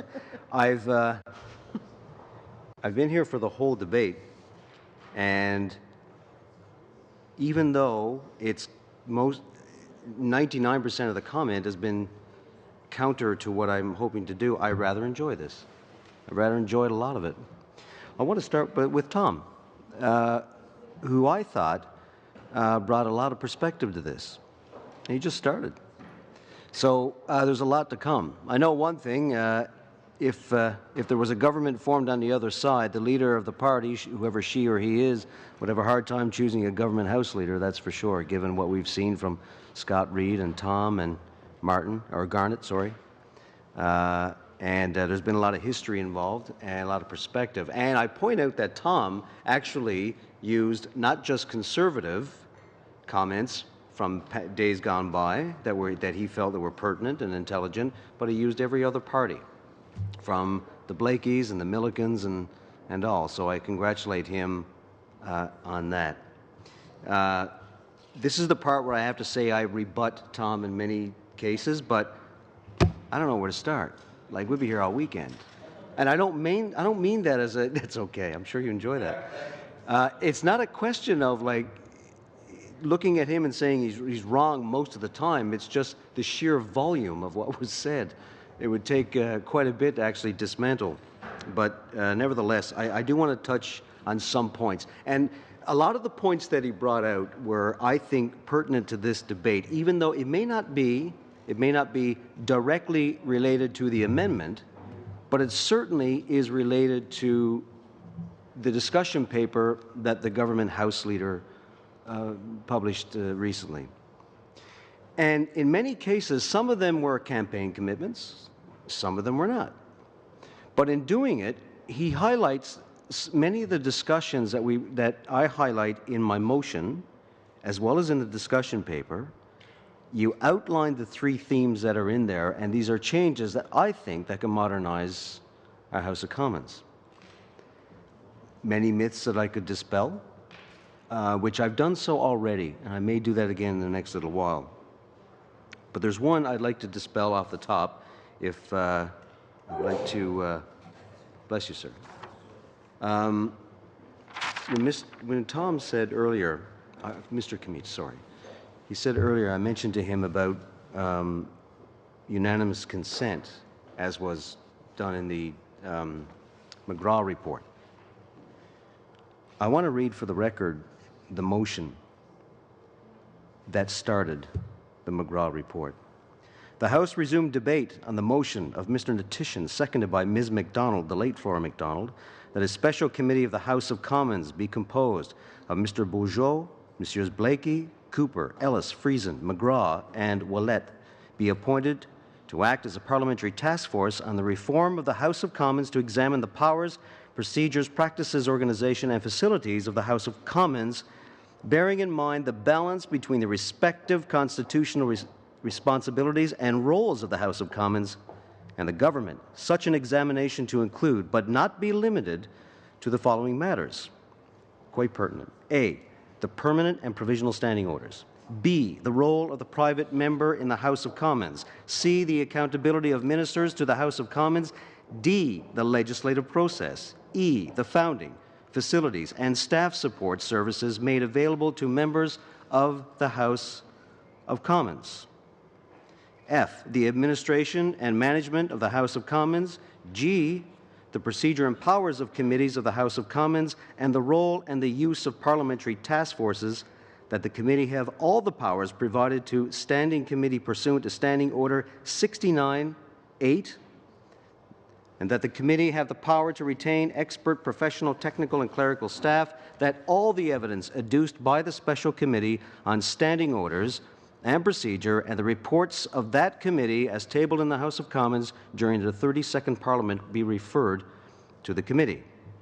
It goes on to say that notwithstanding the usual practices of this House, if the House is not sitting when an interim or final report of the committee is completed, that the committee shall report its findings by depositing its report with the clerk of the House, and that it shall thereupon be deemed to have been laid upon the table.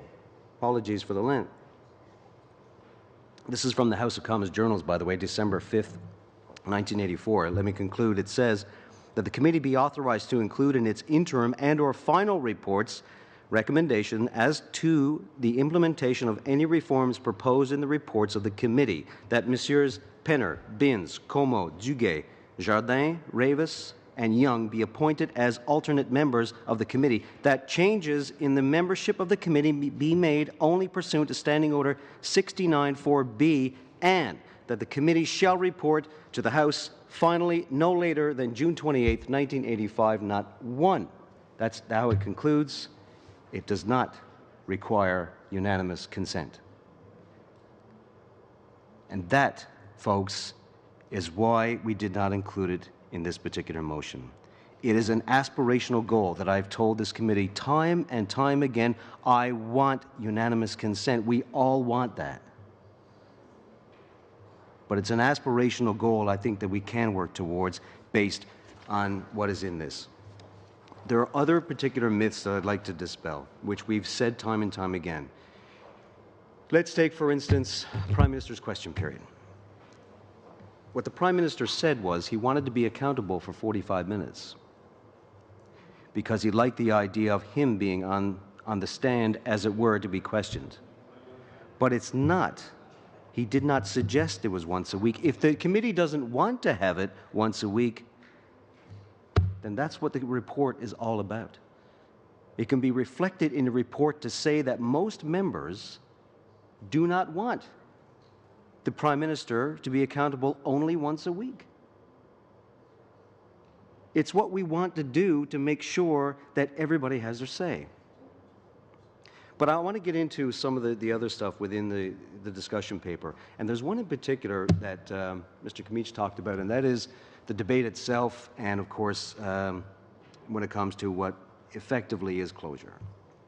So you're allotting time to end off the debate. And I want to, a personal experience of mine, just last week we went to Great Britain and I spoke to a former, let me get her name, Margaret Beckett. She was the government House leader for Tony Blair in 1997. Now, she was the one that convinced me that you should have a look at what's called programming. Not to do it outright, that's not what I'm suggesting, but I think it's something we can look at. And I will admit to everybody on this committee that it was not a part of the campaign, but it could be a part of this debate, and it could be a part of this report that we look at seriously. This is one of the reasons why I wanted to begin with, was to have a study done by this committee, because we can have these witnesses by video conference from Westminster to tell us their experiences.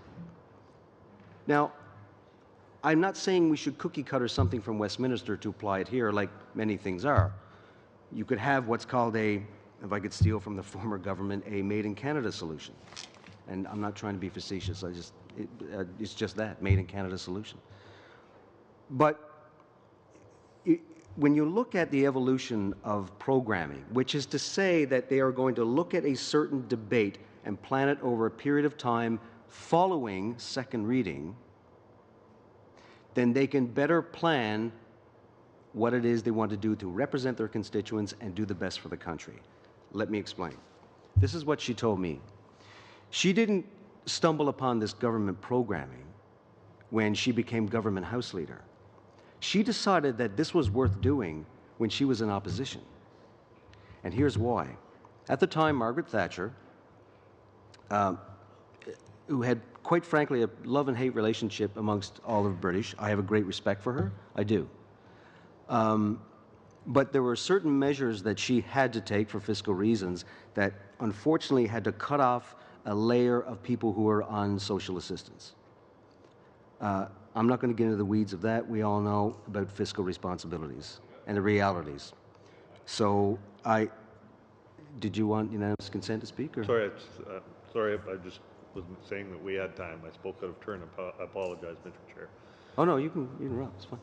So I do recall her telling me that she had a debate planned out, that they were going to argue this bill, and the way she was going to do it was she was just steaming mad. She was a Labour Party member. Her constituents, a lot of people were destitute and poverty, and she wanted to stand up for them. God love her for doing it. So she had a plan, and she was going to start with this particular subject, that particular subject, and then onto this one over a period of about 3 weeks. She got to the second week and she said, this is the week, this is the time now when I get to debate this. This is the very moment when I get to stand up and say, hey, this is the time. And all of a sudden, down comes the guillotine. And I say guillotine because, you know, we obviously we call it something different, but over there, when they cut debate like that, it's called a guillotining. And Scott Reed did an excellent explanation and a long historical context of the term guillotine. I say that with great affection because it was actually, he did a good job. So she never got to the most important part of her fight. So when she got into government, she thought to herself, you know, we want to enact this piece of legislation. And let's face it, I mean, I look across the way, and Tom has mentioned it earlier about using this type of measure for government. Okay, on the flip side, people will say it lessens debate, but yes, government have to put their legislation through. Like from here, this is Huffington Post, talks about, the headline is, Trudeau government's first months were least productive in decades. First months in office, least productive. Parliament passed bills during Trudeau's first 9 months, the public database reveals. In the first 9 months after winning a majority in 2011, the Conservatives enacted 18 pieces of legislation, including 9 bills moved in their first 23 days. But that came with a lot of measures that guillotined a lot of the debate. So now we find ourselves in a balance. You have a government that's been elected that has to get through its mandate, but they need to provide a substantial debate for us and our constituents to hear. And that is why she decided, and as she phrased it, this was organizing debate for adults. That was her terminology. They enacted it in 1997. But here's the thing, though, because I know Tom is not a big, I don't think he's a big fan, if I recall. But he went on to say that all of it would be done that way, but that's not what I would advocate for whatsoever. I do believe that government House leaders get together beforehand. It was pointed out by Mr. Christopherson.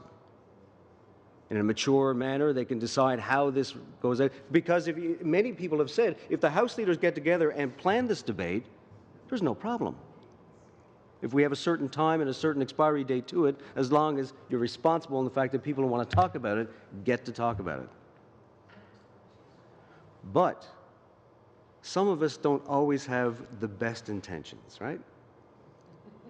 It's called political strategy, right? And let's face it, folks, we're not all innocent of it. We all do it to a certain extent, political strategy. It could be you personally in your riding. It could be right here, nationally. But this is an adversarial system, folks.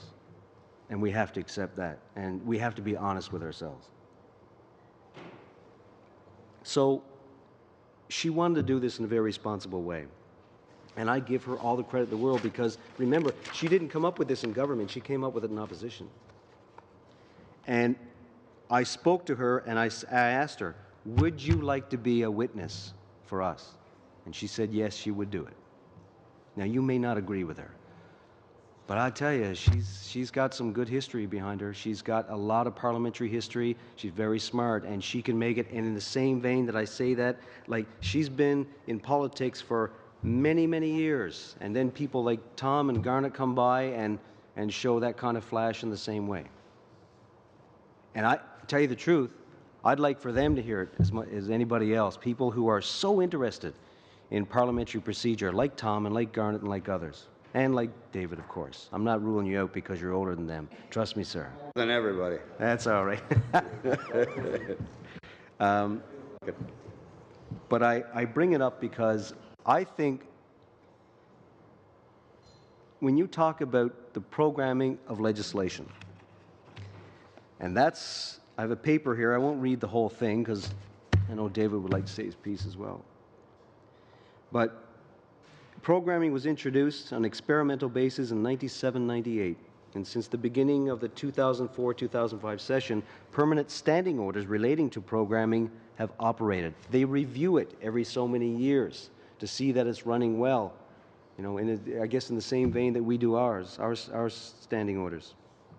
So following a review of these arrangements in 2000, the Modernization Committee proposed, I guess this is our equivalent, new sessional orders which were agreed on 7th of November 2000 and then subsequently revised on June 28th, 2001.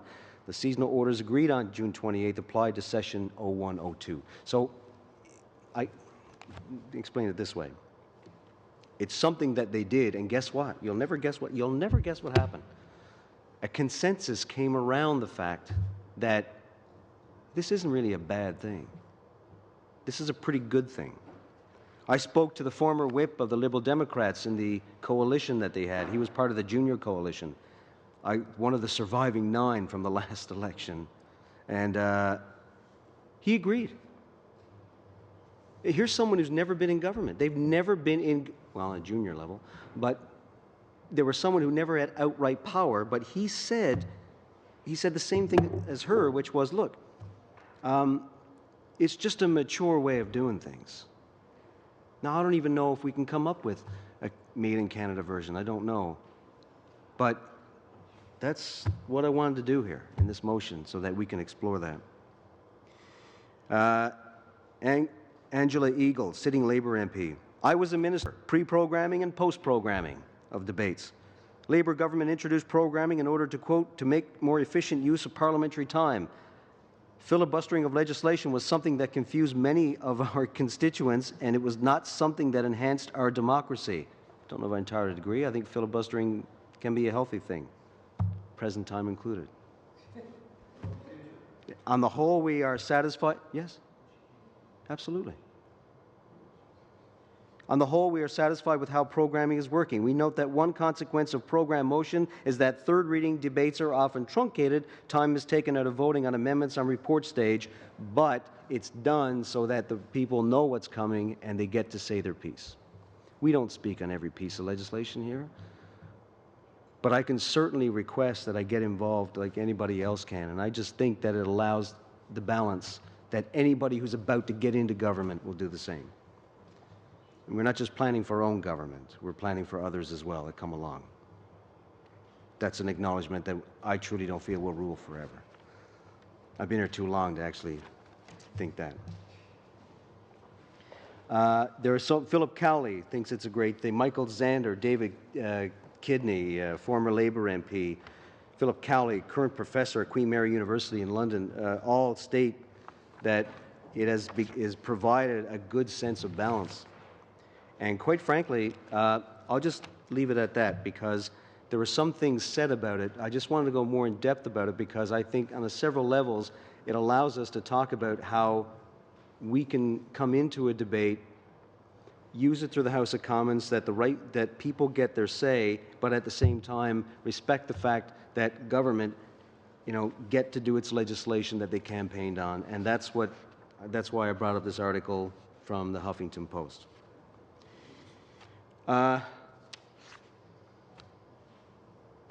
the modernization of it, of this particular hallowed institution, I want to go back to earlier thoughts about the discussion paper itself. One of the things that was said about committee, a lot of people said the discussion paper talks about reducing the amount of time at committee at 10 minutes, and that's it, as some I've been here way too long. Some form of closure, but here's the thinking. When I looked into this, there are 10-minute blocks to speak, much like you have in the House of Commons. But that's not your last one. You get to go again. Tom, how long do you figure you spent speaking today? I lost track of time after the first hour. Barely, I did too. I apologize. But you can have that 10-minute block for as long as you can. You just, at 10 minutes, you have the ability to have someone else let them have their say. Now, does that work in practice? I think it does. But I'm not the smartest person in the room, and I don't pretend to be, but I certainly would love to hear from the smartest person in the room as to how they feel about that. So that's why when the discussion paper came out, I believe the three groupings that I spoke about with the minister was, the management of the House and its sittings, management of debate, and management of committees. I think pretty much entails everything unless there's something else I'm missing. And there could very well be. I pointed this out in my last intervention. I want to point it out again, which was what Scott Reid brought up about when he was talking about, was it prorogation? No, it was, omnibus bills. When he said omnibus bills, the problem with them is that maybe we need to cut down on omnibus bill legislation. I remember when Peter Stauffer had a private member's bill about that, and I really liked it. I thought it was good, and I still do. I think they can be something that is not entirely necessary, and it's damaging for us because all of a sudden you find yourselves. I remember when the Charlottetown Accord, we had a referendum on it, and I think everything was in there. Did I want an elected Senate, representation from certain groups of people in the country? It was just all in there, and there were two things at play. I was just a young child then. But I remember thinking that there were two things that most people who voted no, a lot of people voted no, I can't say most, just didn't like the government of the day. Mr. Mulroney was not very popular. But by the same token, they looked at it and they said, well, there's just so much in here. All it takes is one thing, and that's it. It's a deal breaker. So it was kind of an omnibus referendum, really, is what it was. And that's why I've never been particularly excited about having that type of legislation, even when it first came in. But Scott Reid brought up a good point, which is, how do you break it up when it comes in? Can the Speaker do it? Does the Speaker have the jurisdiction to do that? And I'm saying this rhetorically because I think I have an idea, but I don't know for certain. And I think he brings up a good point. To the point where we can have a witness in here to say, no, here's the deal, here's why you can't. The next academic comes in and says, here's why you can. And that's why I think, despite the fact that, quite frankly, I think we can write a report on what I've heard so far. We could. And there's nothing wrong with it. The only problem is I still would like to hear from witnesses. Like our friends, our colleagues in Westminster, from others who've been through this, other Canadians. Unfortunately, we can't bring Mr. McGraw in. He passed away 2 weeks ago. God love his soul. He was a public servant, a revered public servant from my home province in Newfoundland and Labrador. But he certainly was a very intelligent man. As a matter of fact, it was yesterday that Nick Whalen, his successor, paid tribute to him. And I found it really quite fitting that on the week of his funeral, his name came up in Parliament, probably more so, or certainly in this committee, by the time he left. Coincidence? I don't know. But nevertheless, it was a good report. Unanimous as it was. And I agree. So, I would say to this committee, this has been a tough road. There's no doubt about it for all of us. I've been here for the entire debate. I think it's incumbent upon me as the mover of the motion to be here for this entire debate and to accept all the criticisms that I've received, whether it's you or Facebook. It doesn't matter. It has to come, and that's just the world we live in right now. But I have taken with me from this debate, whether this happens or not, I can honestly say that this discussion just won't end. It's just not possible anymore. I think we've opened up something that, if we've not showcased young talent, we've certainly showcased our ideas, and we've definitely showcased our passion about how we want to modernize this House. So colleagues, as we travel down this road that's obviously adversarial, more adversarial than I had hoped, but as adversarial as I would want, because that's how this place works. So with respect, I turn it over to my colleague, Mr. Christofferson, and I look forward to it. So thank you, committee, for hearing me out.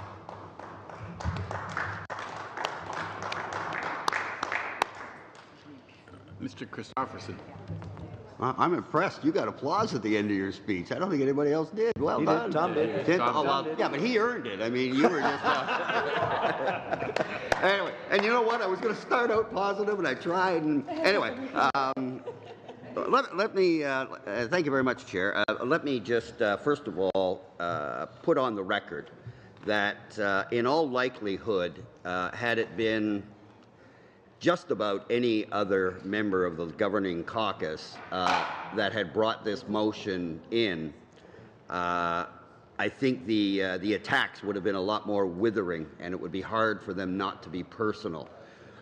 Conversely, because of the respect that everyone on all sides of the House has for Mr. Sims, as much as we are hitting his ideas and arguments as hard as we would anyone, it's not hard to make sure that one doesn't slip into personal acrimony and start to question his motives and his priorities as a parliamentarian. And so through you, Chair, I just want to say to my colleague that while this is an adversarial system and we are at pitched battle right now on an idea and an issue, absolutely nothing that I have to say, and I suspect that applies to everyone on this side, but certainly for myself, absolutely none of that applies to the integrity and the respect that I hold Mr. Sims in, and I have nothing to think that that's going to change regardless of how the course of this unfolds.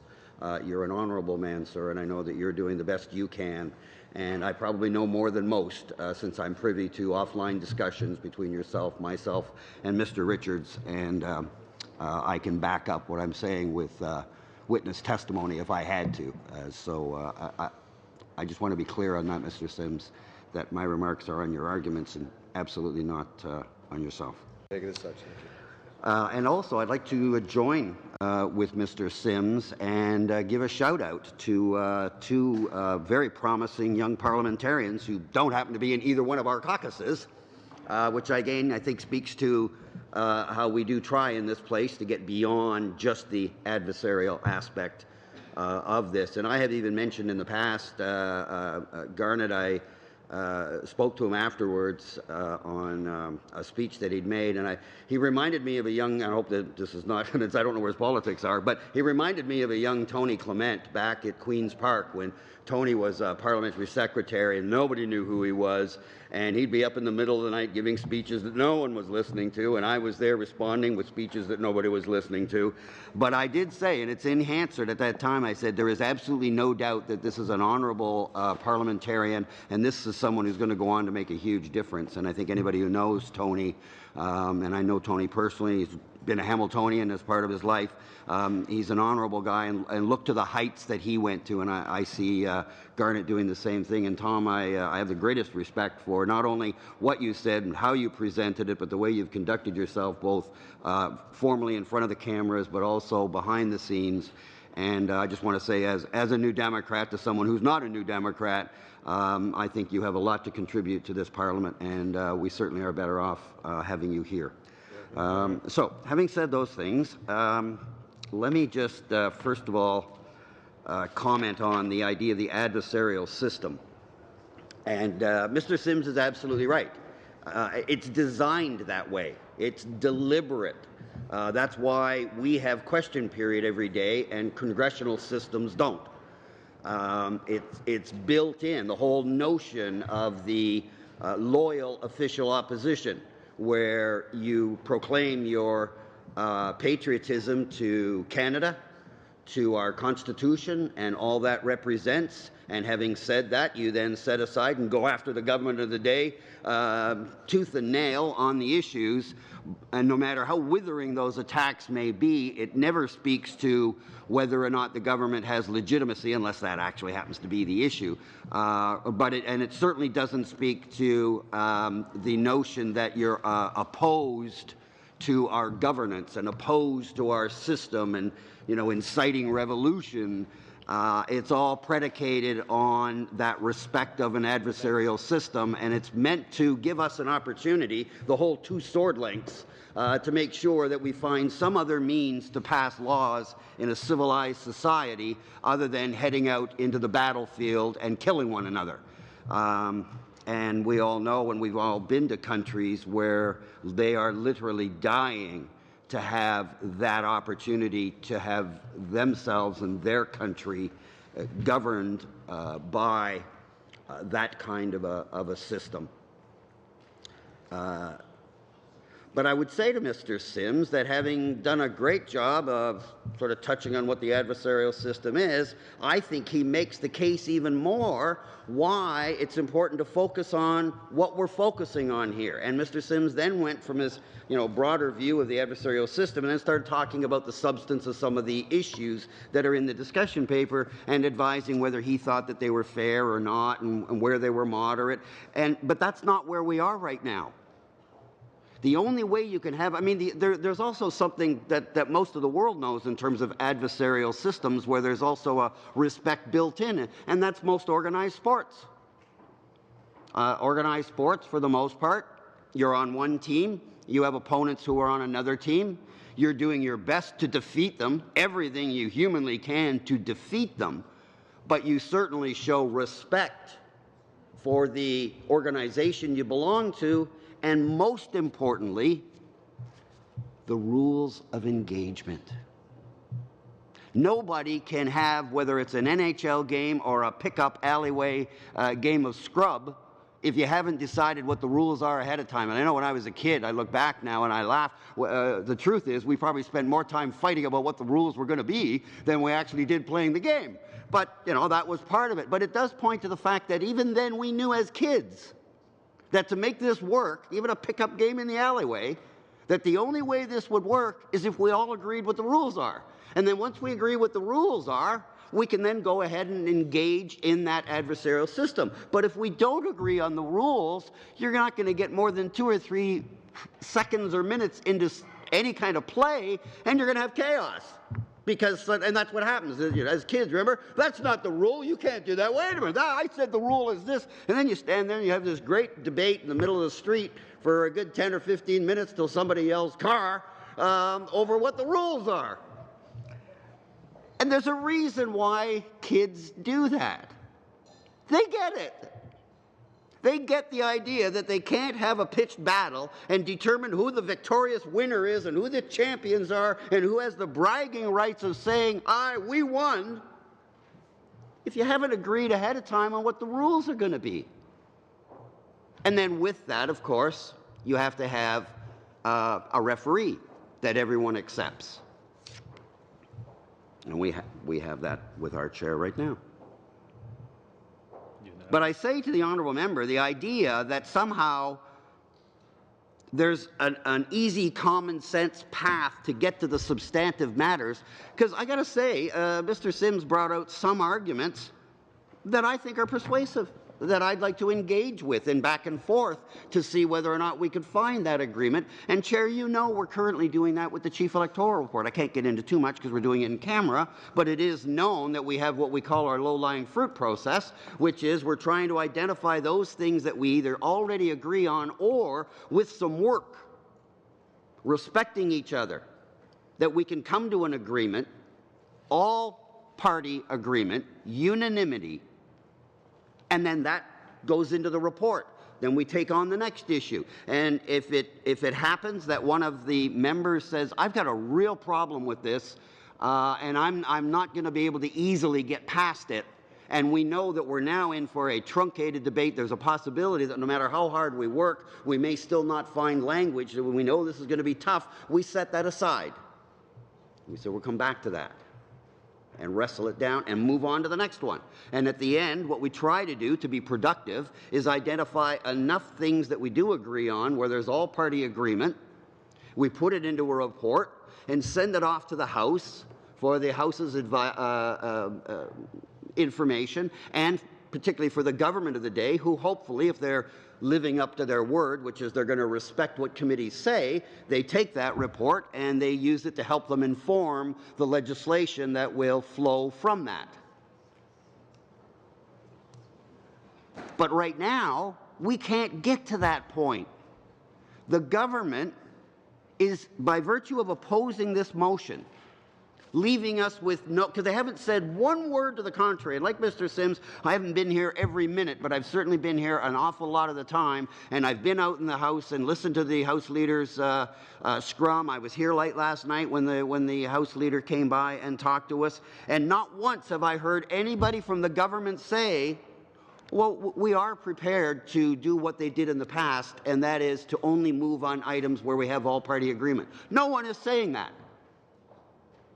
So, Chair, we're left here on the opposition benches with no alternative except to look at the motion and realize if the government's not supporting it, then the only alternative left is that the government feels that with their less than 40% of the popular vote, that they have the right, morally and legally, to walk into that House and change the rules of democracy, to change the way that we make laws. That's where we are right now. It's not, and I know the government would like to turn the dial, change the channel, and have us talk about whether Fridays are on or not, and whether or not the Prime Minister is going to be on a Wednesday, and the packaging and programming and all that other stuff, and they want to eagerly get to that stuff, and you may not, I just say to my friend, you may not be so eager to get there once we do, because there will be a lot of substantive debate, but at least we would be engaged in a process of trying to find common ground to make this place better, with every one of us knowing in our heart and in the rules that if there isn't full unanimous agreement of the committee, it won't go forward to the House. This whole debate that we've been having this week, because we're in parliamentary la land and this is still Tuesday. The reason we're here is because, like the kids in the alleyway, we can't agree on what the rules are. All we want to do is have the rules that have always been in place, that our predecessors used. But the government somehow believes that because it's them, it's not the bad people, this is them. How could it be undemocratic if Sunny Ways and the tribes all decide that this is the right thing for Canada? Completely missing the fact that the only time there was a systemic review of the standing orders, those reports bragged about the fact that they had unanimity. Now, Mr. Sims in particular and others have very much enjoyed holding up the McGraw report and pointing to it as kind of the Holy Grail, or this is the Bible, this is where we ought to go, here, there, they did, look at what they did in here, we need to do work like that. And, as happens in these kind of debates, the Speaker was a little bit selective in what he chose to read, as I'm about to do the same thing. But I do want to, well, they're still there. It's not like we're making it up. We're just kind of choosing where we want to go, and that's part of debate, right? Peter Cormos was a master of it. Peter understood fake news before anybody even heard the phrase. Tonight. I knew Peter well. I served with Peter for a long time, and I fought with Peter. He spoke I about partied with Peter, huh? He spoke about Peter. I know, that's why I'm raising it. Okay. Someone mentioned to me that he mentioned Peter, and I served for a long time with Peter in the Ontario legislature. But I just wanted to, if I can, and I'll be revisiting this more fulsome because we're going to pick up again, I guess, a week Monday, and if we do adjourn. Tomorrow. Sorry. Oh, tomorrow morning. Yeah, sorry. That's an hour. It takes us that long to clear our throat. So I was more looking past there, where we're getting into some. Then we'll start getting back into some serious debate again, and some serious hours of very, very riveting points. Anyway, if I can, the McGraw report that the government, again, likes to hold up and say, see, now, look, come on, colleagues, we got to do the same kind of thing in our era. It's up to us we got to pick up that mantle, and we got to do like the McGraw report did, and we can make this a better place like they did, and holding this up and waving it around. All right, well, fine. What else does that report say? Even as little as the page after Mr. Sims just read, which was the order of reference, on the very next, 2 pages over, is the preface. Now, this is the personal remarks of Mr. McGraw, and may I also just add my condolences to the family at the loss. Mr. McGraw was, aside from what I'm saying here, clearly a good role model for all of us in terms of what it means to be a parliamentarian, and I suspect he would be the kind of person that was willing to take the hits back home if necessary, if he knew here it was the right thing to do. And to me, that's always the sign of a parliamentarian that searches their heart as much as their future when they make decisions. And it's a loss for all of us. But he did give us that pedestal. And so under the preface,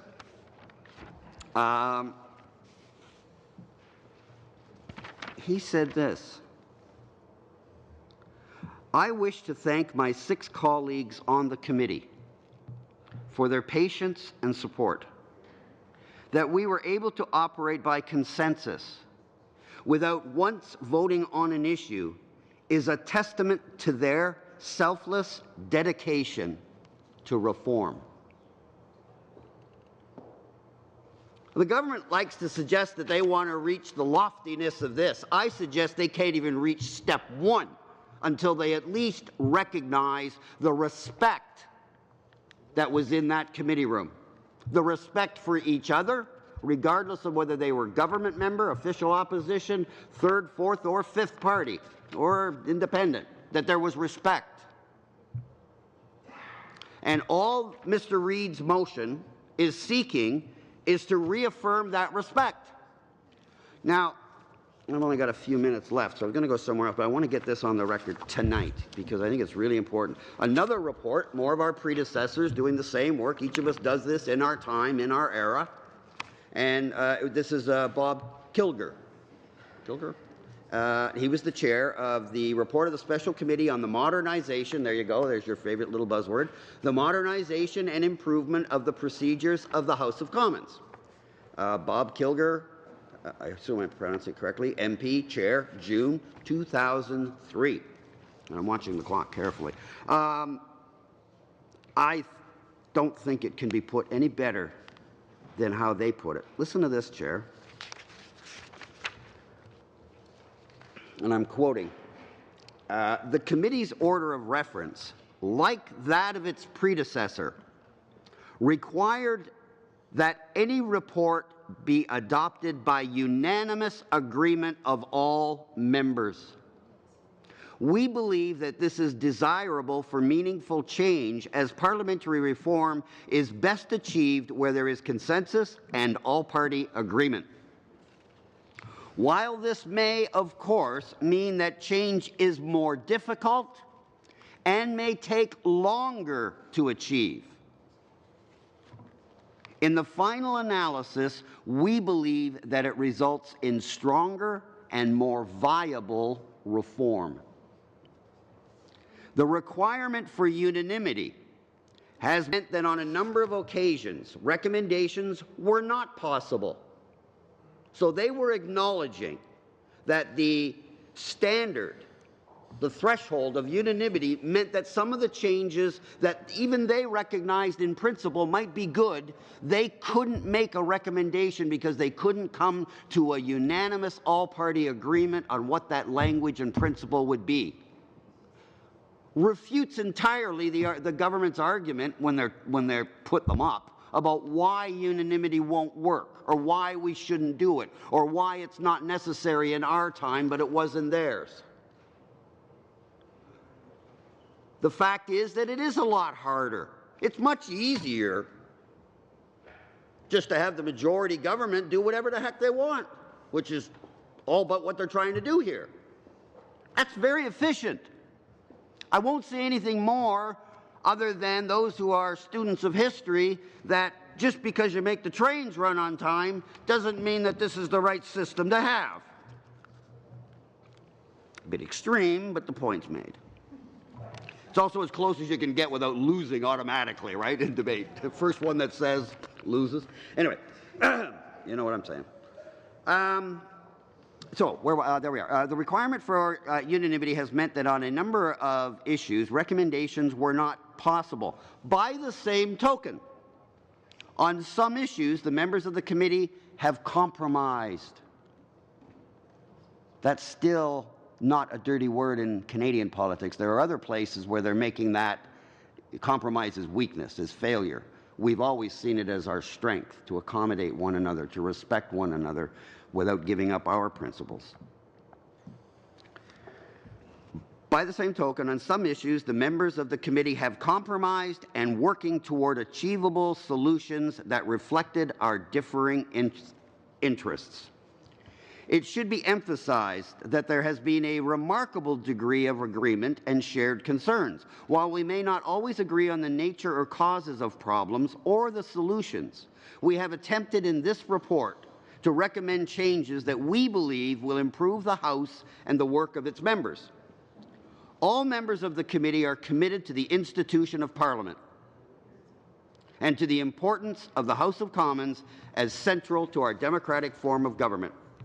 Obviously, the interests of government members differ from those of opposition MPs. And among the opposition parties, there are variances based on traditions, culture, size, and other factors. In the course of our deliberations, we have, however, in the course of our deliberations, we have nevertheless had respectful and useful discussion as we have tried to convince each other of our proposals or argued against other propositions. And I see the chair signaling he's wishing to bring us to a conclusion. This is maybe a good natural place for me to pause, Chair, and I will affirm with you that it's my intention to be here back tomorrow to pick up my speaking spot when we again meet. Okay, well, that's all true. Thank you very much. The buses are running for half an hour till 11:30. We will suspend till 10 o'clock tomorrow morning in room 253D, and it'll be televised.